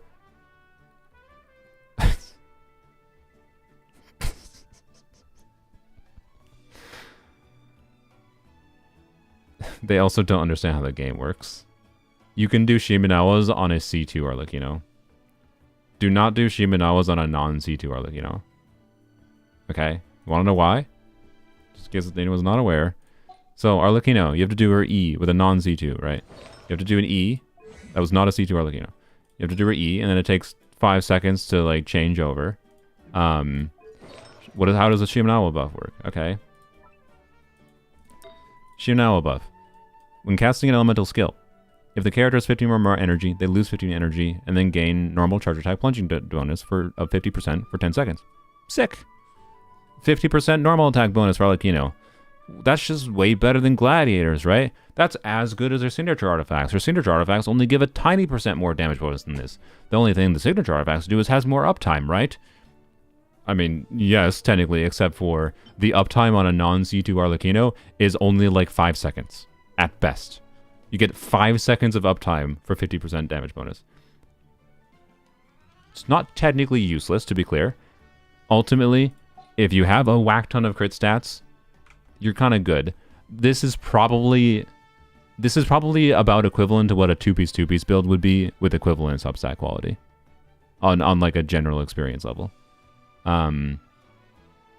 And a little bit better if you're playing with like Melt Arlecchino, because Melt Arlecchino is more front-loaded damage.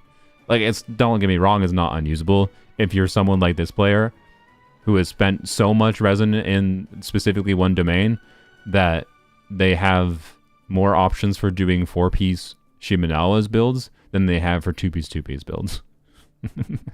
Most accounts should do 2-piece, right?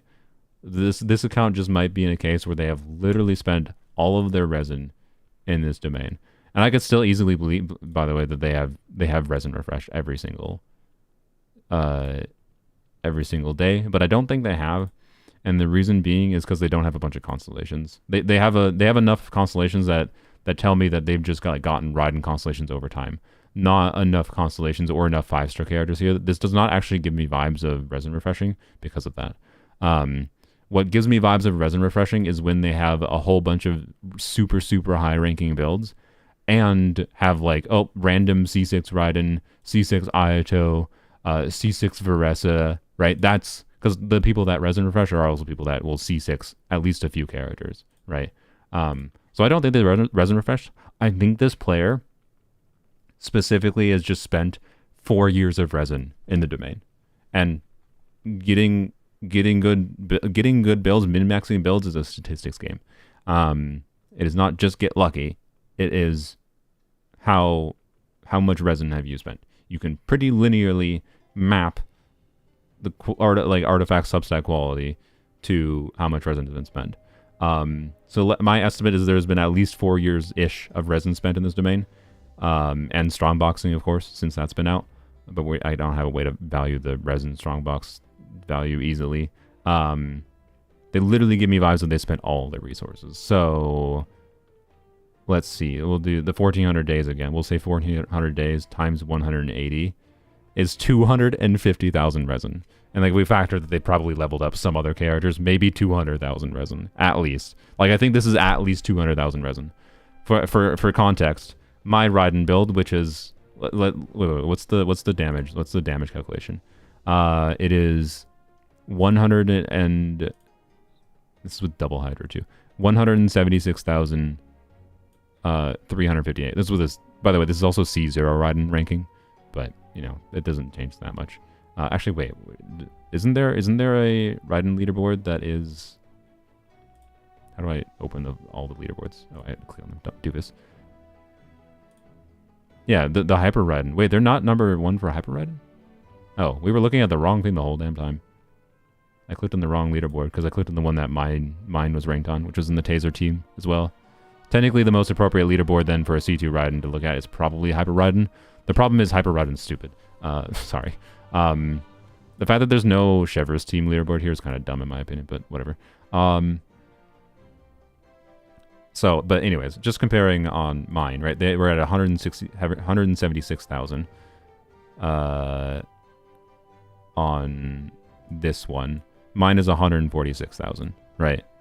So, like, if we look at Hyper Raiden 396 versus... Can we go back to it?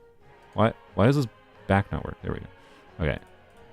Versus 430,000, right? So we're talking they do like a some amount more damage, like 10% more at best. Less than 10% more. It's like 7%, I think. And like that's not insignificant as far as damage improvements go, but we're talking 7% more damage for I think at least 4 times the resin investment, right? I think. Oh frick! I didn't. Oh my god, my brain. I didn't have it visually. So yeah, the 430,000. Mine was like 398,000 if I recall. I don't know. I don't feel like going and clicking back through it. So. Yep. I think that player probably does not spend money though. Anyways, to give them some credit. But I'm not aiming for number 1 Raiden. I'm just aiming for having a satisfying stat threshold and an enjoyable experience playing her. And my monkey brain really wants just to hit 150 crit damage. So like, you know, that's it. That's it. Which is doable. Just weird now, because like the ideal would have been this goblet just rolling into crit damage rather than rolling into crit rate realistically. Because this rolling into crit rate requires different things now. Oh well. Get this back. And swap this back for now, because I'm happy with this. Oh frick! Wait, I didn't. Maybe wait, I think if I. Yeah, I don't need to save it. But it's fine. Okay.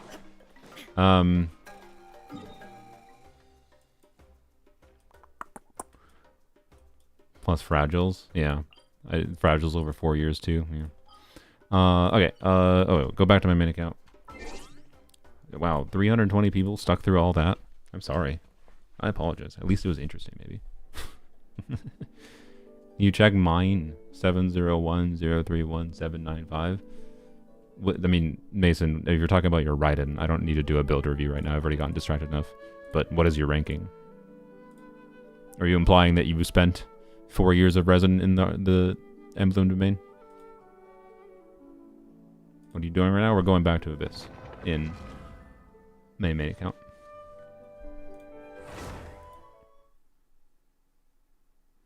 Just finished The Dragon Prince. Is that a movie? I think it sounds like a movie. I feel like I've heard of it, but not very familiar with it. Natlan said and Hunter mess with my brain now. I think 40% crit rate is fine. Yeah. Alright. Siege run? Is that what you want to see? Okay. So the last things I want to try for sure is Sunfire Skirk for the fun of it.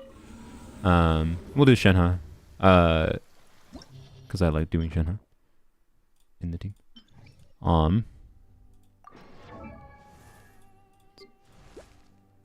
You're fine.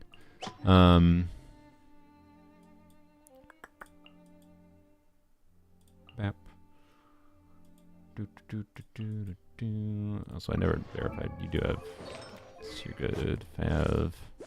Yeah, you're chilling. Okay, you're good. So we'll do Sunfire Skirk for the fun. Fun of it. Bap. Sethos team. DPS Charlotte. We can try DPS Charlotte, yeah.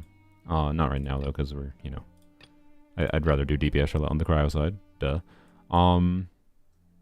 Sino. I used Sino in the previous account. I don't have Sino on my main account.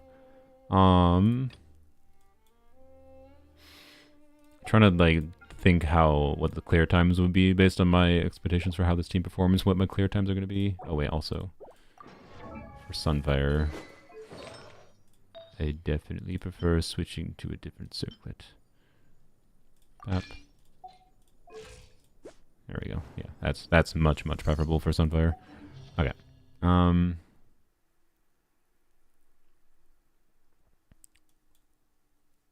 DPS Lonnie in a second. We could do DPS Lonnie again, although we'd have no Bennett, and that hurts a lot. Actually, it's very problematic. You really want Bennett for DPS Lonnie.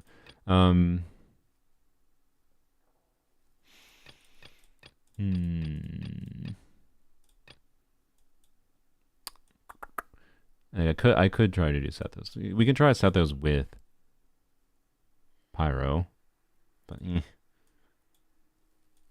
Siegewind. I mean, I don't know what this.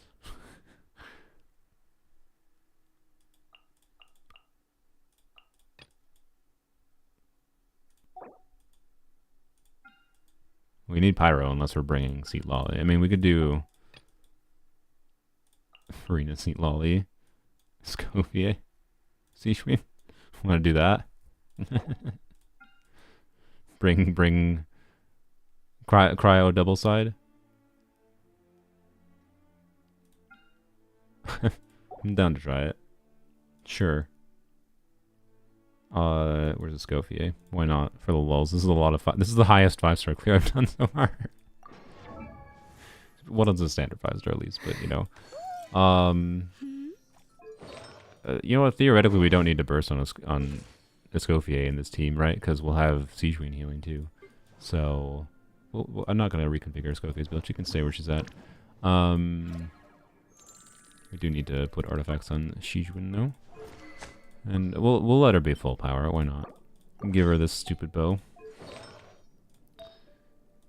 And no, why is MH not? It actually bothers me that MH is not here, by the way, in this list, because like I'm not saying those are all bad options, but like this character, to make the most utility out of her, I think does make sense on MH most of the time, because she's only relevant with Farina anyways, and if you want to, I don't know, she can still buff a bit with a decent MH build. Doesn't have to be incredible, just a decent one. I don't know. Anyways, I think people don't understand how to get enjoyment out of and value out of Siegewind. That's my take. Wait, we're on 5-piece. Oh, you know what? We can run 5, please. Why not? We run 5-piece just to flex. There you go. 5-piece Mara should say Hundreds. And everything else seems to be fine. Actually, a little Scofier into you, into do. Actually, I think we do U into E. Into you, into you. Yeah, okay. And then back to Siegewind. This has, there's like, C1 Farina is buffing Siegewind a bit. C2, or sorry, not C2. C2 Farina would be doing more damage, but C1 Farina would be helping buff Siegewind. And also keep in mind, this is more important. This is actually more important than C1 Farina for the damage numbers we see from Siegewind. They're going to be a bit inflated because of C1 Sitlali. Keep that in mind. C1 Sitlali makes a difference here for the damage numbers we see. Not that this will clear fine, to be clear, I think. Cryo incarnate. I swear by my sword. I'm going in. Let's light it.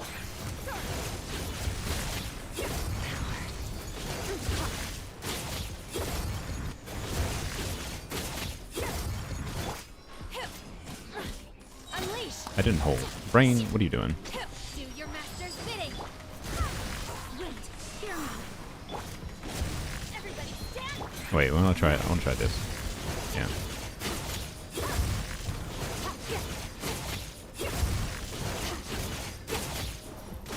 It might. Oh, maybe it's not better. Manifest. I didn't get the N5, so never mind. I wasn't doing really a good job dash canceling. I don't even know if I did at all. But okay, no, I don't think you can queue first, because I think queuing first does cause it to be harder to get the final N3. You can do final N5. Sorry, you can do 3 N5s in Sunfire Skirk with C2 Gene, but I think you do have to do the queue. The queue before it has some value, but yeah. Anyways.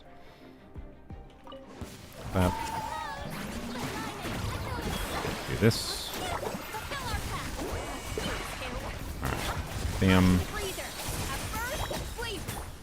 I'm gonna let Scopia kill that, and then do this.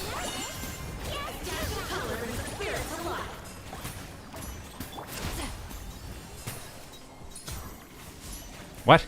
Excuse me. Okay, and this team is a lot worse than the I team at dealing with this, because Hydro is not exactly good at this, and neither is Cryo at dealing with Cryo Shields, so we just have to wait.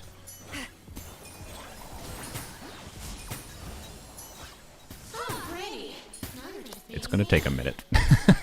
It's gonna take a minute.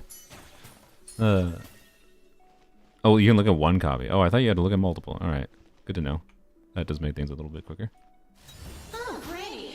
Now you're just being mean. Yes, we are. Elevator music indeed.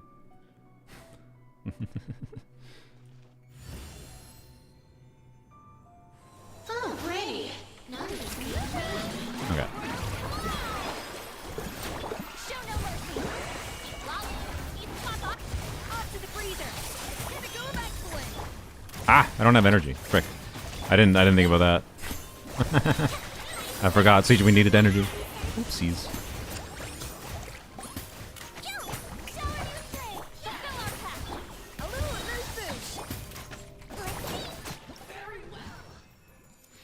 How's Cryo doing that? It's not Cryo. It is Seat Lolly and Auron have their special, like, exploration ability, which the only relevance that exploration ability has in combat is against this specific boss. I think there might be.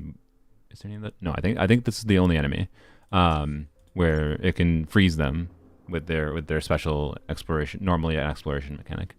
And you can see it does what, a quarter of the shield, I think. Auron, in my opinion, is much more relevant for it than Seat Lolly, but you can use Seat Lolly for it. It is relevant, like, particularly if you're like bringing Moika in. It can help you actually get through the shields meaningfully faster if you're like trying to optimize your clear times, kind of thing. But yeah. Unleash.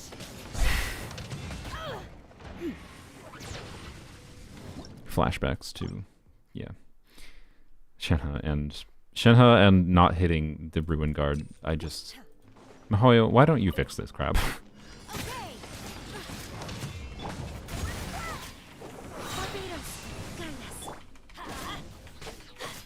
Okay, Auron I feel is better simply because Auron buffs.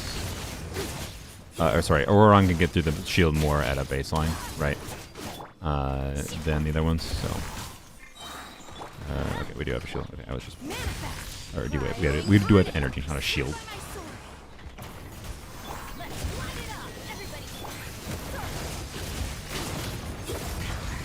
I didn't crit. Did I miss a crit, or did I just not see the damage number? What happened there? Unleash. Do your master's bidding. Barbados. We definitely need to have. We definitely need to have energy.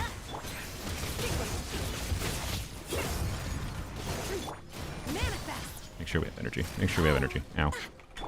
Bap. Bap. I didn't hit. Okay.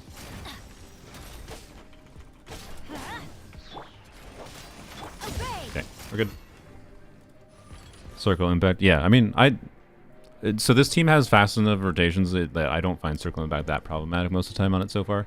Also, just because like circle impact hasn't been much of a problem lately because they haven't been doing very many enemies that like can get knocked back or whatever, yada yada. So I've been finding it very, very manageable, but not that it's a team I recommend necessarily.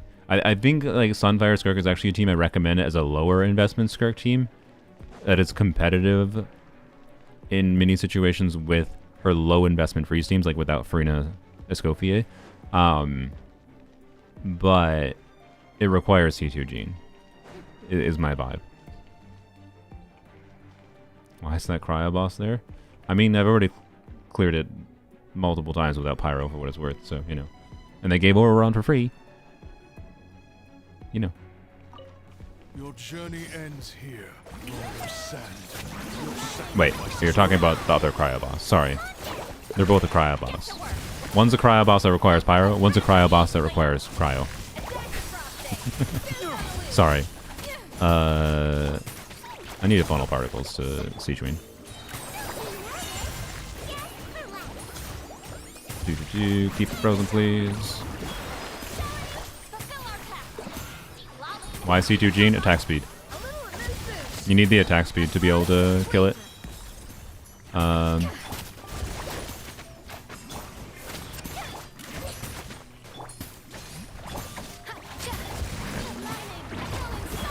Walmart Nubula, yeah. That is what we were playing right now. Especially because I don't have enough ER on her. That was my bad. I forgot to check ER.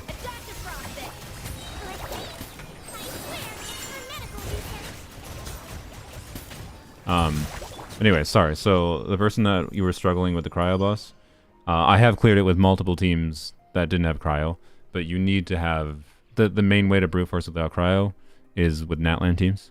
Like having Night Soul can make it go into a special Night Soul mode where it does more damage. Like it becomes an enemy that is an actual threat. It's not just standing there.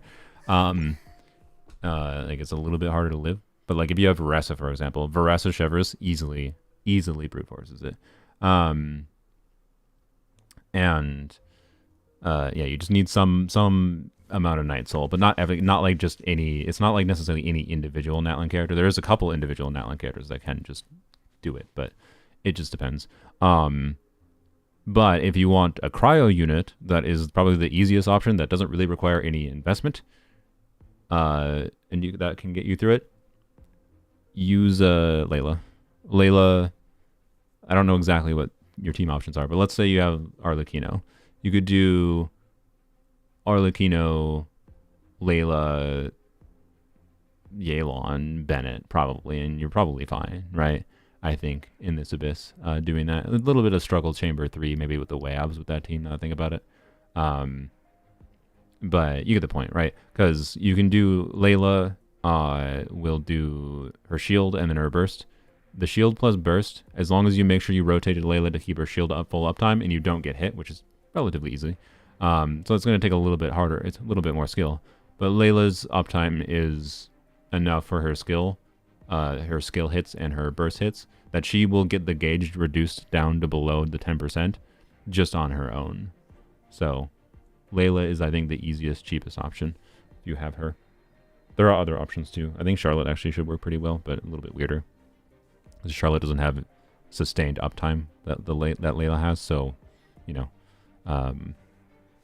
it's more like Charlotte is really good with other cryo units. That's why Layla is the queen for this one specific boss. Yeah, kind of.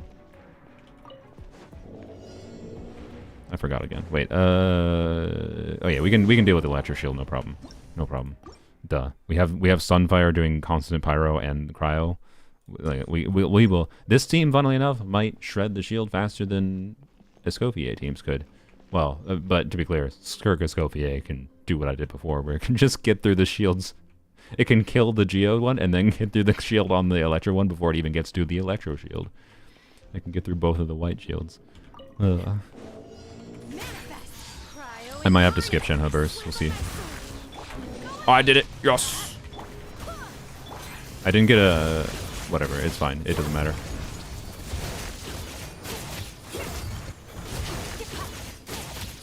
Yeah, we didn't get... Okay. It was a little bad. I should have been able to kill it there. I could optimize that down. Does anyone want to teleport to us ever? Hey, there we go. No, kill this dude. Alright.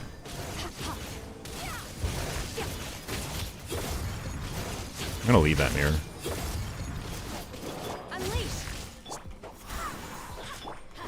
Okay. I did not do a good job energy management wise. Let's see. I want to do a real rotation. Bam. Okay. Bam. Bam. Could have cleared this better for sure. But it's fine. Don't need to.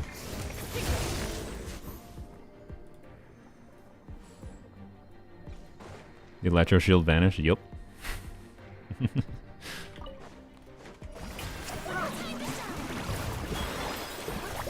Make sure we get these particles on field. That was part of the problem I was having before. Not the only problem, but you know. Off to the freezer. It's gonna go excellent. He might feel a little. All right.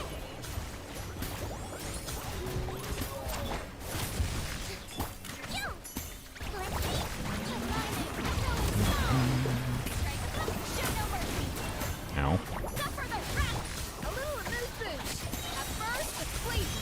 All right. This final particles. I still don't know energy. Man, I don't know what her energy was at, but I really should have checked it. We're not having a very DPS Siege Queen experience because I didn't build enough energy on her. Oh well. It's not fundamentally different though, let's be real. 80,000 damage. Alright, too bad I didn't have Silali up there, that wouldn't have been a problem.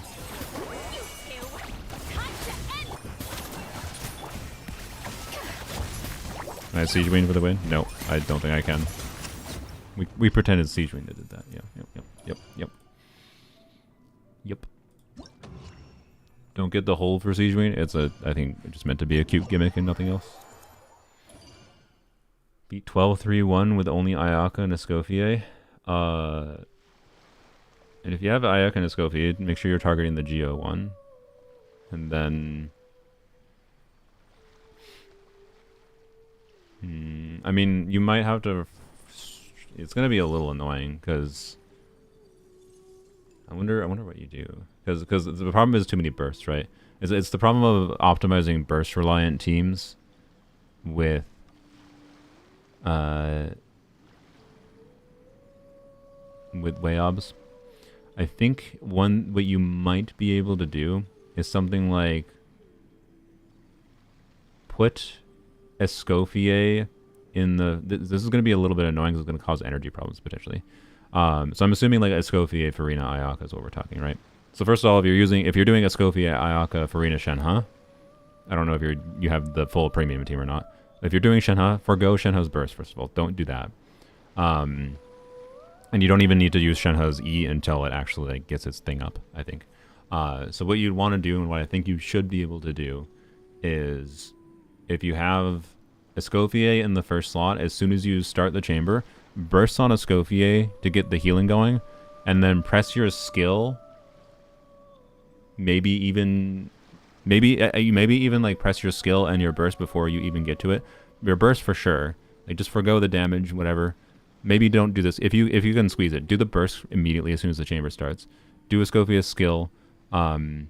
Switch to Farina, do Farina burst at the WAYOB, right? And then do Ayaka burst immediately, because by the time while you're doing Ayaka burst animation, I think it's going to be tight. I think while you're in Ayaka burst animation, it'll probably get its shield up, and that'll probably start spreading a shield. When you get out of Ayaka burst animation, you do Shenhe E, and then go back to Ayaka, do Ayaka hold E, or not hold E, just E, and then charge attacks, and I think that's probably what you can do. Or you're the only Escoffier on Ayaka. Well, that should make it easier, at least from a level of optimizing, but if you're using it literally only Ayaka and Escoffier with no other buffers, I think I found the problem. I don't know, you could try like Charlotte on TDDS might be enough damage. I think you're just lacking in damage then, presumably. Because you need the raw damage multipliers, like with some buffing, to be able to get through the white shields. So yeah, the full team was easy. Okay, I figured it was kind of easy, but I thought it might have just been a problem if you weren't struggling with the burst setups. All right, anyway, Sunfire's Kirk obviously works fine. There's a freaking 75% damage bonus for cryo, so like, of course it works. Of course it works. What next? I mean, I could do Nuvilet if you want to see Nuvilet too, I suppose. For what it's worth, I think Nuvilet's going to be mostly the same experience. I don't think the experience with Nuvilet versus Siege Queen is fundamentally different. Even with me not having enough ER on Siege Queen. Eula? Oh, Eula, sure. What? I don't have a good Eula team that actually does real physical damage. Plunge Nuvilet? I refuse. What was your ER at? Yeah, no. I have found I need like 130, 140. Yeah. Oopsies. I do have the artifacts for it. I just didn't think about it. Oopsie doopsies. My bad. Oh well.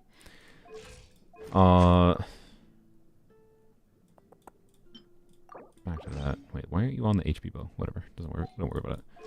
Okay. Pyro Eula? I mean, yeah. Like, I can do Eula with a scope? Yeah. Can I do Cryo Eula? Am I allowed to do Cryo Eula? Can I do that? Can I do Chung Yun Eula? Is that allowed? Is that legal? Can I do Eula, Chung Yun, Farina, Escoffier?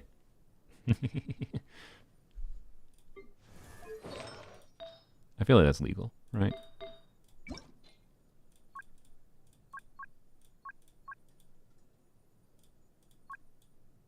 Where is it? There it is.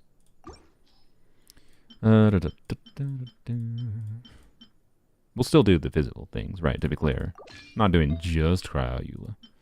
I'll even put an attack goblet on her. Physical Muika others. Okay, sure. Yeah. Okay, I'm down. Sorry, I'm dying. I laughed when I was... It's fine. I'm alive for now. Why did I lose viewers when I started doing Abyss again, by the way? What happened? I was yapping about artifacts for 10 years with Raiden and whatever, and then I lost viewers when going back. What happened? You weirdos. Navia Varesa. Oh, I like to do some Navia stuff, actually. Particularly because I have Navia on a new and improved build. Anyway, sorry. Do we need ER still? Probably.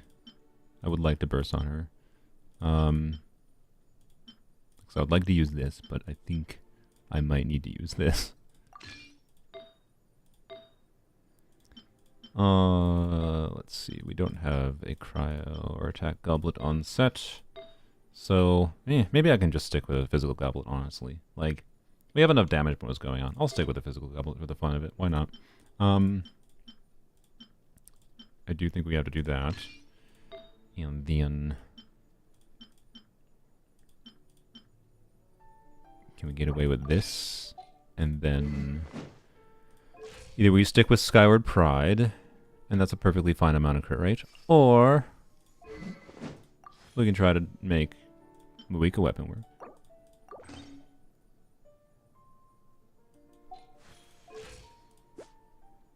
I'll try it. I'll try it.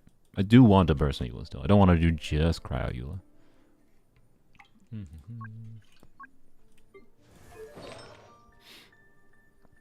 Well, that's easy enough to solve. Yep, done.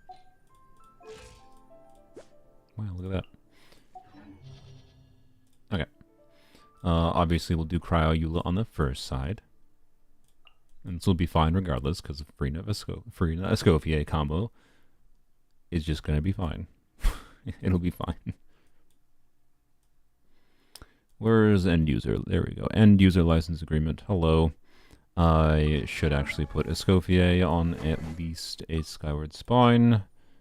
You know, I'll put her on Fab. I'm going to put her on Spine because I don't feel like accidentally swapping a Fab off of someone, then I forget about it. Okay. And can we do, let's see. We can do something with Navia. And I know someone said Navia and Varesa, but does Jeff still have the Chungus name card equipped? Oh, I forgot about that. I have no idea. I don't know if he noticed that. As far as I'm aware, the only thing he saw was the DPS Lanyon stickers. So I don't think he noticed any of the other minor things yet. But yeah, obviously, yes, double Pyro Navia is a thing we can do. Maybe we'll just do double Pyro Navia. Why not? I'm using... I'm not going to burst some... Well, we'll see what the damage is like. I don't want to burst on Muika because then Muika starts to take some of the spotlight. But I will say that bursting on Muika for supportive utility, I don't mind as much when it's a team that doesn't like melt or vaporize on Muika's burst. But I'm still not going to do it unless I feel it's necessary. Well, you should learn it, of course.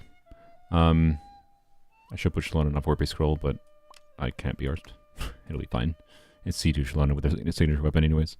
So I think you start with this. No, I think you start with you. And into you. Into you. Into you. And you. Navia E. Whatever. Yeah, okay. Let's not forget, by the way, to put Navia. Wait. Oh, frick. No, sorry. Sorry. I'm gonna... Okay, sorry. Eula's going back to Skyward. Eula's going back to Skyward. Sorry. Because I want this on Navia. I'd rather play with this on Navia than yeah. Sorry, Eula. At least she'll get her ult back for sure. She'll get her ult back, surely, with 80 ER. Navia Dia. Yeah, I could have done Dia, I suppose.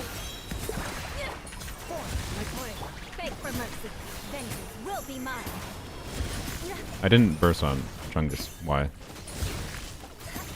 I condemn you. Wow. Holy, I said the wow early. Because I actually thought her other damage was not was the burst hit, but it was just Chung Yun infusion expiring. Bam. How do you not have your burst back? How?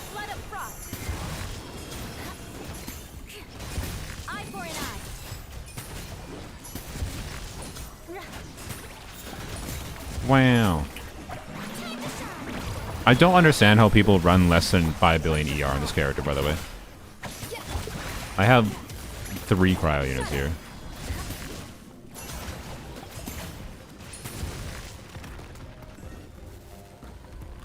I don't understand. I don't understand. I think it's because they do double Electro or something. I don't know. Or they use Raiden and Raiden refunds energy or something. I don't know. Like, how? 140 is plenty if you're good at Eula? How? What did I do wrong there? What did I do wrong there with Eula? I guess I could have done burst E on Chung Yun and funneled the particles. But like normally you don't do double cryo with Eula. Or no, you do with like Mika, I guess, potentially. You funnel, I guess, yeah, if you funnel fab particles and cryo particles from Mika, you're probably more fine. That's probably, yeah, okay. I could have put Chung Yun on fab. Apparently I should have.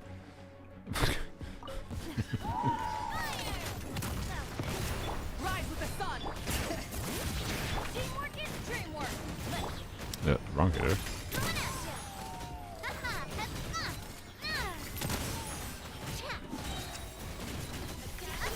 This. Nice. Okay. Oh, right. Really. Right, you know what? I'm willing to use. Oh, that was not Malika. I was gonna say I'm willing to use Malika to deal with this phase.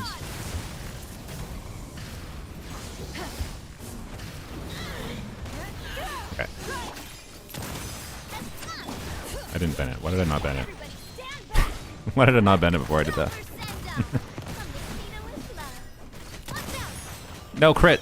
80% crit rate Nami, by the way.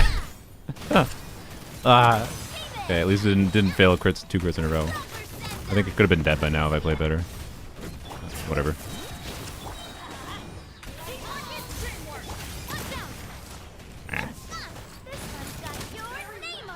Yeah, Navia feels meaningfully better. That was not good Navia gameplay.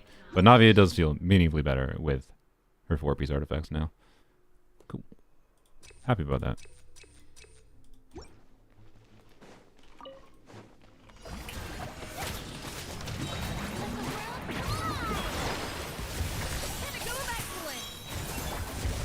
I didn't do it again. Whatever. Okay.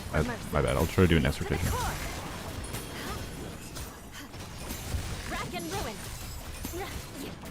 Oh, please hit. Okay, I was worried the burst was not gonna hit.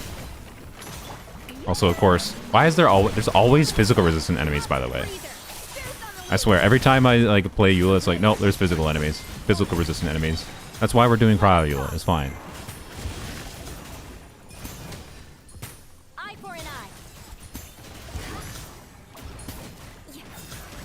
Oh, look at that. Wow, 200k damage.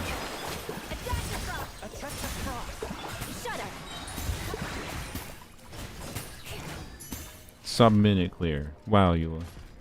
Eula carries. Fizz res means nothing to me to go my for your 500k. I feel like you need Fizz res shred for your 500k help. Your journey I think we're gonna do this to start. so So that we can get our energy. Bap. Okay. Do that. Do this. Okay, don't run away. Bam. Bam. Okay, good. Nice. 400k. That's some big Eula damage. Or big Eula. It's more than Eula. Some big Raiden Raiden. It's a what is my brain right now? It's a big Navi damage. Let's do this. I want to set up Bennett. Oh, bap, bap, bap. I didn't crit or didn't have something else going on. I don't know. Bam. Yeah, Navi feels a lot better now. Happy with that. Happy with that. Okay, I think we do this.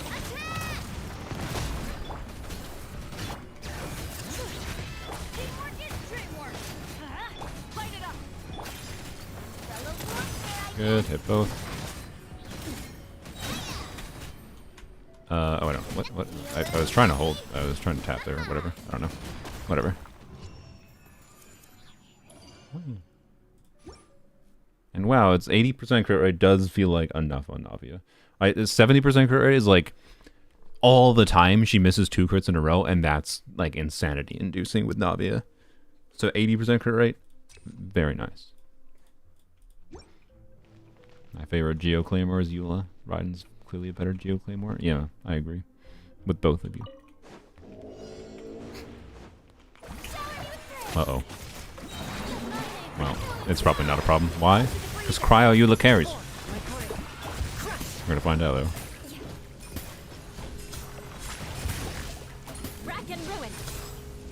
No problem. No problem.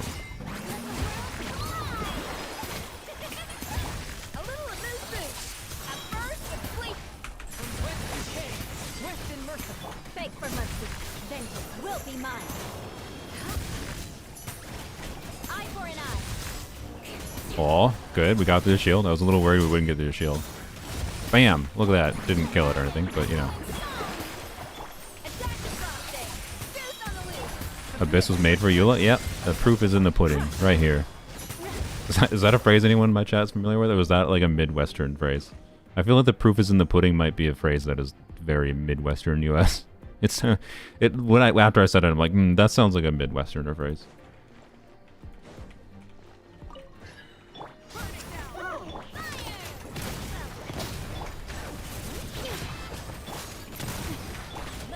I don't know why I did that. Well, okay, the reason to do that is because I can. Look at that, Navia AoE. Let's go. I should have bursted before that. You've heard that phrase and you're in the EU? Okay, never mind. Maybe it's not a Midwestern phrase. Maybe I picked it up from somewhere else. I don't know. What am I doing? Brain. I didn't need to do that. I already said it full stacks.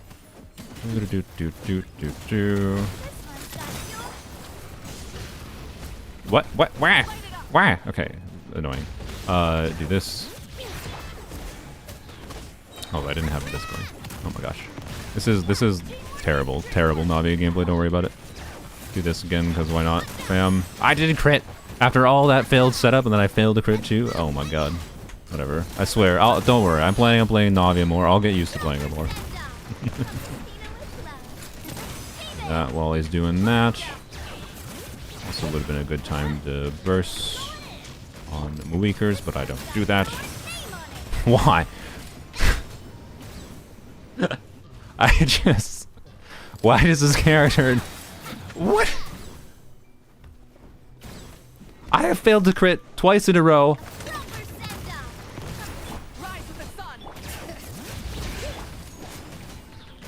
3 times in total this chamber.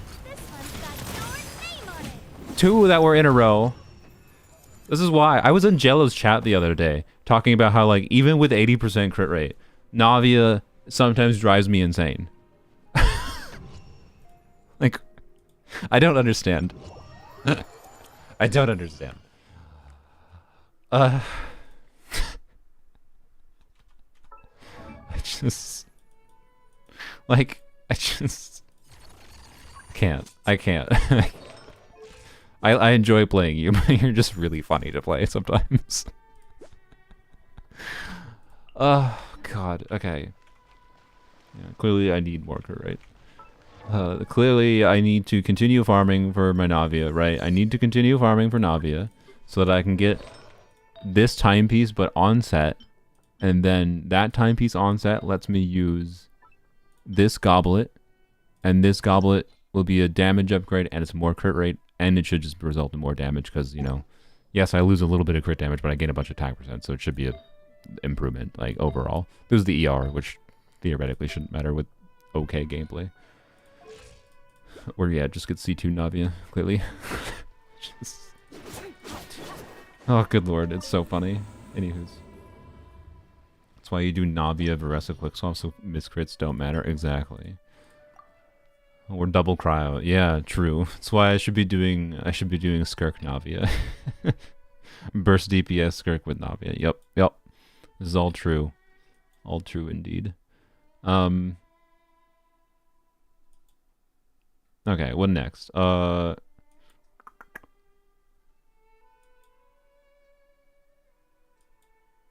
yeah, we didn't do physical Muika. We can let's do physical Muika. I'll even do it in the cryo side. I don't remember what the team was. Farina, Eonson, you. It wasn't Bennett, because the problem is Bennett fixed with things.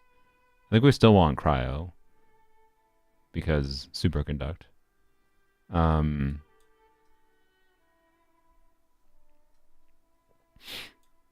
Yeah, we'll just use Simile. Why not? Only time I'll put Muika on Obsidian for physical Muika. Is this weapon even relevant for physical? No, it is if we're...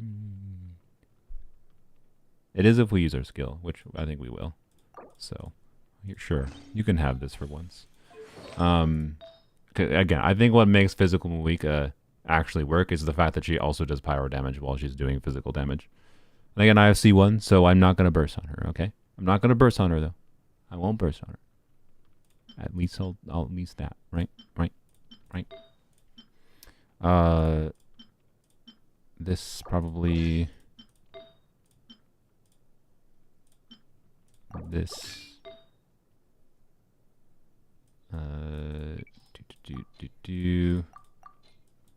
Need to find the physical goblet. Where be it? There it is.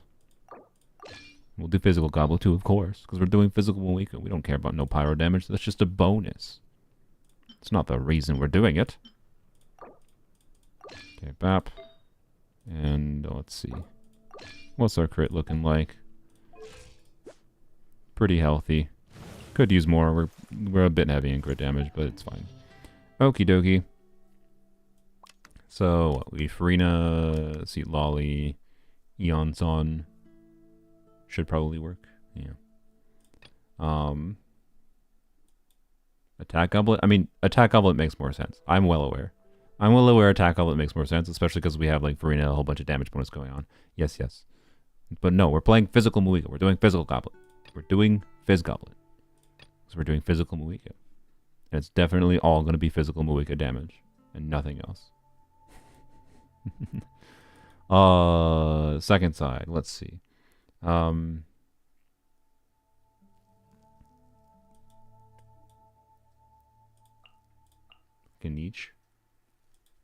Okay, sure. We can do Kanich. I technically haven't done Kanich on the second side yet. I did Kanich on the first side. We're gonna have to use Wolf's... Oh wait, guys, I had to take Kanich artifacts for Muika. I can use them still, to be clear. I just have to use not as good artifacts. So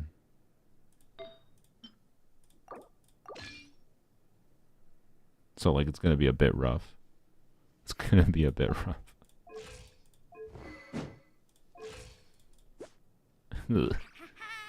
78% crit rate can each. Ugh.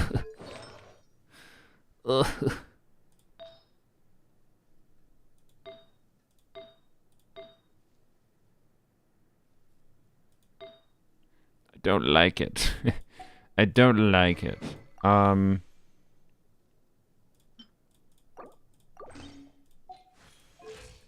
That's so much less attack though. I think we're just gonna RNG it. Let's just RNG it. Whatever. It's fine. Okay. Emily, whatever. And then do I need? I don't have Eon's on. I like Eon's on with him, but I guess we Beneding. Probably want that anyways for the pyro things or the cryo bus and cryo shields. Normally I would put Moika here too when I played him recently. Pyro Traveler, I guess. I don't know if you're equipped. You're equipped enough. I don't know if we're gonna get scroll very consistently. But it'll be fine. Probably.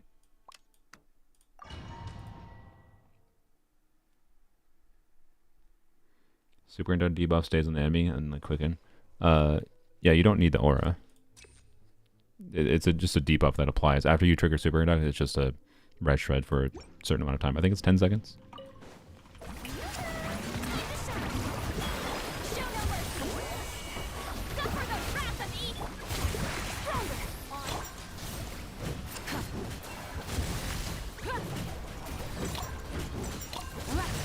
That's 50k.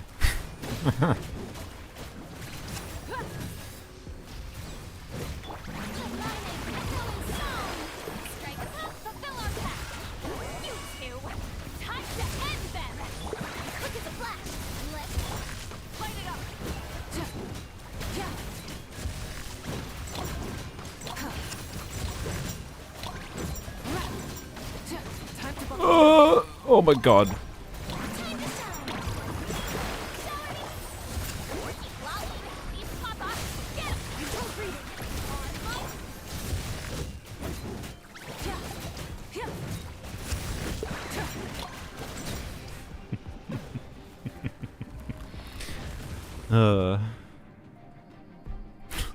I love how actually pretty good physical Moika is. Like, again, she's only really better than Eula because of the pyro. The pyro damage from her skill. But like, I didn't even burst on Moika there. To be clear, my Moika's normal attack is crowned. And I did crown it for physical Moika. I love it. It's stupid. I don't know if hold actually made sense there, but maybe. Alright, you're gonna hit all these at once and you're gonna crit on all of them, right? Good enough. I thought that was gonna die. What is in the air? Bro, okay. Well.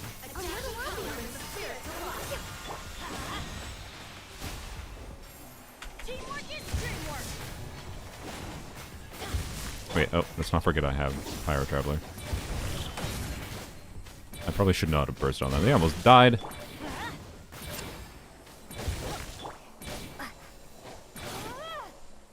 Hello. Can you? There we go. Okay. Do that. Well, yeah, we'll just wait for it. Zap. Target acquired.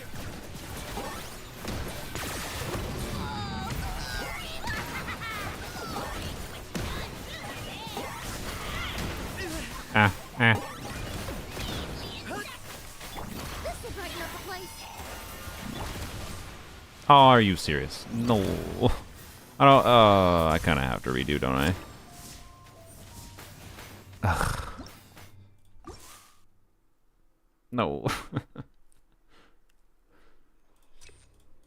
It's fine. We need more physical Moika action.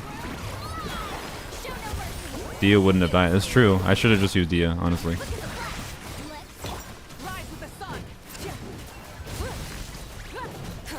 70k.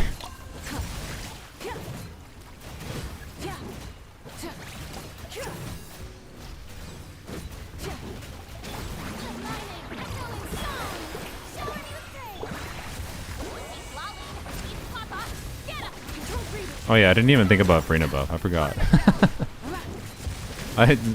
Oh, yeah. Whatever.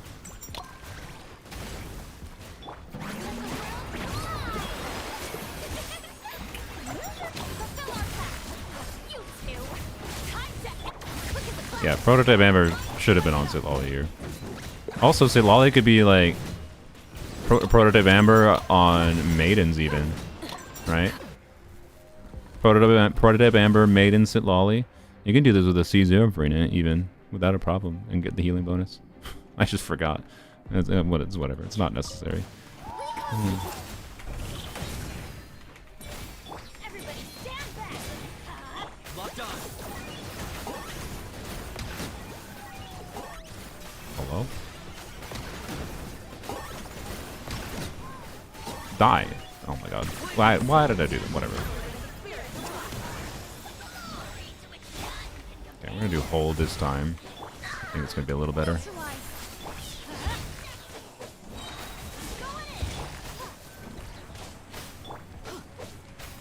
How do I not? What? How did that not go through? We don't have. Oh, stop it! Oh my god! Stop! Okay.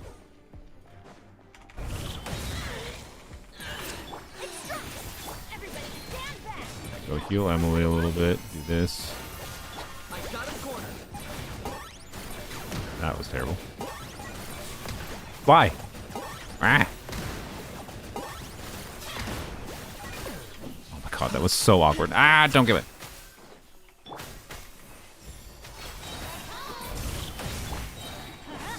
Stop. Oh my god, you're souping around so... Ah! No! This enemy! Ah! I hate playing Bennett against this enemy with not... It's a skill issue. It's a skill issue. I'm just making excuses. You promised beloved Setho shenanigans? We'll do Setho's aggravate next on the second side.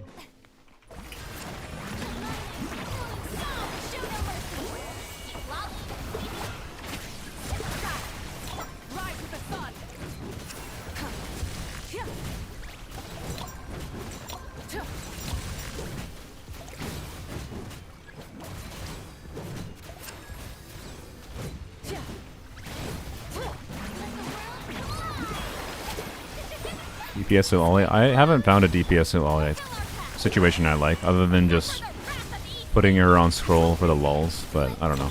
I enjoy Sitlolly far more as a support. Like I got Sitlolly C1 so I could do more shenanigans with her. Like we're doing shenanigans with C1 Sitlolly here, right?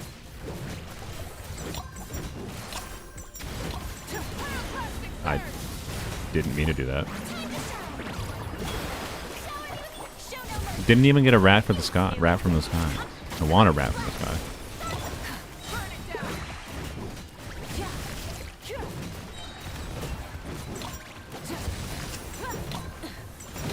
Oh crap! Terrible. Clearing like a. We're clearing 30 seconds slower because I bungled. It's because of the Moika burst. This is what happens every time a Moika burst. Something else goes wrong, and then you know I fail to clear. It always happens.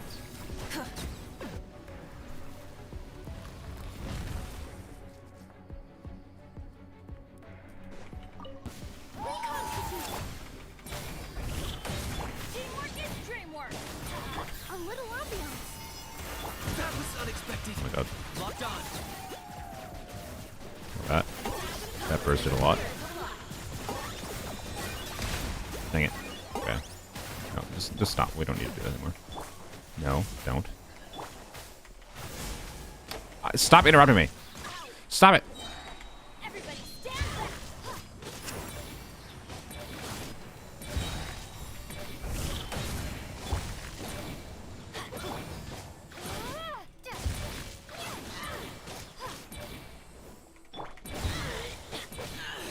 Okay. Do this. Let's see. Let's do this.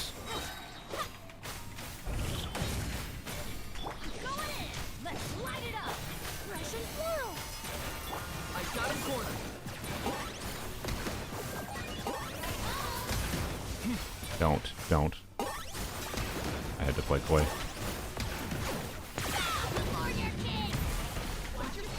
Oh, I didn't do that in time. Whatever. No, don't kill me. I didn't realize that attack was happening. Okay, Emily, please. Look, please save me.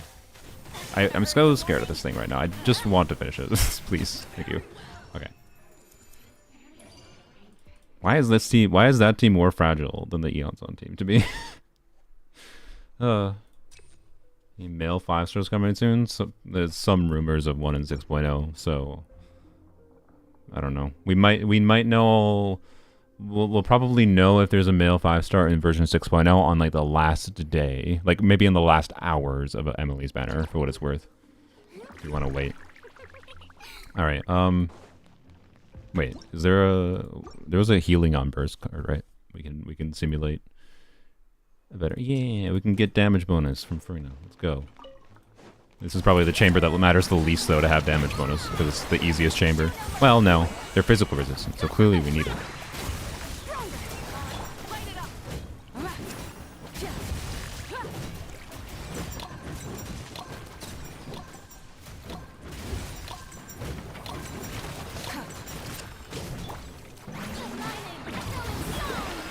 Yeah, might be Barca. We'll see.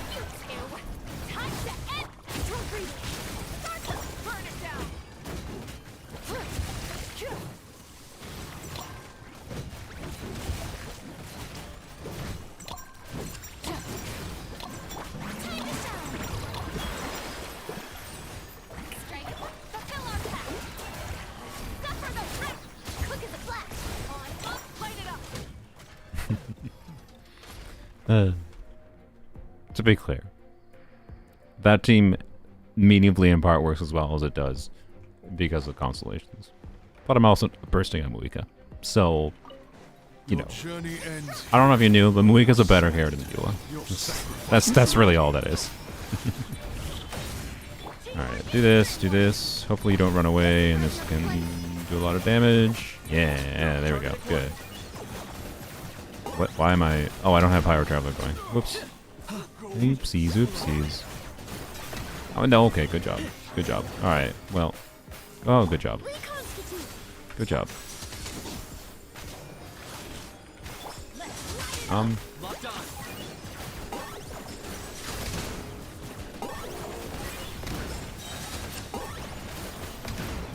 have cryo on me and it's making me feel slow. I hate it. We're just gonna do like this.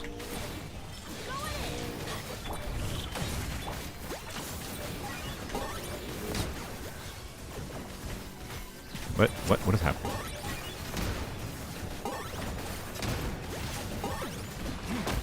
A little ambiance. Teamwork is strength. Oh. Okay. Didn't even get to do that much. There is no healer indeed. We'll have one rotation with damage bonus.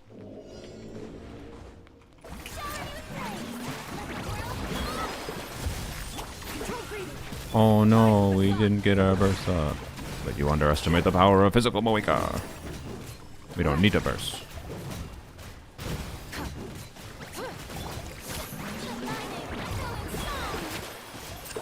Is that one gonna come over here anytime soon? No? Okay.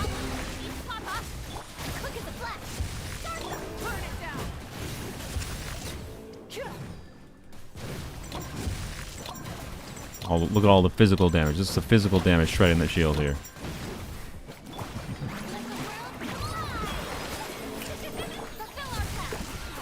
Yeah, normally, if you want to play this at C0 investment, I actually do think the ideal combination is probably doing...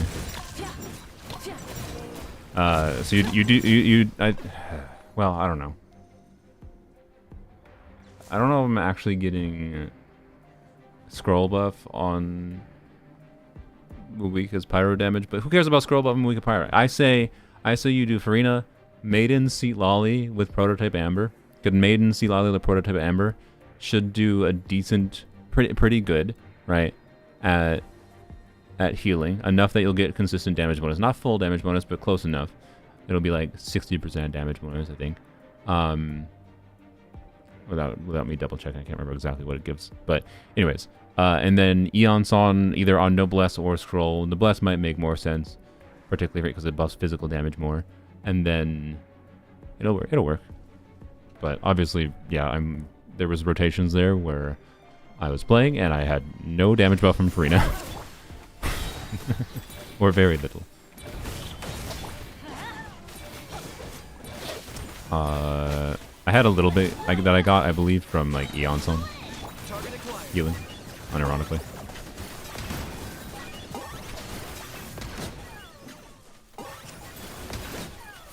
Alright. This'll brighten up the place.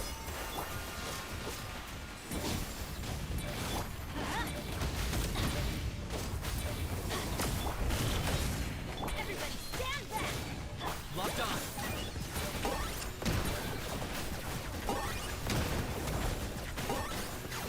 I need to... No! Okay, well, whatever. What did I do? Whatever. I need to hold the Andralo, by the way. I'm being dumb. Russian floral. Target acquired.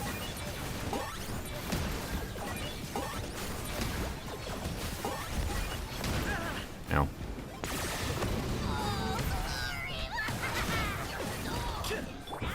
Reconstitute. This'll brighten up the place. This thing's Denta resistant, just in case you weren't aware. Tap. I got him cornered. Makes things a little trickier.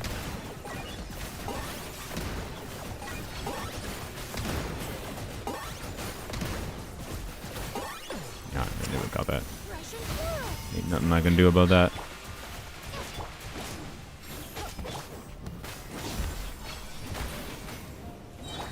Teamwork is strength. Stall mechanics. Target acquired.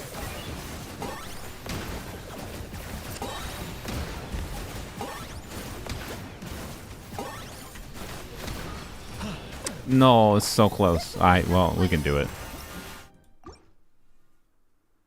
We're gonna do it. There's no reason we can't. Obviously, Kanichi, not ideal on the second side. Honestly, amusingly, he works a lot better on the first side, assuming you have... Well, no, I think he... Yeah, just with Pyro Traveler and Kanichi, I think it probably should work well on the first side. I'd use Mawika before, technically, but there should be enough Night Soul that it's fine. But... Get to work. Control breathing. Probably shouldn't have used Eon Sun either, because I'm not going to have the E back, but it's fine.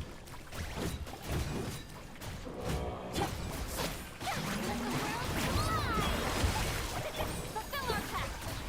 Lolly and eat Papa. Look at the flash. Start them. Rise with the sun.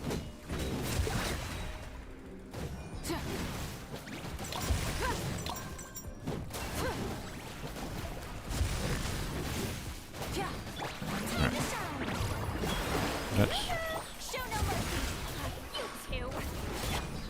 For first, let's light it up. Ah, what is that? Ew. 92k, nice. Why not in your bike? What are you talking about? Moika is made to be a physical DPS. Have you looked at her normal attack multipliers?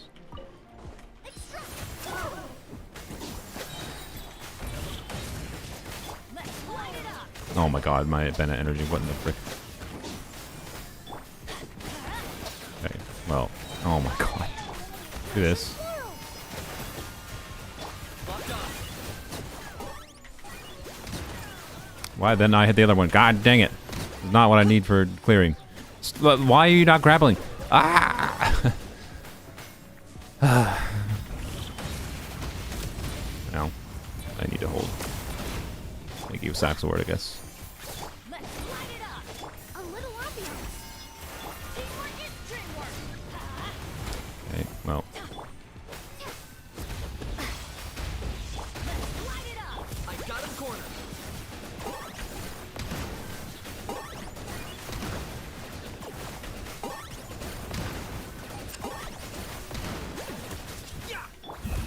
This will brighten up the place.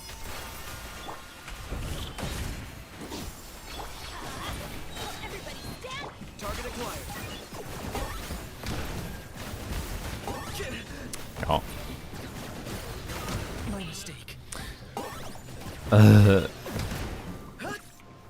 Reconstitute. I don't want to fight this enemy with Kanish. This is the least fun enemy in the game to fight with Kanish. Like, there hasn't been any teams I've failed to clear this abyss yet with, and this one can clear, but I don't feel like getting stuck on this for an hour. I really don't feel like it. It's annoying. It's too annoying for me to care. All right, let's fix Malika's build because like what the frick is this ugly build? I don't know. It's awful. I hate it. I'm joking. I love this build for physical Malika. Sethos Overload crazy? I mean, it probably works okay. He doesn't have that much multiplier damage. Raw multiplier damage, so he kind of relies on Dendra to help uplift him.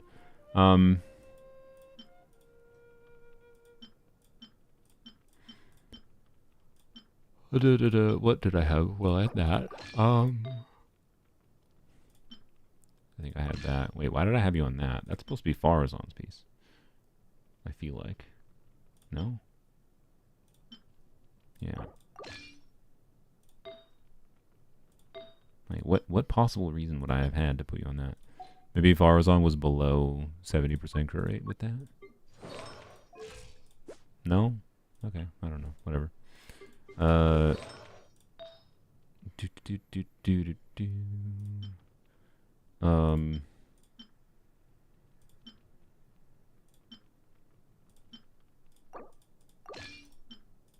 Yep.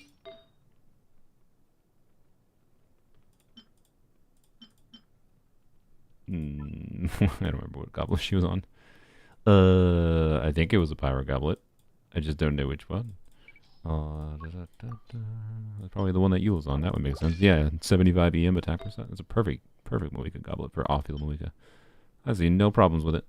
And then, yeah, sure, bam, perfect. Ideal Malika, off-field Malika. Maybe stronger than she needs to be, honestly. It's actually better than I thought it would be. I feel like normally you don't have that piece. Normally you should have this piece. Bam. There we go. Yeah. Perfect. Still more crit than you deserve, let's be real, but it's fine. Okie dokie. Alright. Nilu? You want me to use Nilu?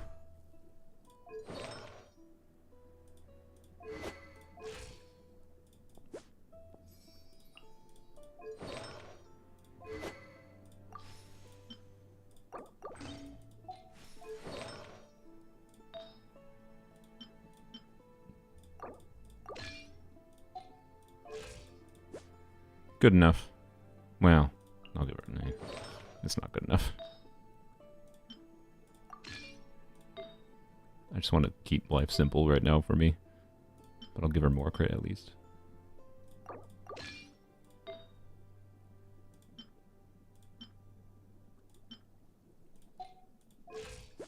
God dang it. Yes, I should give her a Hydro Goblet, I know. Yeah, fine. It'll there you go.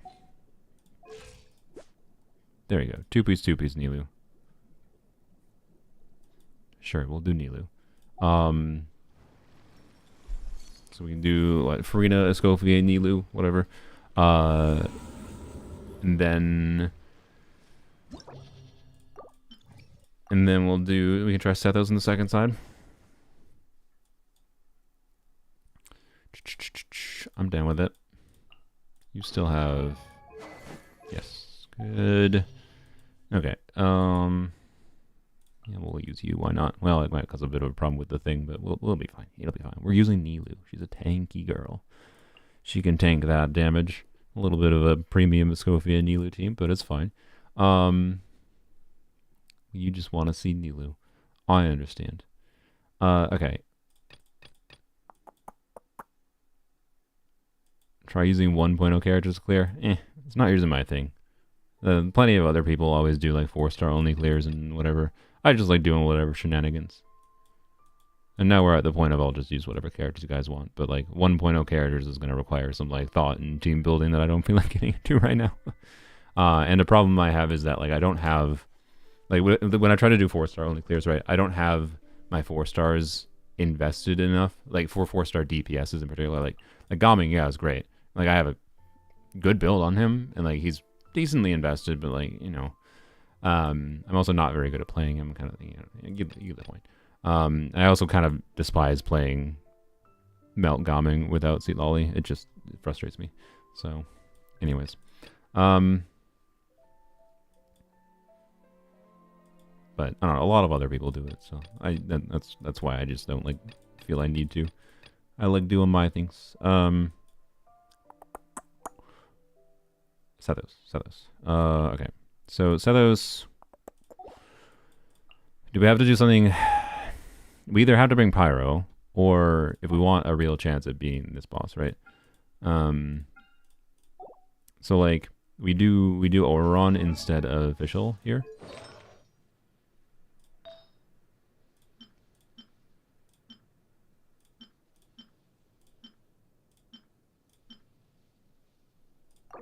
How did you get on that, by the way?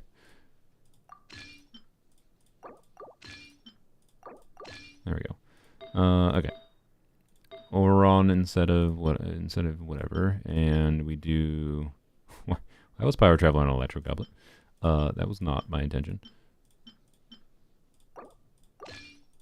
You are on HP. Oh boy, things have gotten swapped around.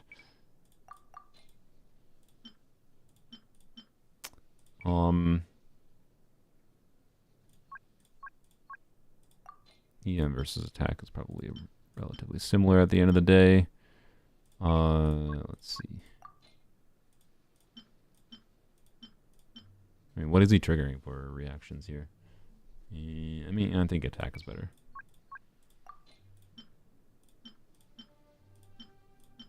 Try that.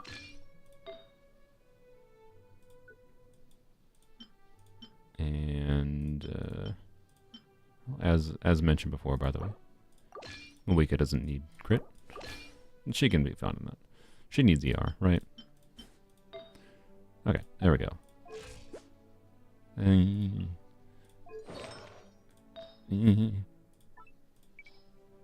don't know, it's probably good enough. I'll leave him like that. I could put him on the better feather, but it's good enough. Okay, we'll see. It's a C6 Oron for what it's worth, but although if we're playing with Sethos, we're not getting as much value from attack percent. The idea is using Sethos here instead of Official to try to clear this thing. But, I mean, Official's Electro application is good enough that actually I think it might be fine with Official. We'll see how it goes. I'm going to try with what we got. And I do have, like, Constellations on Nahida and Shalom that will help here. Yada yada. But I also have Skill Issue that is not going to help.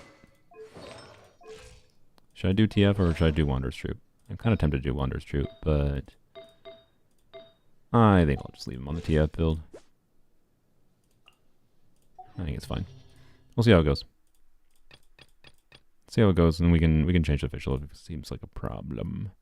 I should put Scroll on this team. Oh wait, Scroll's on Oron. Never mind. Derp. Thank God the Seahorse is gone. Yeah, the Seahorse. Yeah, the Seahorse really made the Last Abyss super unfun.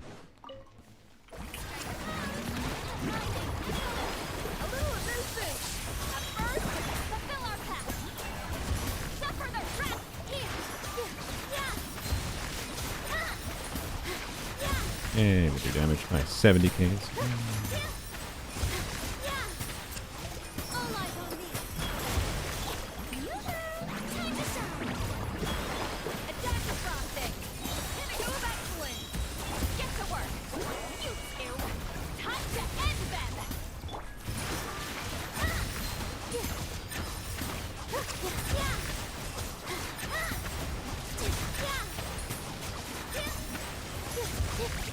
Aw, so close.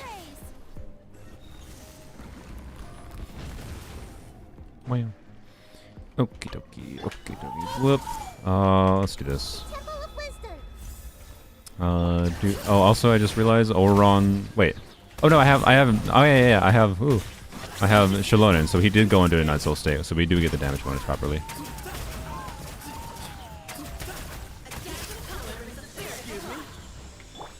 I see everything. Well, whatever. Okay, what am I doing? Do this. Okay, I didn't need to do that again. Whatever. This is actually positioned pretty well. Bam.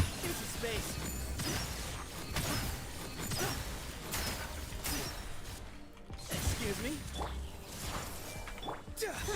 Too slow.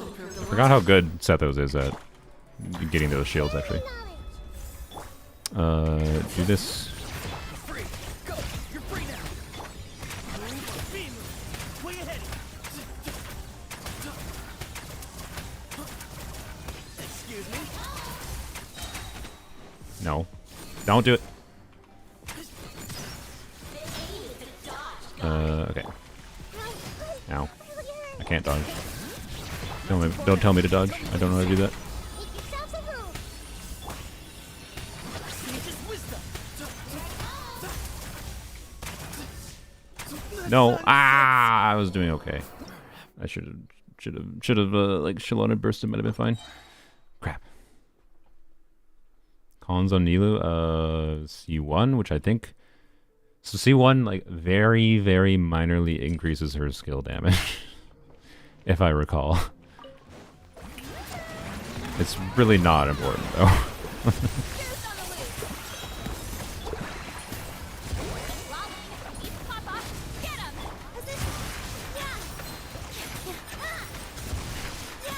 Like I think that 70k hit would be like a 50k hit maybe, if I recall. Like, oh. Essence Sethos stands for squishy? Yeah, it does.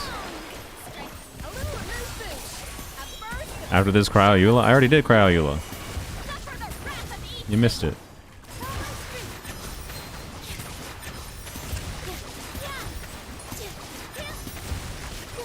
Yeah, look at that.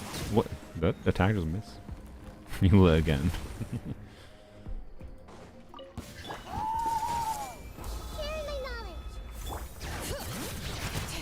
Free. Time to say hello. Way ahead. Excuse me.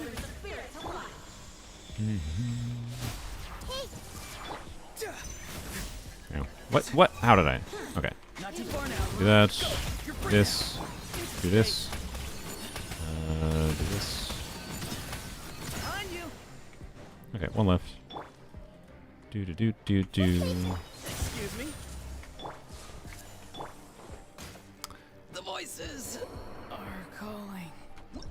I mean, as soon as I switched, I was like, oh, oopsies. I do have Prototype Amber on Nahida, and I should consider bursting on, you know.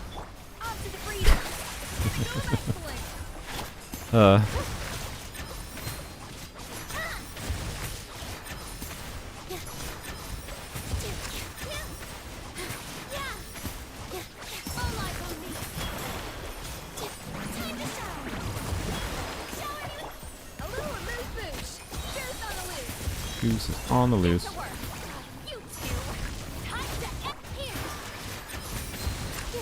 Proto Amber nerfed your cons? Proto Amber is on Nahida because I like having Prototype Amber on Nahida.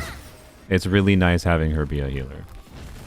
And it makes it feel more relevant to actually use her long ass animation burst.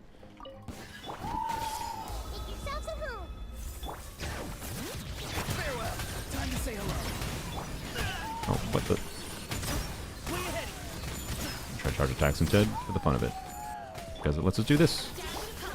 Ow. Okay, well. Immediately hurting again. Okay, Oron, shoot. Okay, do this, and then I think we put this over here. And then we do this. Nice, there we go, okay. Blap. Not too far now. Time to say hello. I had never thought about it before, by the way. the idea that Shalonen enables the fact that Shalonen enables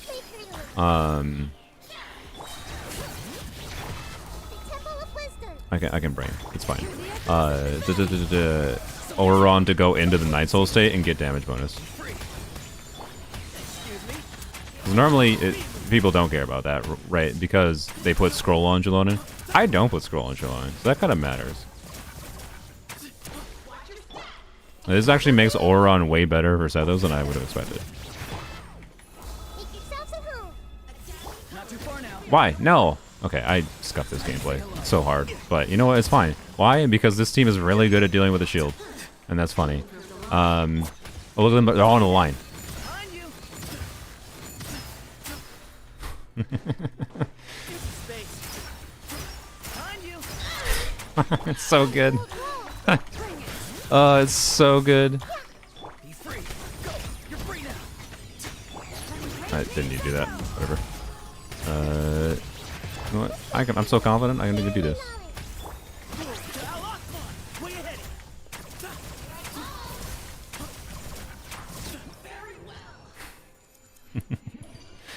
Yeah, you could do Petra Shalonen too, although I'm not... The way I'm using Shalonen here, I'm using instructors, and I don't even know if I'm actually triggering instructors, so I think Shalonen might have no artifacts out here right now, functionally. So, I don't know, I think the rotation of this seems a little weird to potentially trigger a relevant set buff on Shalonen, I guess, now that I think about it. But, yeah, she is on instructors right now. I just don't know if I'm actually that consistently getting it crystallized. I think I did the end there, at least, so, I don't know, it's weird. It's weird. But it's interesting, though, that because initially when I came in, I was like, oh, frick. Oron's not going to get the damage bonus, like the 40% damage bonus, because you can't go into Night Soul. And I was like, oh, wait. Shalonen technically does Night Soul damage and puts him into the state. He's not doing meaningful damage, so we definitely didn't need to spec Oron into a bunch of damage himself, because there's no way to trigger his passive meaningfully. But anyways, it works better than expected. That's all.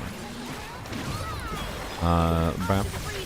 You don't have energy yet. Okay, that's fine, I guess. Yes. Bap. Oh, I would have bursted there if I thought it wasn't gonna be up. I just immediately run out on fielded. Oh well.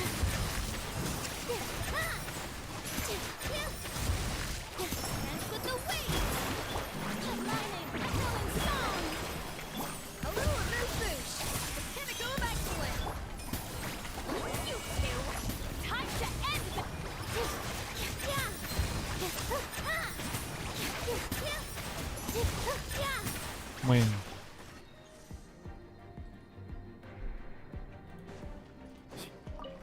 Your journey ends here, Lord of Sand. Like, obviously, I'm not triggering instructors there, right? But whatever. Bap, bap. Oh wait, you don't have. Oh, okay, whatever. That dude ran away. Excuse me. Behind you.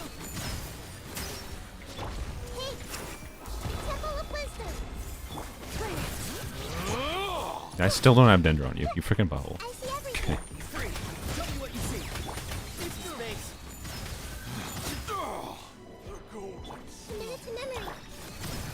Wait. Oh, that was bad. What do we do here? Let's do this. Where you headed? Uh-oh. That's not much damage. Yeah. Okay. Maybe we can just brute force it. I think I can do this. I think I could break the shield if I worked around it a little bit better. I just don't really feel like doing that right now. Where you headed?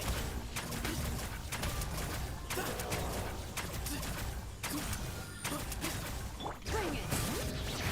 Let the magic veins boil. Tell me what you see. Aegis wisdom.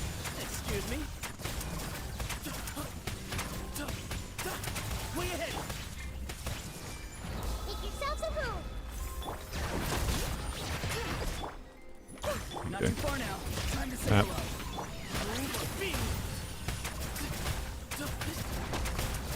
And when you get Sethos burst going, enemies are in a line. Very satisfying. What a satisfying man.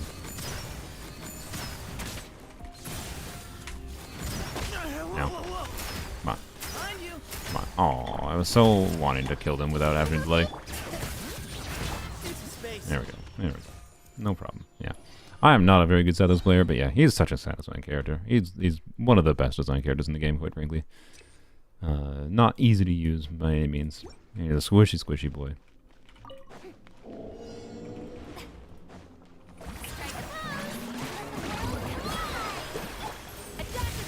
Probably should have tried to freeze it. But we do things the hard way. Wait, can I? No, it doesn't go far enough. I was wondering if I could like aim this attack to maybe like hit the dude from across the map, but I don't think I can.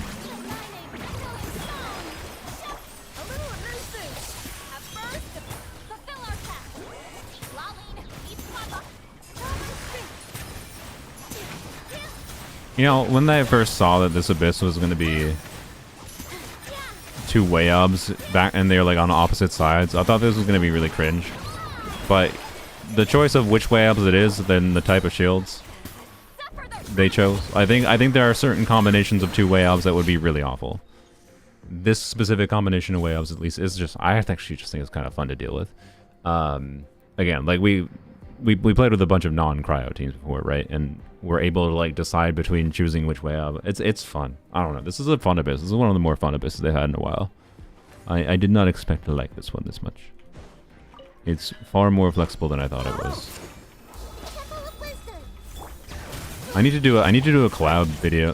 I should definitely do a collab video with this abyss, because this abyss is like way flexible enough that like people can choose to show off kind of whatever the frick they want, right?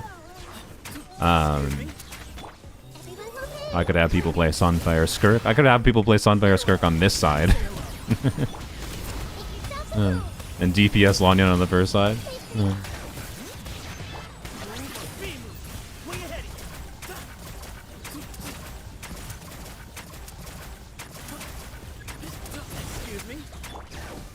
No pyro, obviously. Makes things awkward here. She targeted the bulbs, and I didn't refresh her skill properly. Ow. Oh, well, okay. It's fine. This is the least annoying way to have double WAYOB, to be honest. Yes. Like, I at first I was like, it's really annoying that they're not together kind of thing, but no, it's actually a good thing they made it like this. To be clear, there's advantages to them being together, because if they were together, you could try to prevent them both from breaking their shield, from getting to their second shield phase, whatever, right?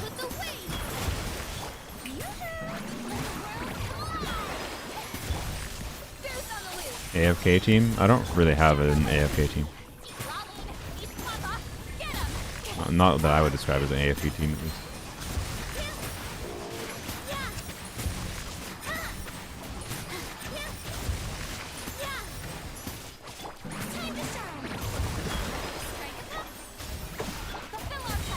I don't know why I didn't burst. Because I don't need to, you know? We don't need healing. Who needs healing?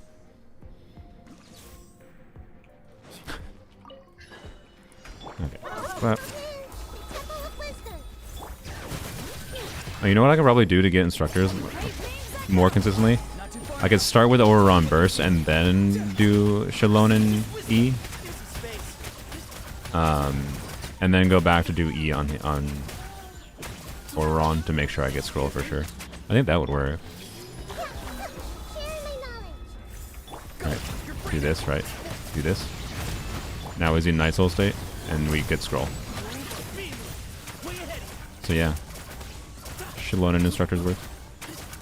Okay. Petra might still be better actually though, because again, the instructor's uptime is whack, right? As we know. About especially when you do not need a burst after.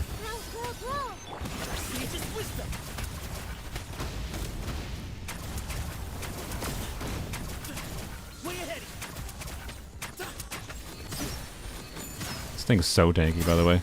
This boss is, I think, actually the most restrictive part of this abyss.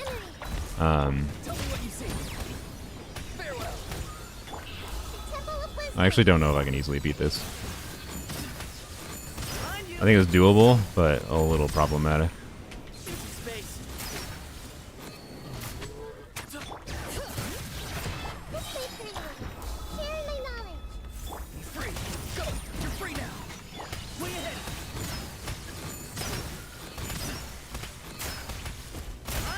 Yeah, I don't think I'm gonna get stuck in optimization hell here, especially when I keep dying. I think it's doable, but like quite difficult. I think I'm not a good enough player with Zethos right now to do this. So yeah, this is definitely the most restricted boss I think in this abyss. Funnily enough, there's way more options to deal with the cryo boss in the second half with the cryo shield, right? Do E skill damage Nuke Candace? No, because it's not going to do that much damage. Her scaling is not that high. Here, let me compare Yealon, who is a crit Ascension character with way higher base HP and with better weapon options available for this. Yealon's skill is with level 13, to be clear. I believe level 10 is 40% HP. So 40% HP. Compared to Candace. She is 40% HP. I thought she was lower for some reason. But it's a lot lower in practice. Like, I've tried doing Nuke Candace with vaporizes and whatever. With the idea before. I like it, but it's very meh. It worked in the past abysses because, like, just doing some instances of like 100k front-loaded damage on a couple characters and doing okay like 30k damage overall, 30k DPS is enough. Now it's not. 30k DPS is not enough anymore, right? So like, can solo Yealon clear Abyss? No, I don't think so. I don't think I can get around the enemy mechanics. So, anywho's, what else? What have we not done? Set this with C1, C2s at Lolly. I did something with it in the past, and it's with C1s at Lolly. It's like C2. I don't know. With C1s at Lolly, it's like it does uplift that you can do it. I think it was mostly stuff like I did something weird like Sethos Farina Seat Lolly, with Nahida, and it works. I benched it with C2. It makes it even better, but it's not incredible. What have we not done? What have we not done? I haven't tried Mualani yet. And I haven't tried Chaska. I don't even know if I feel like playing Chaska. I don't think I've done a clear with Varessa outside of floor 11, right? Let's try Varessa. I don't really feel like playing Chaska, to be honest. I don't think it's that interesting. Although, actually, okay. At least this Abyss should be much better for me to be able to test. Because I wanted to actually get some footage for Jello testing VV Chaska. I think I should be able to test VV Chaska more properly in this Abyss. Previous Abyss sucked. Because VV Chaska, like the first chamber with this boss with the cryo assistance, like really sucked because of the making a shield and whatever. No, Razor's not built. If I don't play Razor, I can just be like, hey, is the Jeff gonna go play Razor? He'll be like, yeah. He likes spreading Razor appreciation. That's my vibe right now. I can play Razor on Mr. Zajeff's account. Like that's a realization I've had this last year. Is like I don't need to build all the characters. I can play on someone else's account. So, Kave Shatterbloom. I mean, let's do one clear with one good teams again, and then sure. Let's do Varessa. You know what? I haven't done Clorind. I totally forgot. Here, let's do Clorind Overburn. My favorite Clorind team. And then we can just Varessa Shivers. What was the last slide here? Off-field Pyro. Oh, normally it would be like Moika. Pyro Traveler's fine, right? Pyro Traveler would be fine. Yeah, Pyro Traveler would be fine. Right. I have 2 scroll units here, which is redundant, but one of them should be under blessed, but eh. Oh, did I never level it? Oh, wait. No, don't reconfigure. I don't think I have to reconfigure this, but I just remembered while we're at it. I forgot about that Varessa goblet we got, or goblet, Varessa circlet.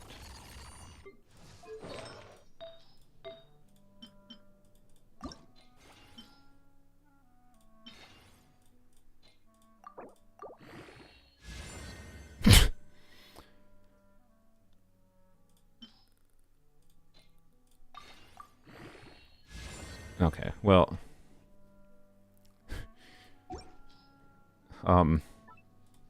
Is there a reality where I need... I already have something that has a crap ton of ER. That already has enough. It could get 30 ER.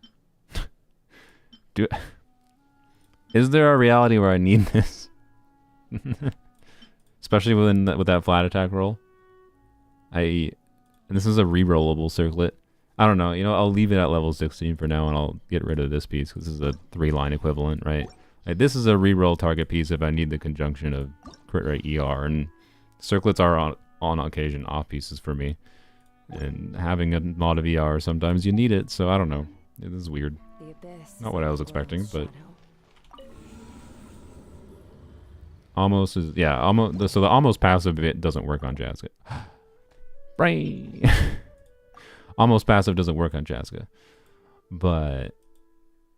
but it's still like a good stat stick because it has 5-star base stats, and the initial passive just flat out gives some damage, right? Some additional...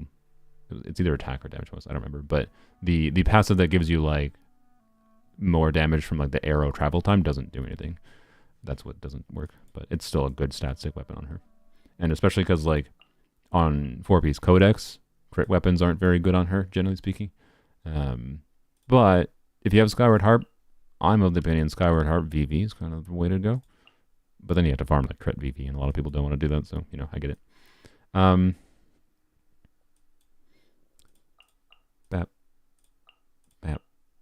You know what I kind of want to do? Can I try Bennett here? I'm going to try Bennett. I'm going to try Bennett instead of what's her bucket? Lumine Traveler. Okay. Oh yeah, charge attack damage bonus. That's what it is. Yeah. So it's just like, yeah, 5-star base stats and a little bit of charge attack damage bonus. It's a decent weapon for her. If I didn't have Thundering Pulse available, I probably would consider using my almost bow on her. Bap, bap, bap, bap.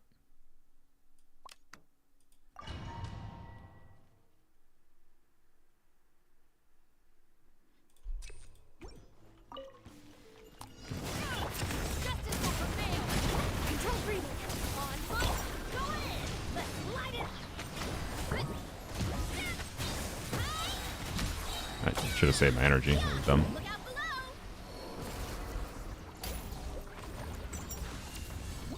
Alright. I think I got vaporized.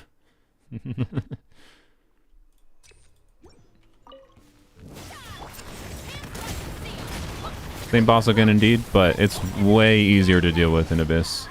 Now that, I'm just gonna... We can do it once at least. Oh, don't die.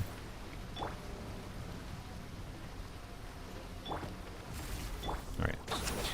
It's way easier to deal with now that, over here...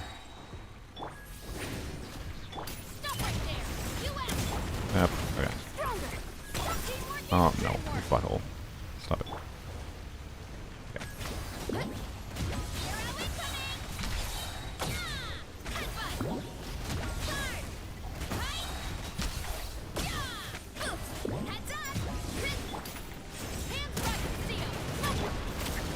Now.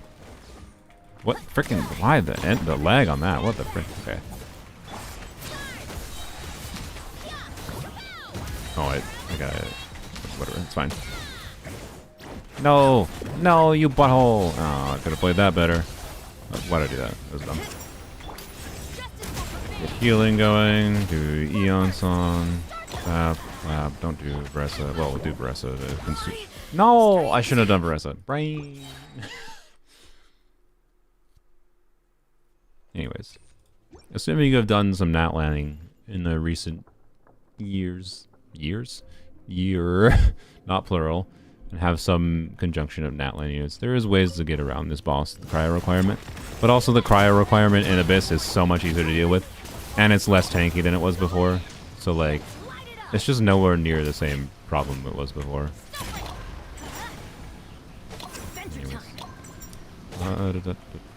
No, you frickin'... Why did I Bennett bar?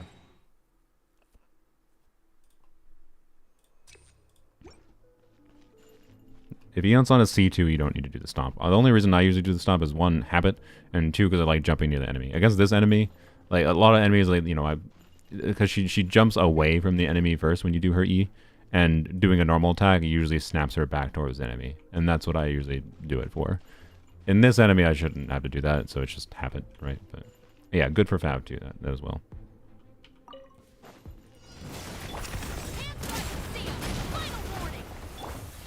Oh, I think I did that too early.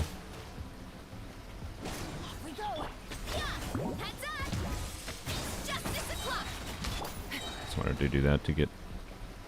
Yeah, there we go. Okay, okay. Bap. Bap. Oh, I don't... It's probably fine. Bap, okay. Frick, yeah, I thought I could get like a... whatever. Okay.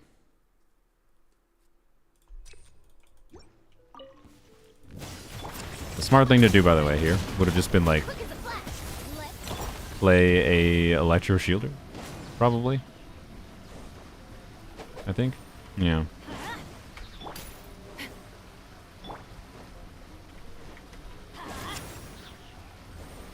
Please go in here, please.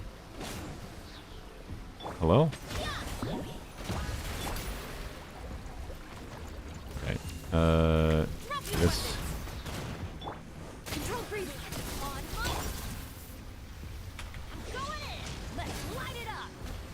Come on, go over here, please.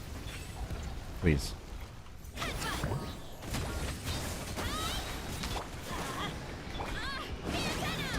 High frame. Oh, terrible.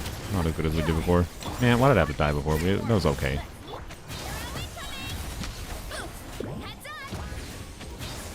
God dang it. See, it's so much more HP than we had before. That was such a good attempt we had before. Ah.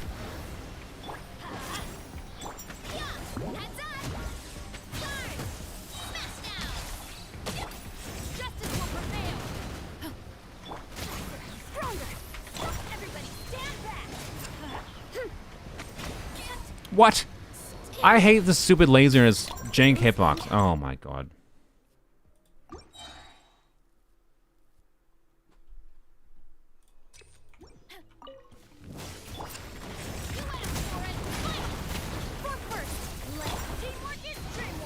don't know why I did that again. Whatever. Why not? It was a cheap shot, Veressa.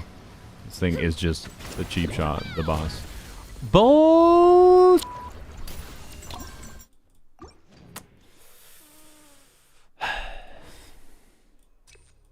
Okay. Should we just try to put in Beto? Well, no. We would need a Pyro Shielder. I don't have Toma level. Frick. Dang. I did Dia. I tried Dia. I'm making myself harder on myself than it needs to be, I think.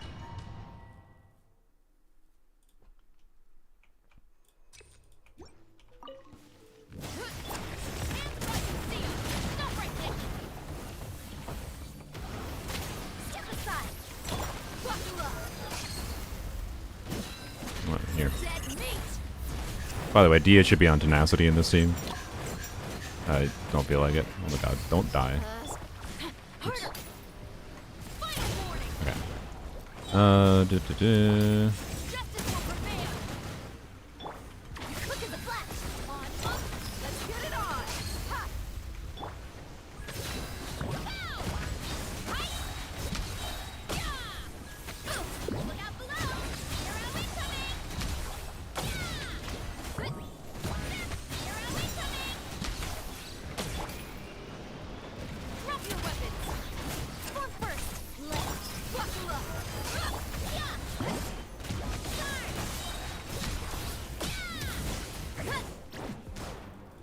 Darn it, I bungled there a little bit. I think we could have had it dead by now with better gameplay. But in case it's not obvious, yeah, Dia helps a little bit. Crazy. It's almost like Dia's actually a pretty good character, guys. Wow.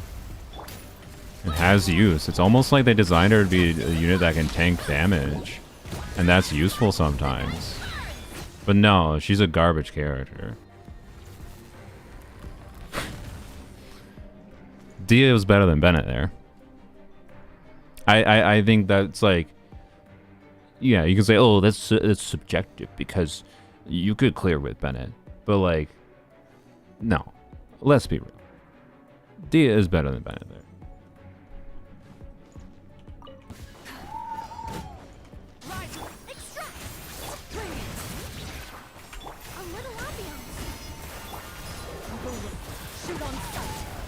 Deep with Dia for left, yeah, that too.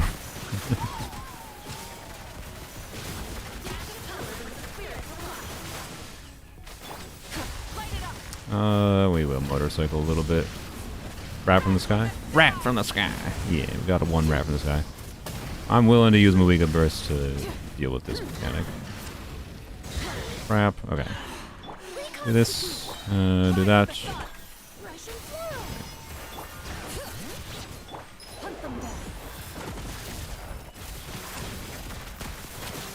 Accidental E there. Should be a difference maker.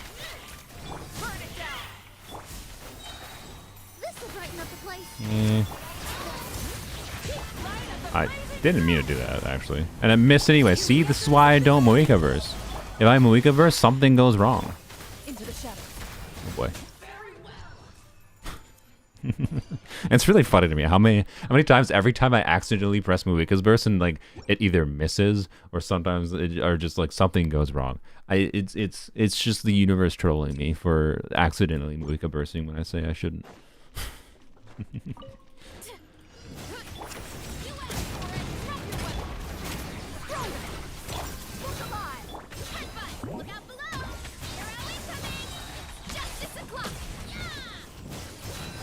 I should have leveled up Bress's challenge to 9, by the way. I have the materials for it. I've been intending to do that. I just haven't done it yet. Crap.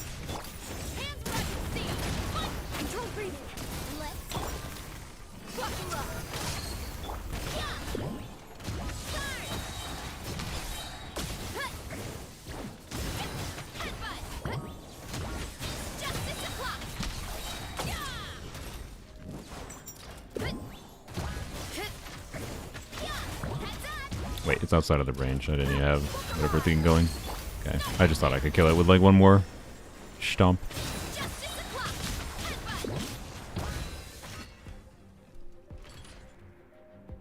One garbage character. She's Aloy and she's a cryo character. I mean, arguably, Aloy is not garbage because she'd work in a Scotia. She'd work with a Scotia and she'd really work against this boss.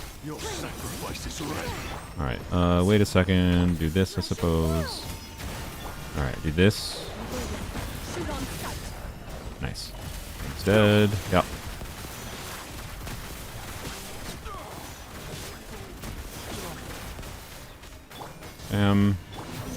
That's fine.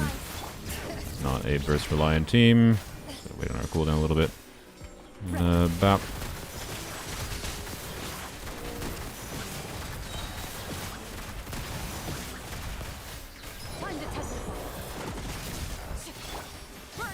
Please die. Thank you. A little ambiance. Bring it. Into the shadows.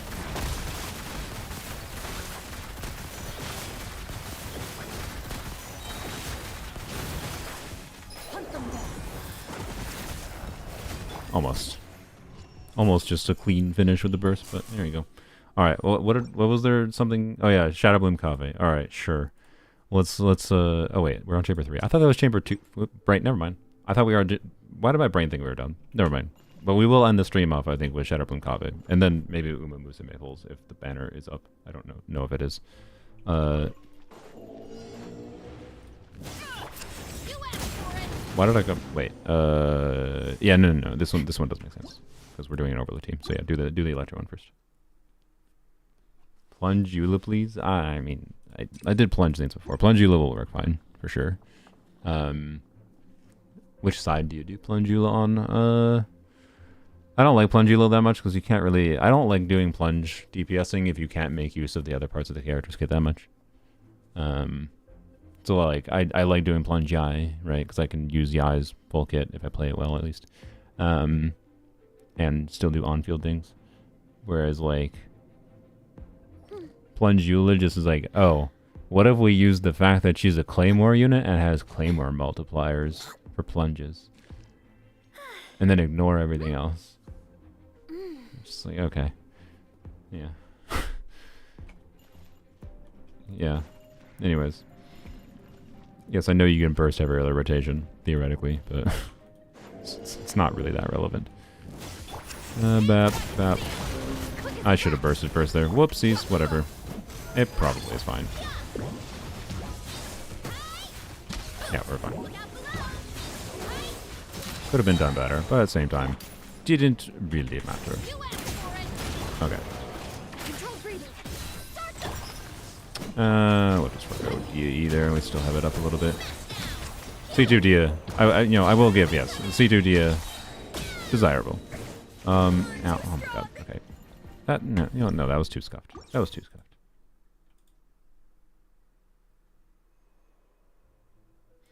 I don't know what your question was, Mignuvilette, because you asked it in, like, separate parts or something. I don't know where it is, so I don't know what to tell you. I'd have to look back at chat. Maybe someone else can answer. Why did I run forward? Maybe someone else can answer for you. They can find it.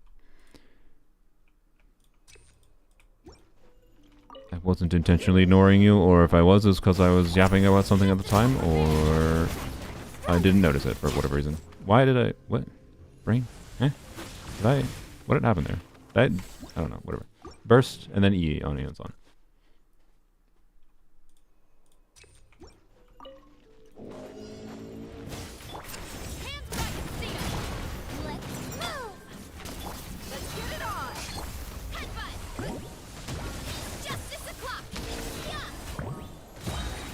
Oh, okay, that works, I guess.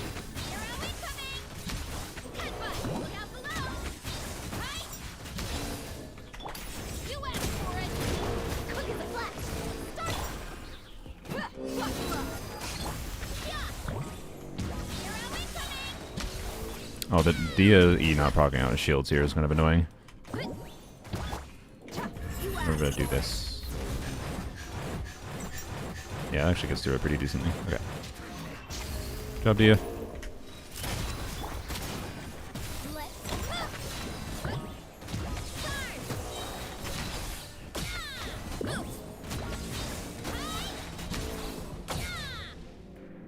There you go. Decent. Arlecchino does 110 bit. You're asking the fundamentally wrong question, I think, when you're asking, is this specific damage number enough per hit? I don't know what team context. I don't know what enemy you're fighting. Like, I don't know. Oh wait, you said it's separate. Shilonen and Bennett. I mean, that actually that still doesn't help. You gave me 2 out of 4 units. Are we talking with vaporize? Or are we talking with when you're are you talking about the hits that can vaporize? Do you understand that there are hits that can vaporize and that there are hits that can't vaporize? Are you talking mono pyro? I don't know. Like 110k for mono pyro is a freaking lot of damage. Sucrose? Oh, okay. You have way more retro than you need, but I don't know if you're doing a Sucrose TTDS, it's probably okay. Like, yes, that is perfectly fine damage, but I don't know. Go use Akasha. If you're on Akasha, anything in like depends on the exact thing. Like Akasha ranking, to be clear, is not the 100% way to evaluate your characters. But if you're like above top 10%, your build investment for Abyss at minimum does not really matter.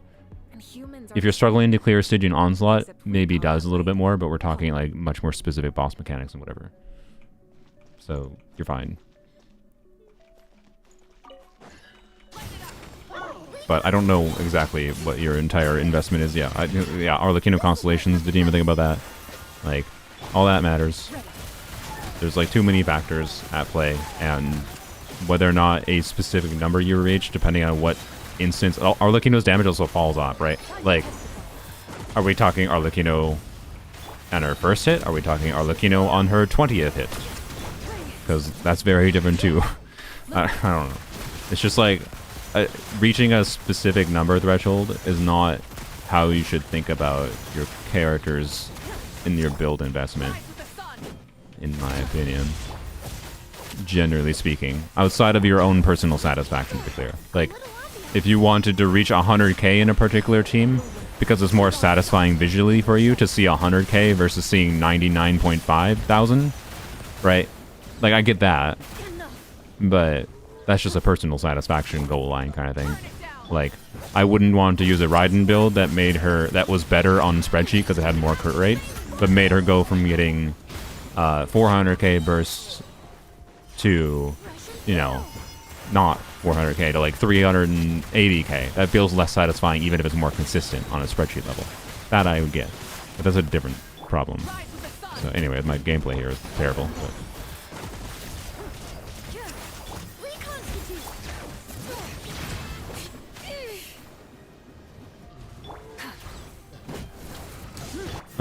I'm guessing you're asking the question. Oh my god, what has happened here? Oh freaking, like, I hate this freaking enemy, man. This is definitely the least fun enemy in this Abyss. Every other one is actually, I don't know. You know what, I almost kind of hate the freaking hamster more at this point than the stupid cryo boss.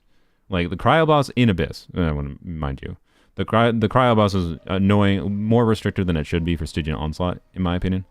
Like, the cryo boss in Stygian should be more brute forceable than it is. The reason is they changed the mechanics of it, so it needs more cryo hits to keep its gauge down. And one of the main methods we're using to brute force it here, right, is the Night Soul mechanic.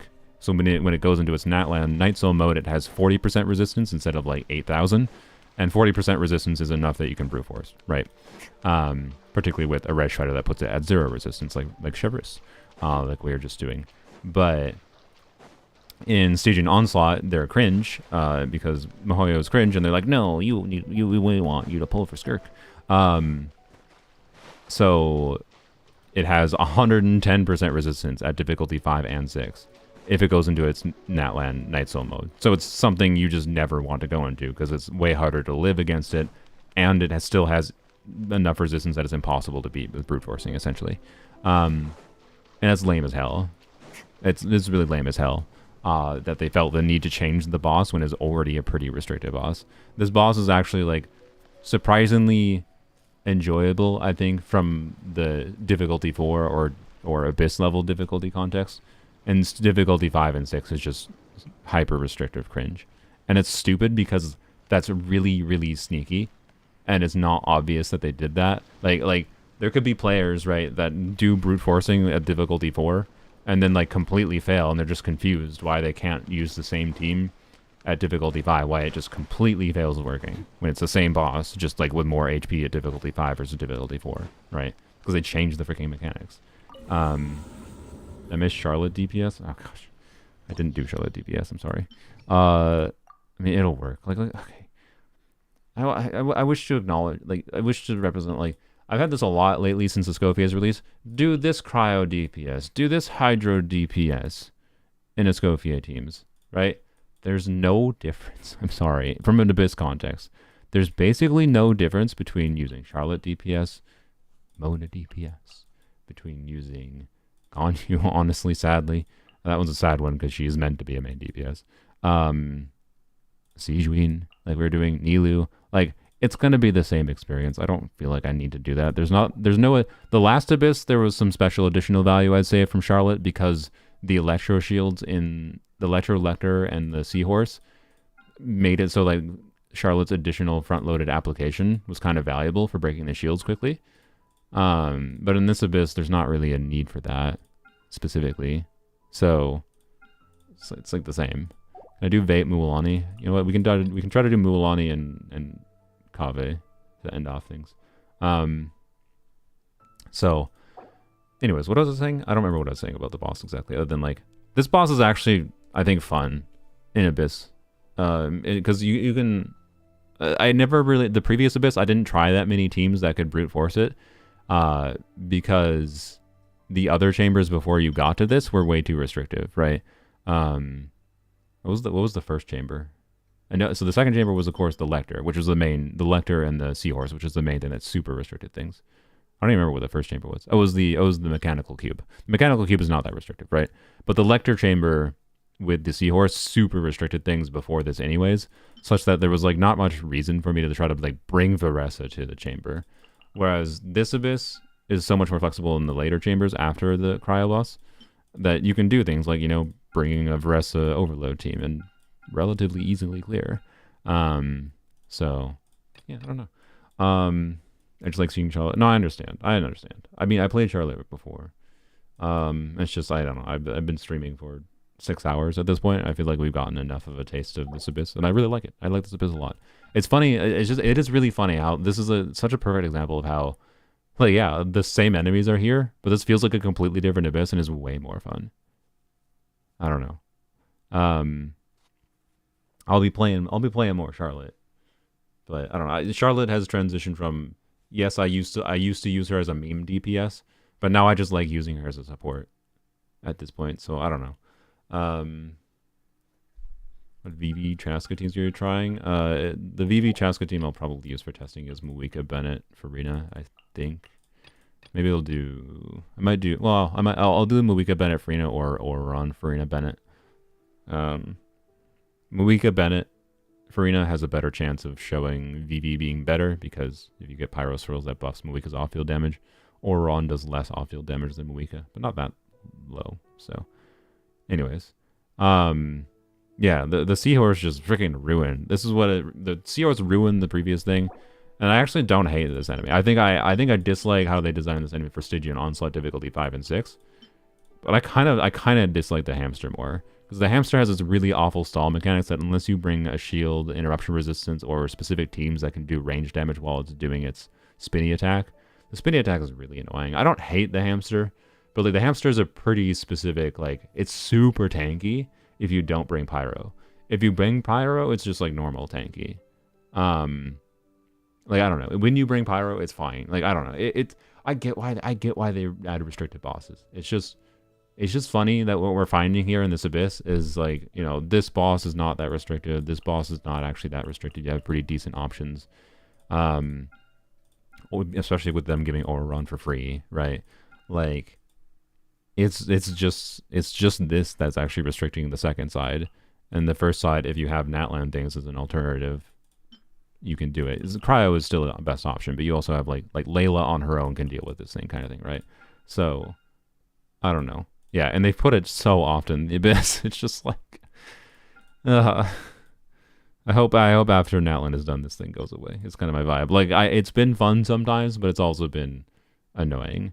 And it is interesting that this is the main enemy that is restricting us from like using some other teams that are like not bad, but like a little worse. Like, it's a little lame that Kanich is as bad as it is on the second side when Kanich burning at a baseline. Yeah, Pyro for this thing, right? So yeah, it's not as critical to Seahorse, that's for sure. It's definitely not the worst boss in the game. I'm just commenting that like there's this important nuance in that like they don't exist. The bosses in the context of Abyss, right? The bosses don't exist in a vacuum, right? You're not just fighting the one boss alone. You're fighting the one boss, and then you're using the same team to move on to multiple chambers, which is an important context for comparing and understanding and trying to like reflect on what the experience of fighting different bosses and dealing with different mechanics are. It's relative to what the other things they're putting in the Abyss on the same side, right? And I don't know. This actually makes me optimistic, by the way, because of what I've said with Stygian Onslaught, where like I'm still kind of fine with Stygian Onslaught being really high DPS, single target check, and more restrictive mechanics, as long as they make Abyss more flexible again. When I initially looked at it, I thought this was not going to be a very flexible Abyss, right? But it is actually quite flexible, much more than I expected. And it's quite fun in a lot of ways to deal with the gimmicks that they have going on here. And it's like converted me to being like, okay, sure. I like WAYOBs. I like WAYOBs as long as they're implemented well. So, yeah, I don't know. Obviously, yeah, mini accounts are still going to struggle if you don't have this feels more like older Abysses where like, you know, yeah, you're going to struggle if you don't have the ability to deal with whatever mechanic at hand, right? But it's not like you need highly specific teams. So, anyways, I don't know. And there's a lot of options, I think, is the overall vibe. Anyways, what are we doing to end off things? Shadowbloom Kabe.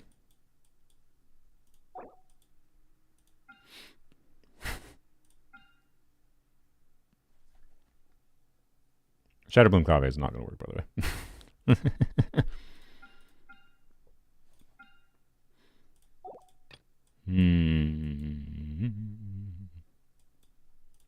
Boss that can't take shadow damage. Boss that can't take shadow damage and can't be frozen.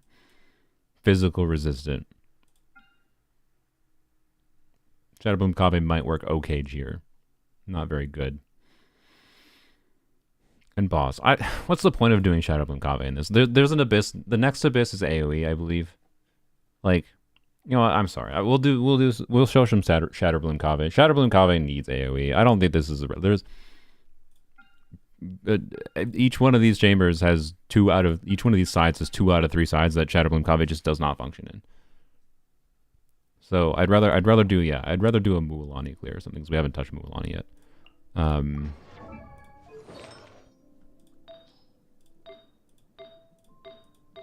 Okay. Yep. All right. Probably not that side. Well, I mean, we could. Should we try? Should we try Vape Mualani on the first side? I don't know. I'm having a enjoyable time using the wrong teams on the Cryo Automaton.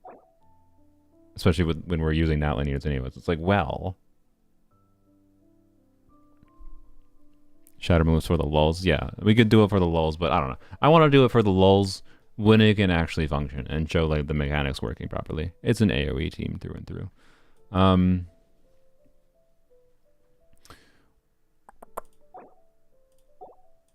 Like we could do no, not that. Do this. This probably works. I could probably do that. And then what do I do? I mean, like, to be clear, I think Vape Mualani is going to work better on the second side. But. All right. Anything else? We could try. What do we do the second side? We can try Hyper Raiden. I haven't done any Hyper Raiden today.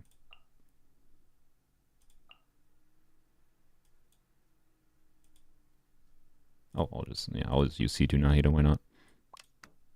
I'm down to do that.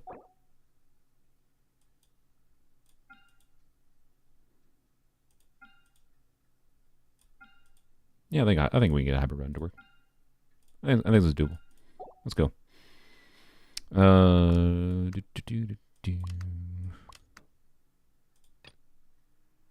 a lot of 5 stars, but oh well. By the way, Dia should probably be on different. Well, you know what? I'm gonna put Moika. Why? Just convenience. Just convenience sake of better Pyro application uptime. All the Archons, indeed. That's the fun of Hyper Raiden. It's actually an Archon focused team that works pretty well. There is C2 Nahida there, by the way, and yes, the Freenicons are doing something too, but the C2 Nahida is like making this like a weird halfway to C2 Raiden kind of thing, but not exactly. It's not as much as C2 Raiden, but you know, keep that in mind.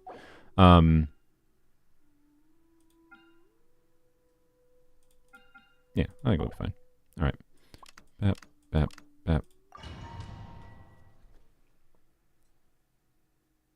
It is indeed an expensive second half. It's not a team I recommend from a low-cost perspective. Bap.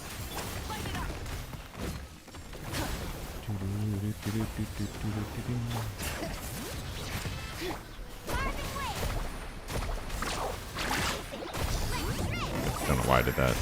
Wow, that was perfectly timed.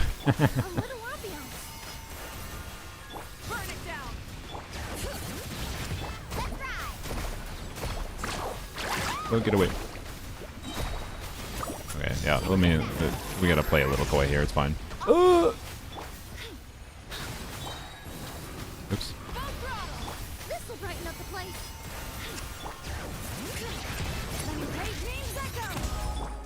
Okay.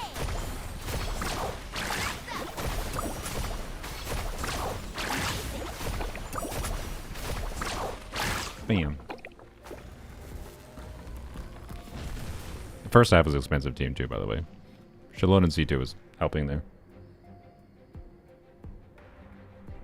But, I mean, that was good enough performance that I'm pretty confident you could clear without. Mualani's a good character. You don't need freaking constellation investment to clear with Mualani and Abyss.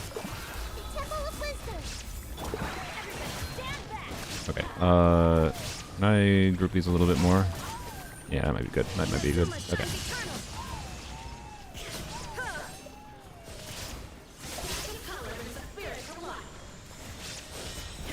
Okay, not ideal here, but we'll get our energy back, I think. But not ideal because I didn't like get my full combo, which means the energy is probably not going to be back on Raiden, but I think it will be. Ah! It'll be fine. Okay, wasted a whole bunch of time there, but it's fine. Yeah, dodge things. Wow. We'll do this. Ow. Bam. Bam.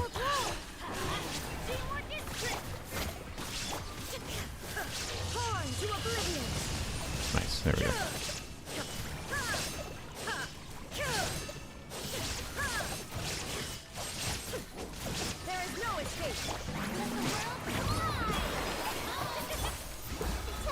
That with that. And I think we're just going to save our energy. Yeah, we don't necessarily need to, but I prefer it. Wait. Still possible to get Tama Yure no Oranashi. I don't know what that is. What is that? Hyper Bloom carry there? I mean, that's part of what makes Hybrid Warden work. Yep. That is indeed part of the point. I'm gonna make a burster first there. I have a little bit overcapped crit rate on this Mulaney. So I could have actually gotten away with critting there with it without using her skill first. Let's do this. Don't like that you waddled backwards. Emily's skill might be outside of range, but we have Mawika. Part of why I wanted Mawika here. I could have brought Bio Traveler too, probably, I guess. Didn't think about that. But. Whoa, that janked out. That was funny.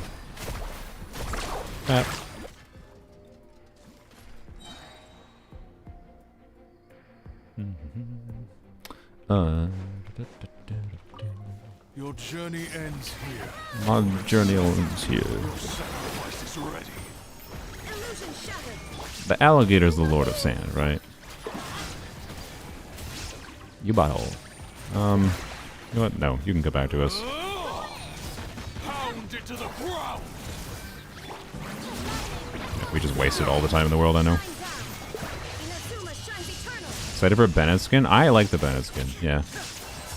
I look forward to Bennett skin. We use Bennett everywhere, and he's been wearing the same clothes for so long. Also, I wasn't thinking about this, but you distracted me with Bennett skin yapping, and I think I do need to kind of be able to burst to deal with this. Okay, sure, let's restart. I might be able to deal with that without, but you know, I'd rather be able to try to save a ride and burst for that. But yes. Yeah, Bennett skin, I look forward. It's not like a crazy different looking thing or anything, but I definitely think I'll use it. See, by the way, that's just a good example of like why I disagree with the idea that like, oh, you shouldn't use Sacrificial Jade on Mualani, and why it is fine to overcap crit rate a little bit. It's because, wow, I'm just gonna let this, yeah, there we go. Wow, there is benefit to overcapping on crit. I don't know why I didn't do skill.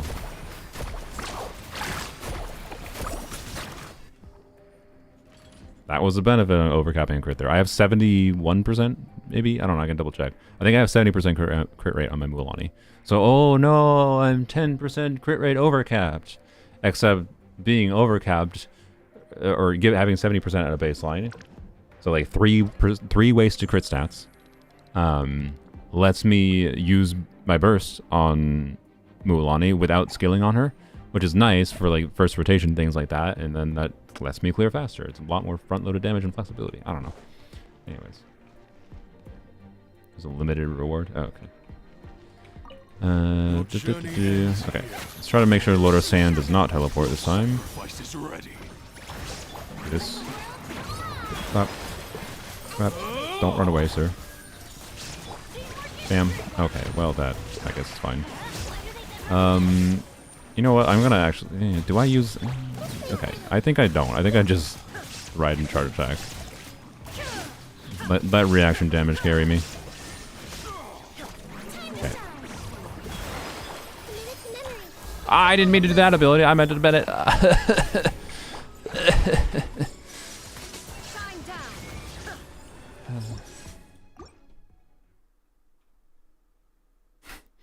I meant to Bennett.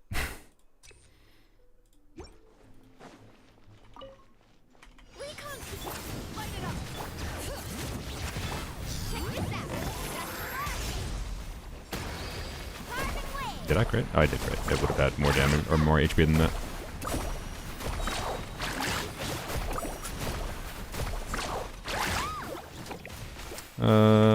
This. That one didn't crit. That's. Wait, did it? Maybe it did crit. I don't know. I should have had Obsidian Codex buff there, so I should have had 100% crit rate. So that's why I was like, wait.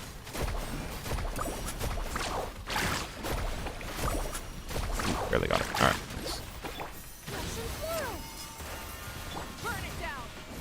Please.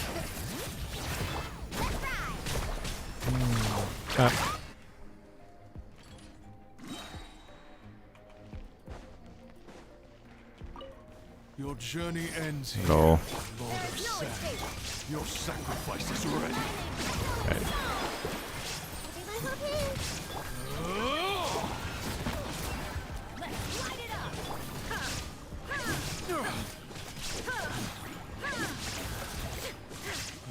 Man, I love Hybrid Redden.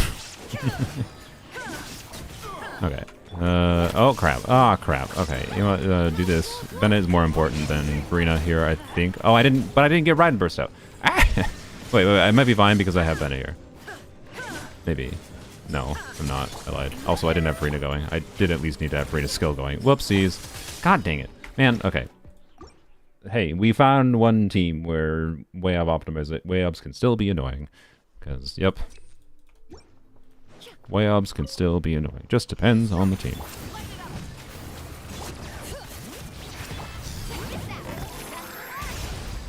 Okay, do this.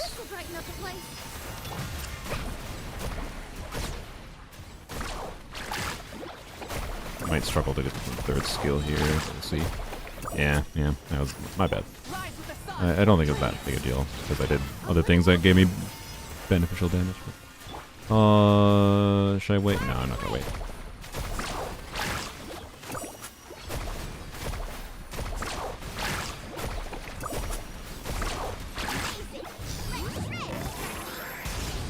Oh, oops, I didn't have power going. That's my bad.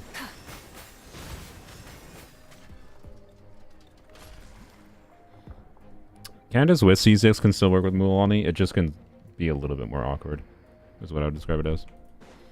Because, like, a lot of times the Hydro hits... It depends on what team you're using exactly. Like, when I've tested with Xiangling, which I don't have the Xiangling build to properly, like, do it consistently every rotation. But, like, a solo Pyro Xiangling did it with Candace C6, didn't really have a problem. But, like, with Muika, yeah, Candace C6 doesn't work. It's not enough Pyro on its own.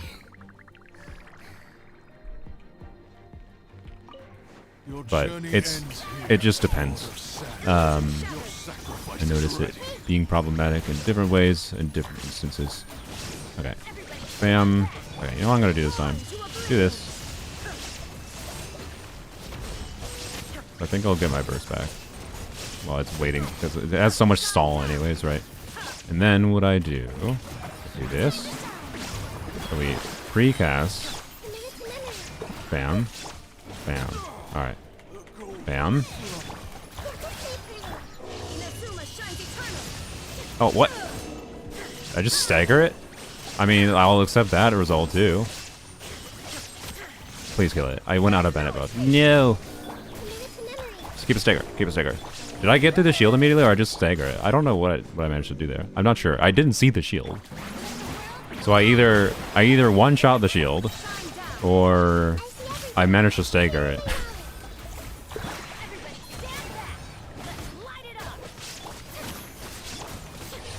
Why?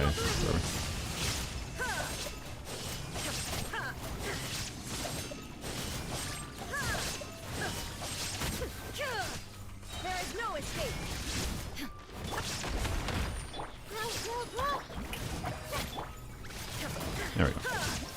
Not bad. Not bad. And obviously we have enough clear time here that it shows, you know, you don't need the, like, C2 Nahida or whatever. It obviously helps. But needed it. Yeah, I think a good litmus test of, like, how annoying an Abyss is how good can Hybrid Raiden be in the Abyss? Because Hybrid Raiden has a lot of adaptability for different elements coverage. And can be good, but then also can be really hard to work sometimes. And it wasn't that hard to make this work. It was just the little bit of annoyingness with timing things with the WAYOB, right? See, brain, every time. My brain has to compute. Wait, okay. So, yeah, no, I think we do the Geo one because Moika, basically just Moika. We're going to have to Moika to try to get through that. It's going to be a little bit slow, but...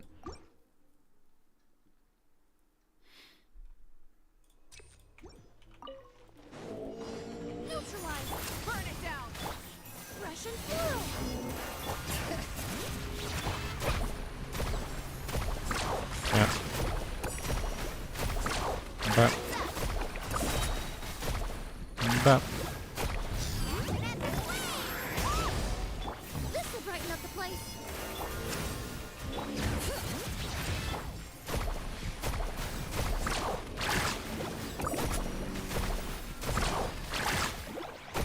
Well, it's not exactly contributing that much here, but it's not nothing. This. And do this, we can get a little bit faster. I should have bursted on there. There we go. Do this.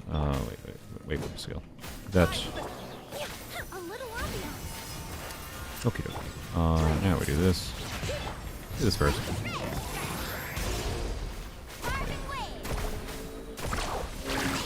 Aw. Oh, there we go. Alright. Felt the same as the last one? Really?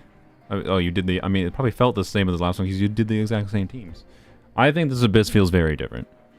Because the Lecter, Seahorse not being here, you have so much more flexibility. Like, you have so many more options to actually try to deal with the Automaton. It's also less tanky. And the Cryo Shield boss is also a lot less annoying without having Sisson mages at the start of it. Chamber 2 is just relatively flexible in general, and the WAYOB situation is pretty flexible. I don't know. The only annoying boss, honestly, here to me is it's definitely got a pyro requirement. You don't need pyro. I did multiple times where I didn't bring pyro in here, but it's definitely got a pyro requirement to most people. So, bap, bap. Okay. There we go. I think I'll hit them all. Nice.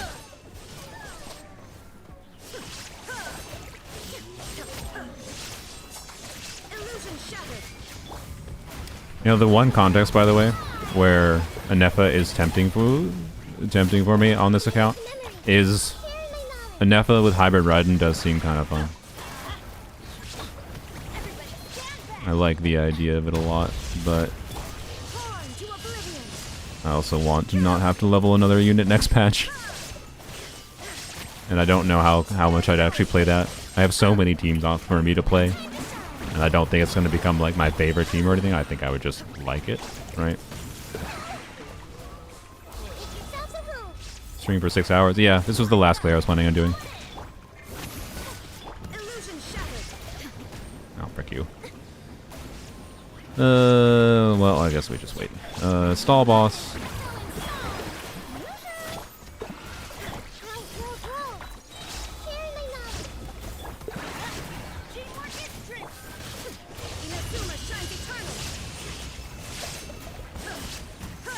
Don't do it. You frickin' ball. I hate you.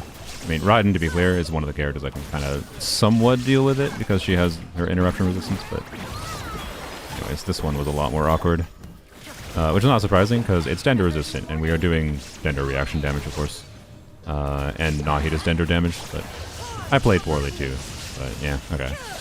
As always, again, seems like this is the annoyingly restricted boss. Ugh. Stop releasing Dender resistant bosses, Moya. I hate Dender resistant bosses, especially Dender resistant bosses that stall the heck and high beyond. Anyways, but we still cleared. Just that was a clear that was on like I would have had to retry there if I didn't have Nahi to C2 for sure. Anyways, I want to start my Mualani build because no one cares. It was a Mualani sacrificial jade build. It was a R5 sac jade, like, you know. But yeah, I have overcap crit rate, right? Like, and a lot of ER. Like, this is not a hyper optimized Mualani build, but you saw how consistently I got my burst back. Like, I don't know. I actually really love this Mualani build because it allows me to burst more, and it's nice being able to burst more and burst flexibly at different times without having to use her skill first. Yeah. Anyways. Yeah, Bennett, I look forward to getting that Bennett skin. Should be fun. Alrighty, anyways, yeah, I kind of yapped about my... So any VOD watchers that skip to the end here, I guess. Rewind to before I just did that Abyss clear, because I yapped about my overall thoughts. I don't feel like I should repeat it again. I like this Abyss a lot. This is one of my favorite Abysses in recent memory. Like, the last Abyss I liked a lot was the Mizuki Abyss, just because, like, yeah, they released a bad standard banner character that only works in AoE, so we finally had an AoE Abyss that had a lot of flexibility. But that Abyss was almost, like, super easy for me, in a way that, in some ways, it made it boring in another direction. This Abyss isn't super flexible. Like, I can't go play Shadowbloom Kave. And then, like, I just still want there to be Abyss cycles. At least, like, every other Abyss cycle, I'd really want to have, like, an AoE side.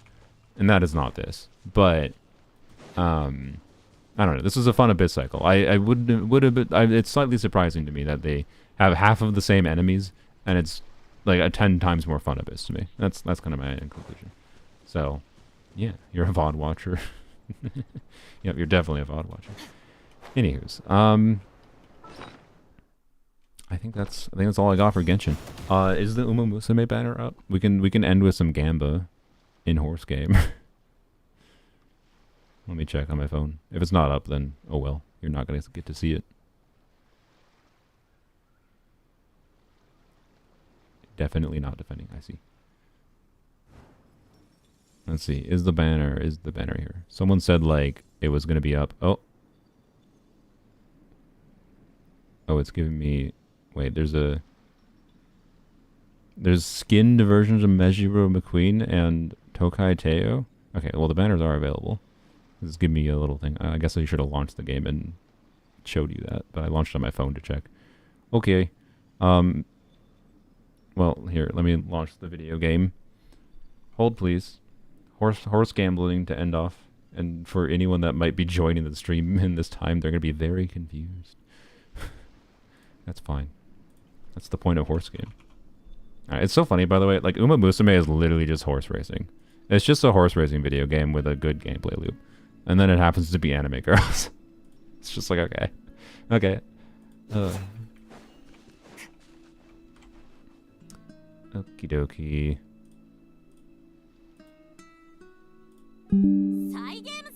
Ah.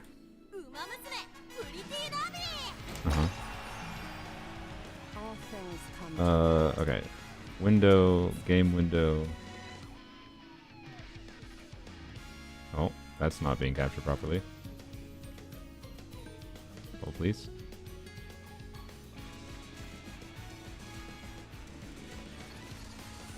But now. Hey, oh, download. Okay.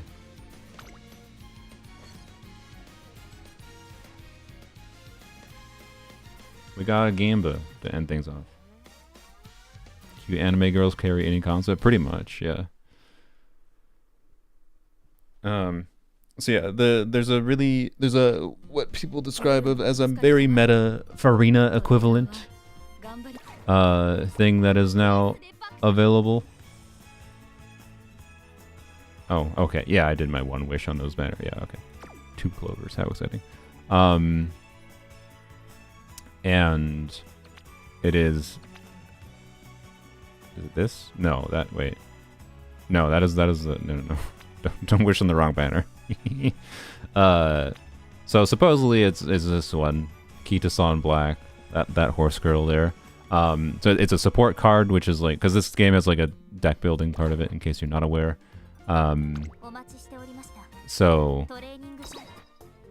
it has like you configure these different like cards that give different buffs and whatever.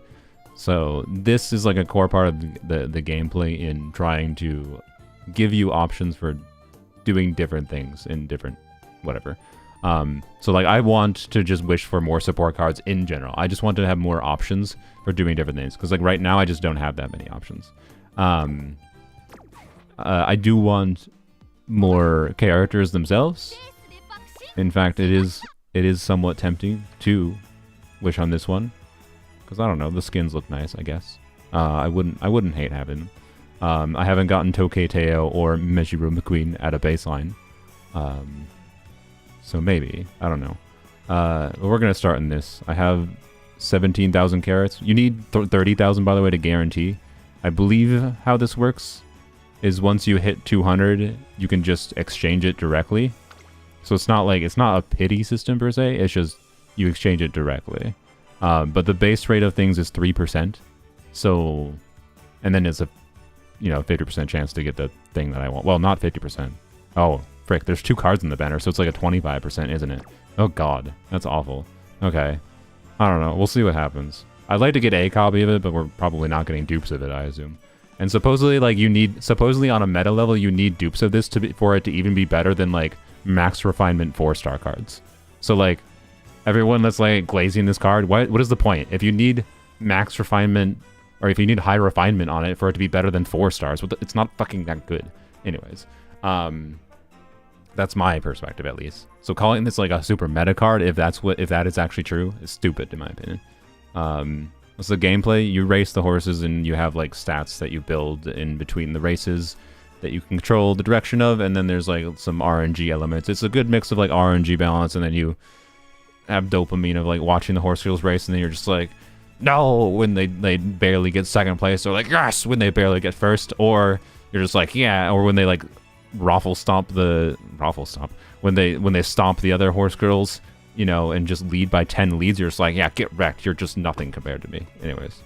But you're still going to get it? No. My point is I need support cards in general, but I think it almost doesn't freaking matter what I wish on, is my point. My point is I'm going to wish on this, and I don't even think it's a big of a deal if I don't get it, is my vibe. Maybe if I play this game for 3 years, then I'll care. I don't know, right? I wouldn't mind more horse girls themselves, but I'm not super concerned about that at this moment in time. I just want more cards, because more cards I do understand the game well enough now that more cards is what gives me options in the races themselves to do more, right? Like the actual horse girls themselves are just like if you like the horse girl, honestly. The cards are actually what affects things, the actual gameplay. So yeah, anyways, 3% chance for like 5 stars, SSRs. It's a rainbow animation, I believe, on the tab there. Okay. Hey, Air Groove. She's one of the... That horse girl is one of the ones I want to acquire. That is one of the reasons I want to potentially wish on... Oh. Nice. New things. We take new things. I need more 4 stars. I'm happy to get whatever. Alright. 3 4 stars, we take that. Do again. Oh, 3 4 stars at a baseline. And any one of these can change to a rainbow, which is an SSR. I guess I should show, by the way, what I got from like the I have gotten some SSR cards from like you get some free ones. Free random ones. Alright.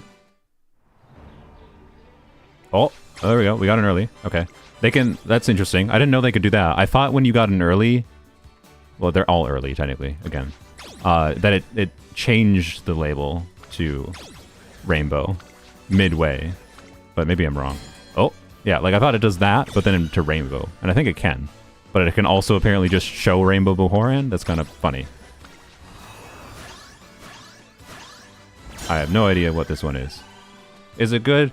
Frick if I know, but hey, I got it. It's a new card, and I like that.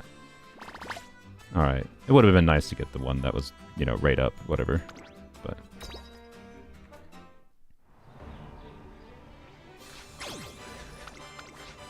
Wow. Okay, another new card. Yeah, getting all the new cards. Ooh, another 4-star. Oh, another 4-star. Air group, nice.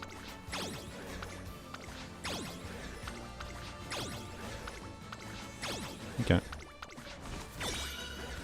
Misho Doto. Okay. Cool. Getting all the 4-stars. I have no idea how many 4-stars there are in the game. Oh, those are the rainbow. Nice. Okay. Nice. Another Agnes. Who the hell are you? Air Shakur. Alright. So another SSR that is not the rate up. I feel like I think I'm starting to understand the pain that I saw some people describing, that it's like really awful to acquire some things if you really want a specific thing. At least when there's double things on banner. Because like, there's some banners that are only single banners, right?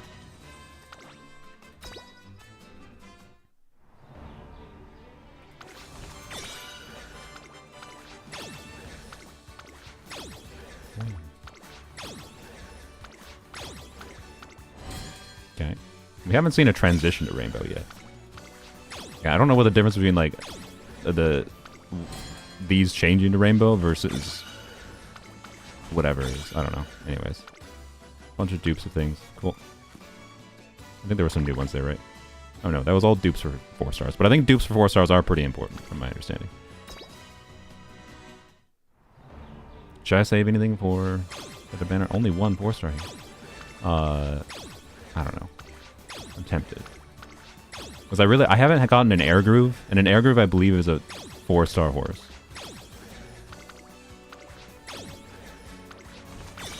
Wow, that was the lamest pull I did. I'm getting new R cards too. 3 stars, which is interesting. Okay. Wow. Another Mahona bourbon. Nice. Okay.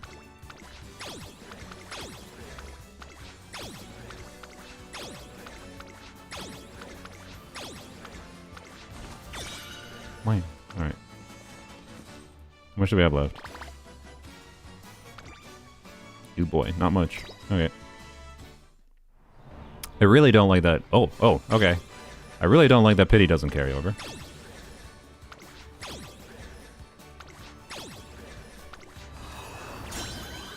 Okay, I already had that one. Can I get Kita-san Black? It would be nice. Is that it? That's not it. Frick me. Jesus Christ. Vodka. I like vodka. But... Oh! Please. I don't know what it looks like. I still haven't gotten it. Is that the other rate up? That's the other rate up, isn't it? Oh my Jesus Christ. Oh my god. Is this the normal experience people have in this game? Where you just... You get a triple and then the game still doesn't give you it? Isn't it like a 25% chance, I think, on every one I've gotten? I don't know. Is this one... Hopefully this one is not shit, at least. Hopefully.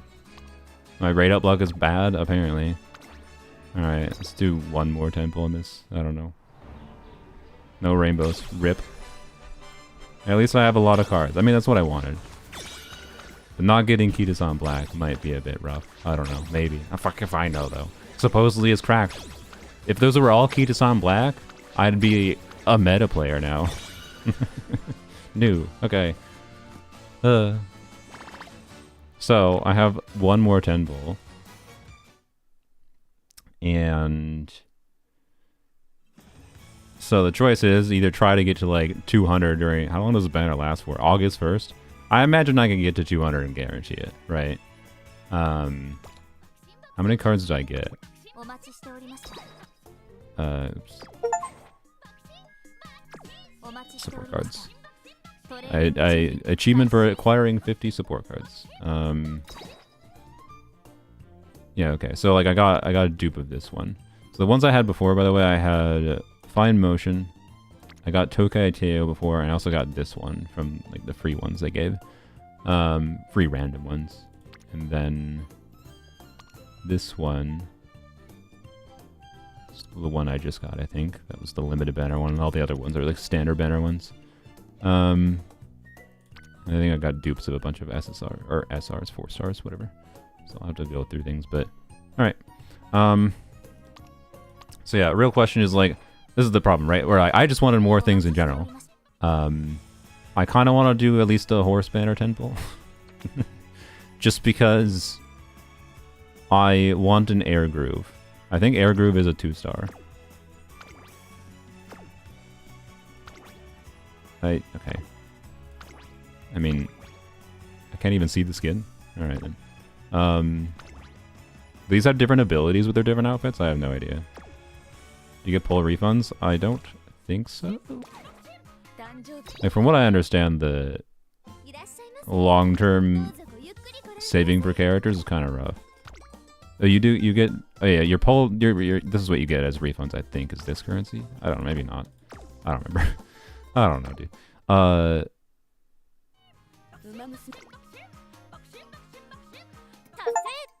Click back on the stream and it's what? Yeah. Oh wow, look, we got Primo Gems for gambling.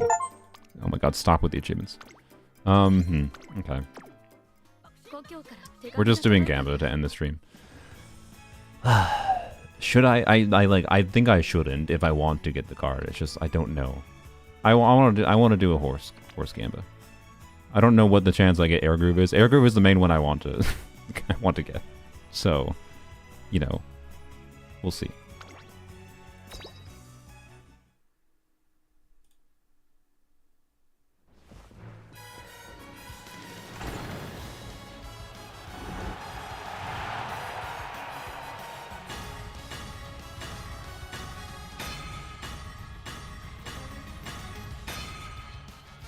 Wham. 2 4-stars.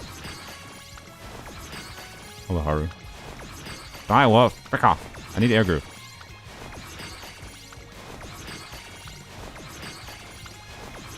God damn it. God damn it. Okay. Both I already had. Regret. Oh well. Well, that's all I got. Well, I can do single pulls. Which I'm tempted to do, but I'm gonna leave that there. You know, I'll do single pulls in this. Why not? What did I have? A little bit, yeah. What is it? Oh, 1 free paid. Yeah, okay. We get 1 more SSR, right? Surely.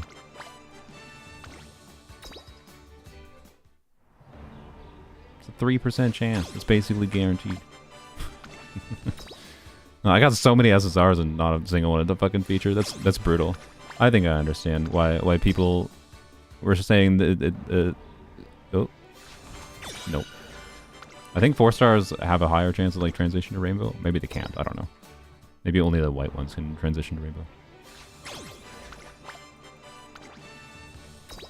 All right, last pull, and no more Gamba.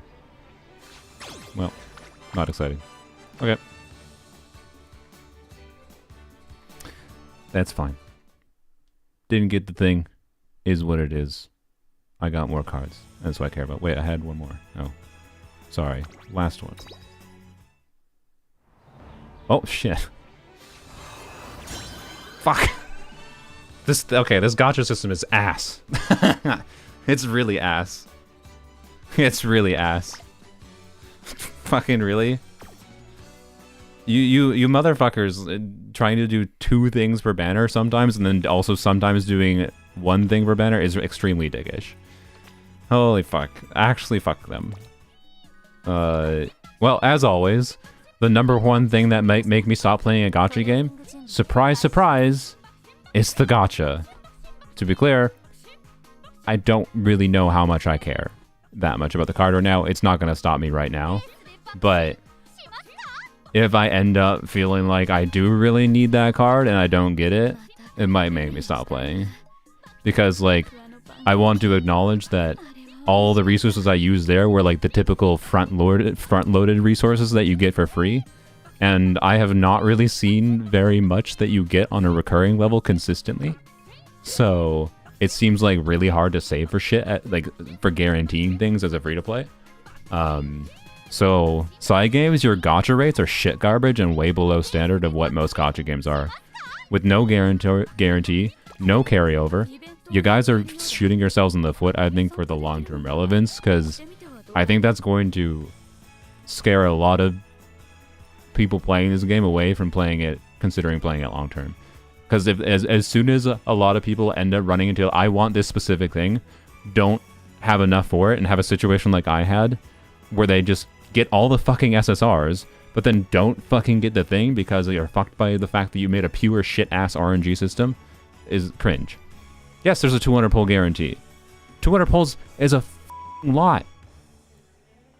200 pulls is a lot. And I don't think there's that many sources of like recurring resources you get for free. Like, from my understanding, it is hard to save enough to guarantee things in this game. So, anyways, if anything kills this game, it's not the video game, it's that their gacha is shit garbage. So, anyways, I'm fine though. Alright, to be clear right now, I now have the ability to like, I'm gonna have to figure out what I want to level up. I'm gonna have to actually learn shit about the game now. Oh well. But, you know, I'm gonna have to figure out what I want to do. I don't think there's any reason to not uncap things, by the way. I think. So, yes, do that. Do I have to still spend resources to level this up? Or is it now... Is it still level 30? It is still level 30. I have to spend more resources even after refining it to level it up? Okay. Fuck you.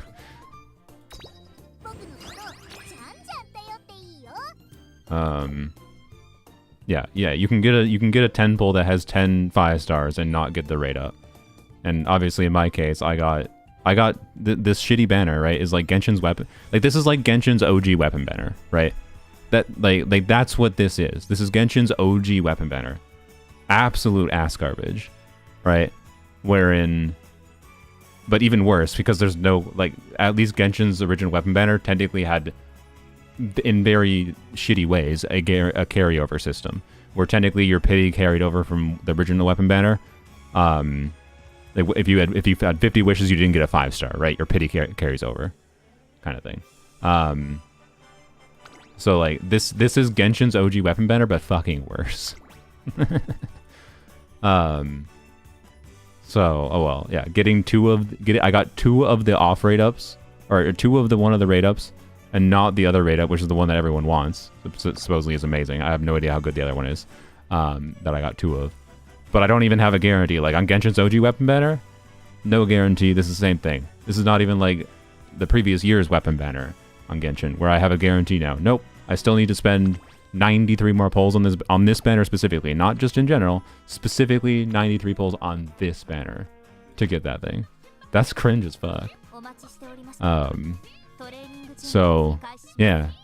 Anyways, their gacha is shit. The gameplay loop is pretty good.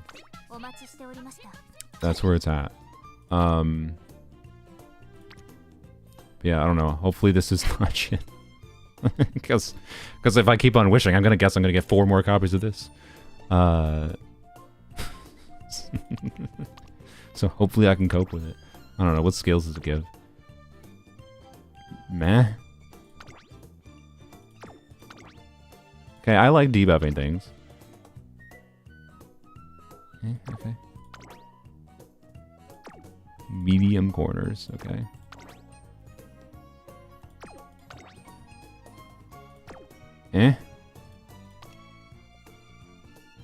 I don't know. I know all these things matter too. When you get level 35, because I have 35. Increases guts when training together. Oh boy. That's what the dupe did for me, I believe. I got increased guts when training together. The worst stat in the game.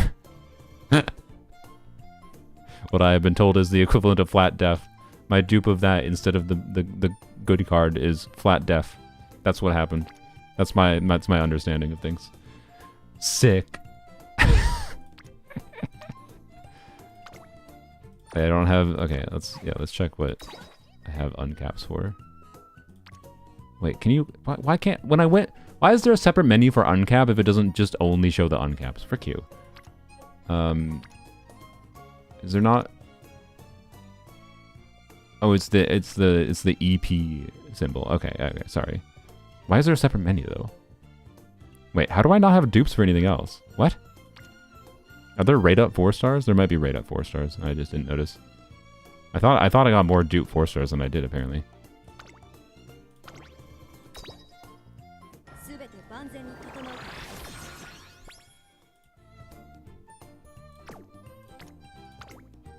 I got 2 of this one. Okay.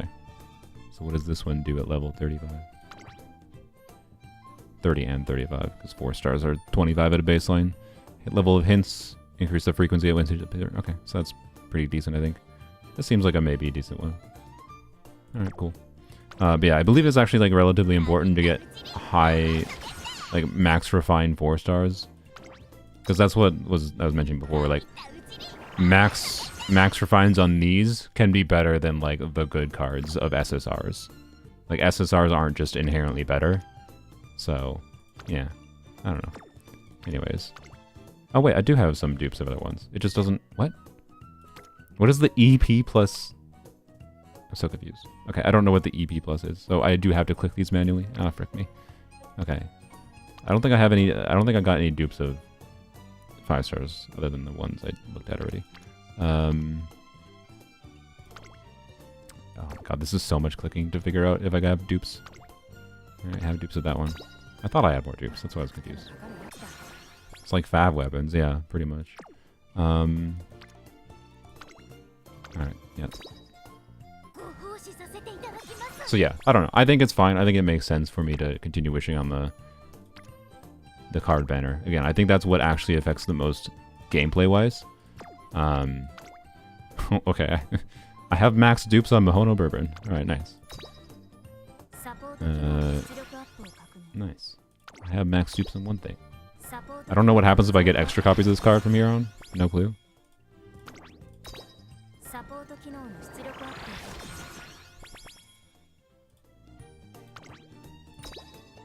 Oh yeah, I think...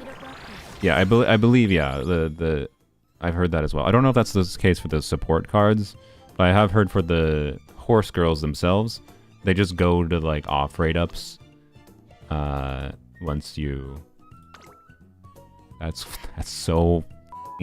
I don't understand where you get monies from, by the way, regularly. Like, I've just been slowly draining monies. I don't actually understand. I don't know. That's so expensive, though.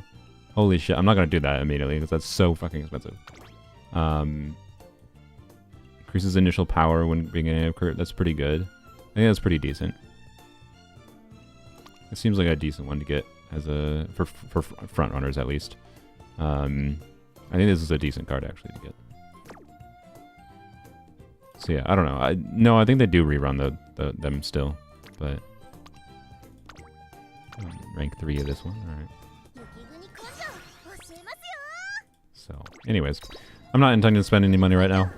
The game is gonna have to earn me spending money, and if I do spend any money, it's probably not gonna be able to get to pity.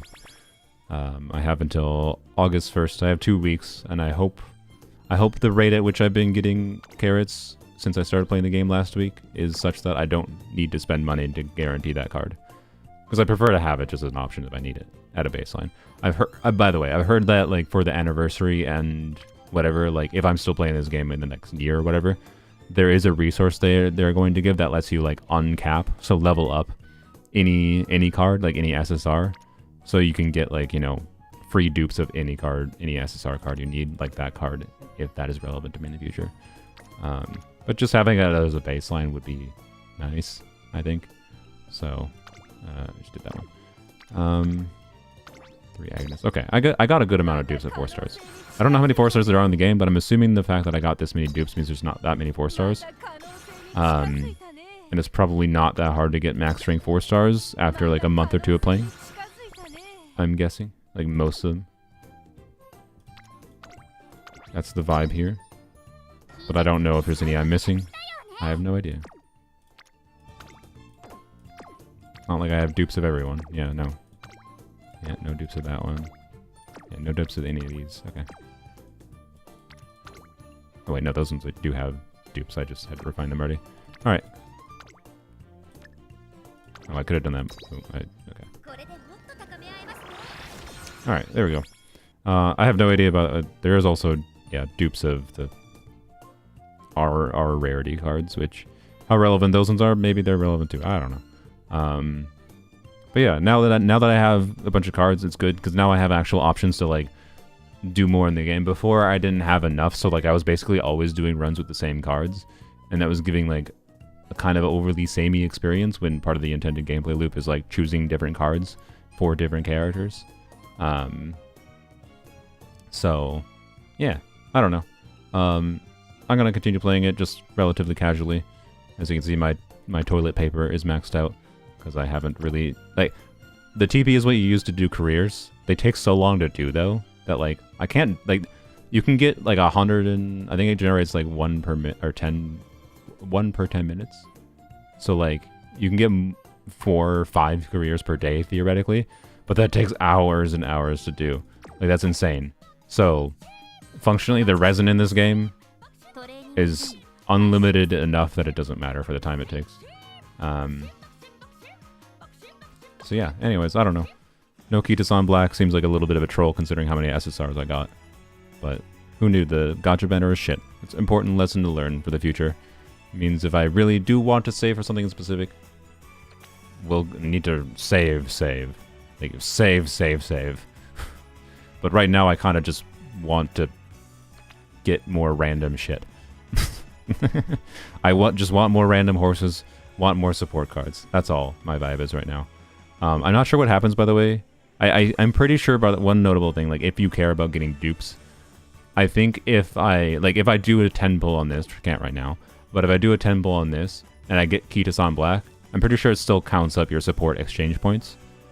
And that converts over, so I can still like, I can do like 20 wishes, get a Kitasan Black as a random, and then get to 200 still and exchange one. So like, theoretically, this system at least works in a way where it's somewhat easier to get dupes, but it's still like super RNG, and that sucks balls. I know that when if you're a support, if you don't end up getting to 200 in the banner, you end up getting the Clover currency. And there's the Clover shop here, but like, I believe it converts 1-to-1, so like I spent 100 pulls on the banner, so like if I don't do any more on the banner, it's going to give me like I don't understand right now the Clover conversion. Cause like I think it's is it 1-to-1? No, it can't be 1-to-1. No, because I got more than, so I don't know. I don't know how many clovers I get is my point. Like if I just don't wish anymore, how many clovers does it convert to? Because I had like I think 10 wishes total that carried over from like the first banner I wished on that expired in the game. So I got like some amount of clovers from that, and then I had 2 from the previous one. But it costs 200 clovers for these. These are a single pull. These are 1 pull. These trainee scout tickets. So this is like the wish refund system essentially, but it's only like, so I don't know. That's like the pity carryover. That's the pity carryover. Is you can convert them to wishes at an extremely low rate. But I think it's stupid low. I don't know. I don't know exactly though. I could be wrong. I don't know. I'm liking the main gameplay loop, and I'm not too worried about the gacha at the moment. There hasn't been a specific horse that I want other than the 2-star character that I don't have. Oh, I didn't check. What did I? Well, I also think the star unlocking system for some characters seems kind of ass. Like, yeah, like I got a duplicate of this character, but I can't get her to 2-star. Because I only got like, I think I only got, wait. No, not her. I don't remember. Wasn't it a 2-star? What 2-star did I get? Oh, it was you and Daiwa. Yeah, I only got like 20, and it takes fucking 100 to get to the next one. Like what the, what? Like what the fuck? So, anyways, oh yeah, I got her as a one of the guaranteed. They got the ticket thing, whatever. So that was cool. This lady was the easiest win I had in a finale. I've won with you. I've done an Ura finale with you, Urara. Yeah, I actually won with Urara, and Bakushin. Anyone else I'm forgetting? I haven't won with you yet. I haven't won with you. Yeah, I think those are the 4. I think I've only done a complete career winning the Ura finales. with those 4. So, yeah. Anyways. Gosh, is the high rates compensated by making dupes really low value? Yeah. So, for what it's worth, dupes of the support cards seem much easier to get than dupes of the horses, but then they have a bunch of weird mechanisms for, like, getting the horse dupes over time that I'm not sure how that'll turn out. Such as, you know, I can buy 25 copies of Ogre here, so, like, I'm relatively close here. I really wish there was a way to, like, use these, because, like, I think Air Groove is in here, for example. Oh no, it's only showing the ones I have. Never mind. I wish there was a way to, like, get Air Groove for these, because, like, if I had to spend, like, 50 to get a copy of Air Groove, I'd do that. That's the only temptation I have to wish in the horse banner right now, is I want that one. That one. So I don't know. Anyways, well, that was a gacha experience. A weird one, because I've not experienced. I don't need to do the story. I've not experienced that shit of a gacha system so far. So that's it. Anyways, Abyss is fun. Thanks for watching the gambling. I might do Twitch streaming of this game when I'm in the mood to play for a few hours, but not right now. So have a wonderful day.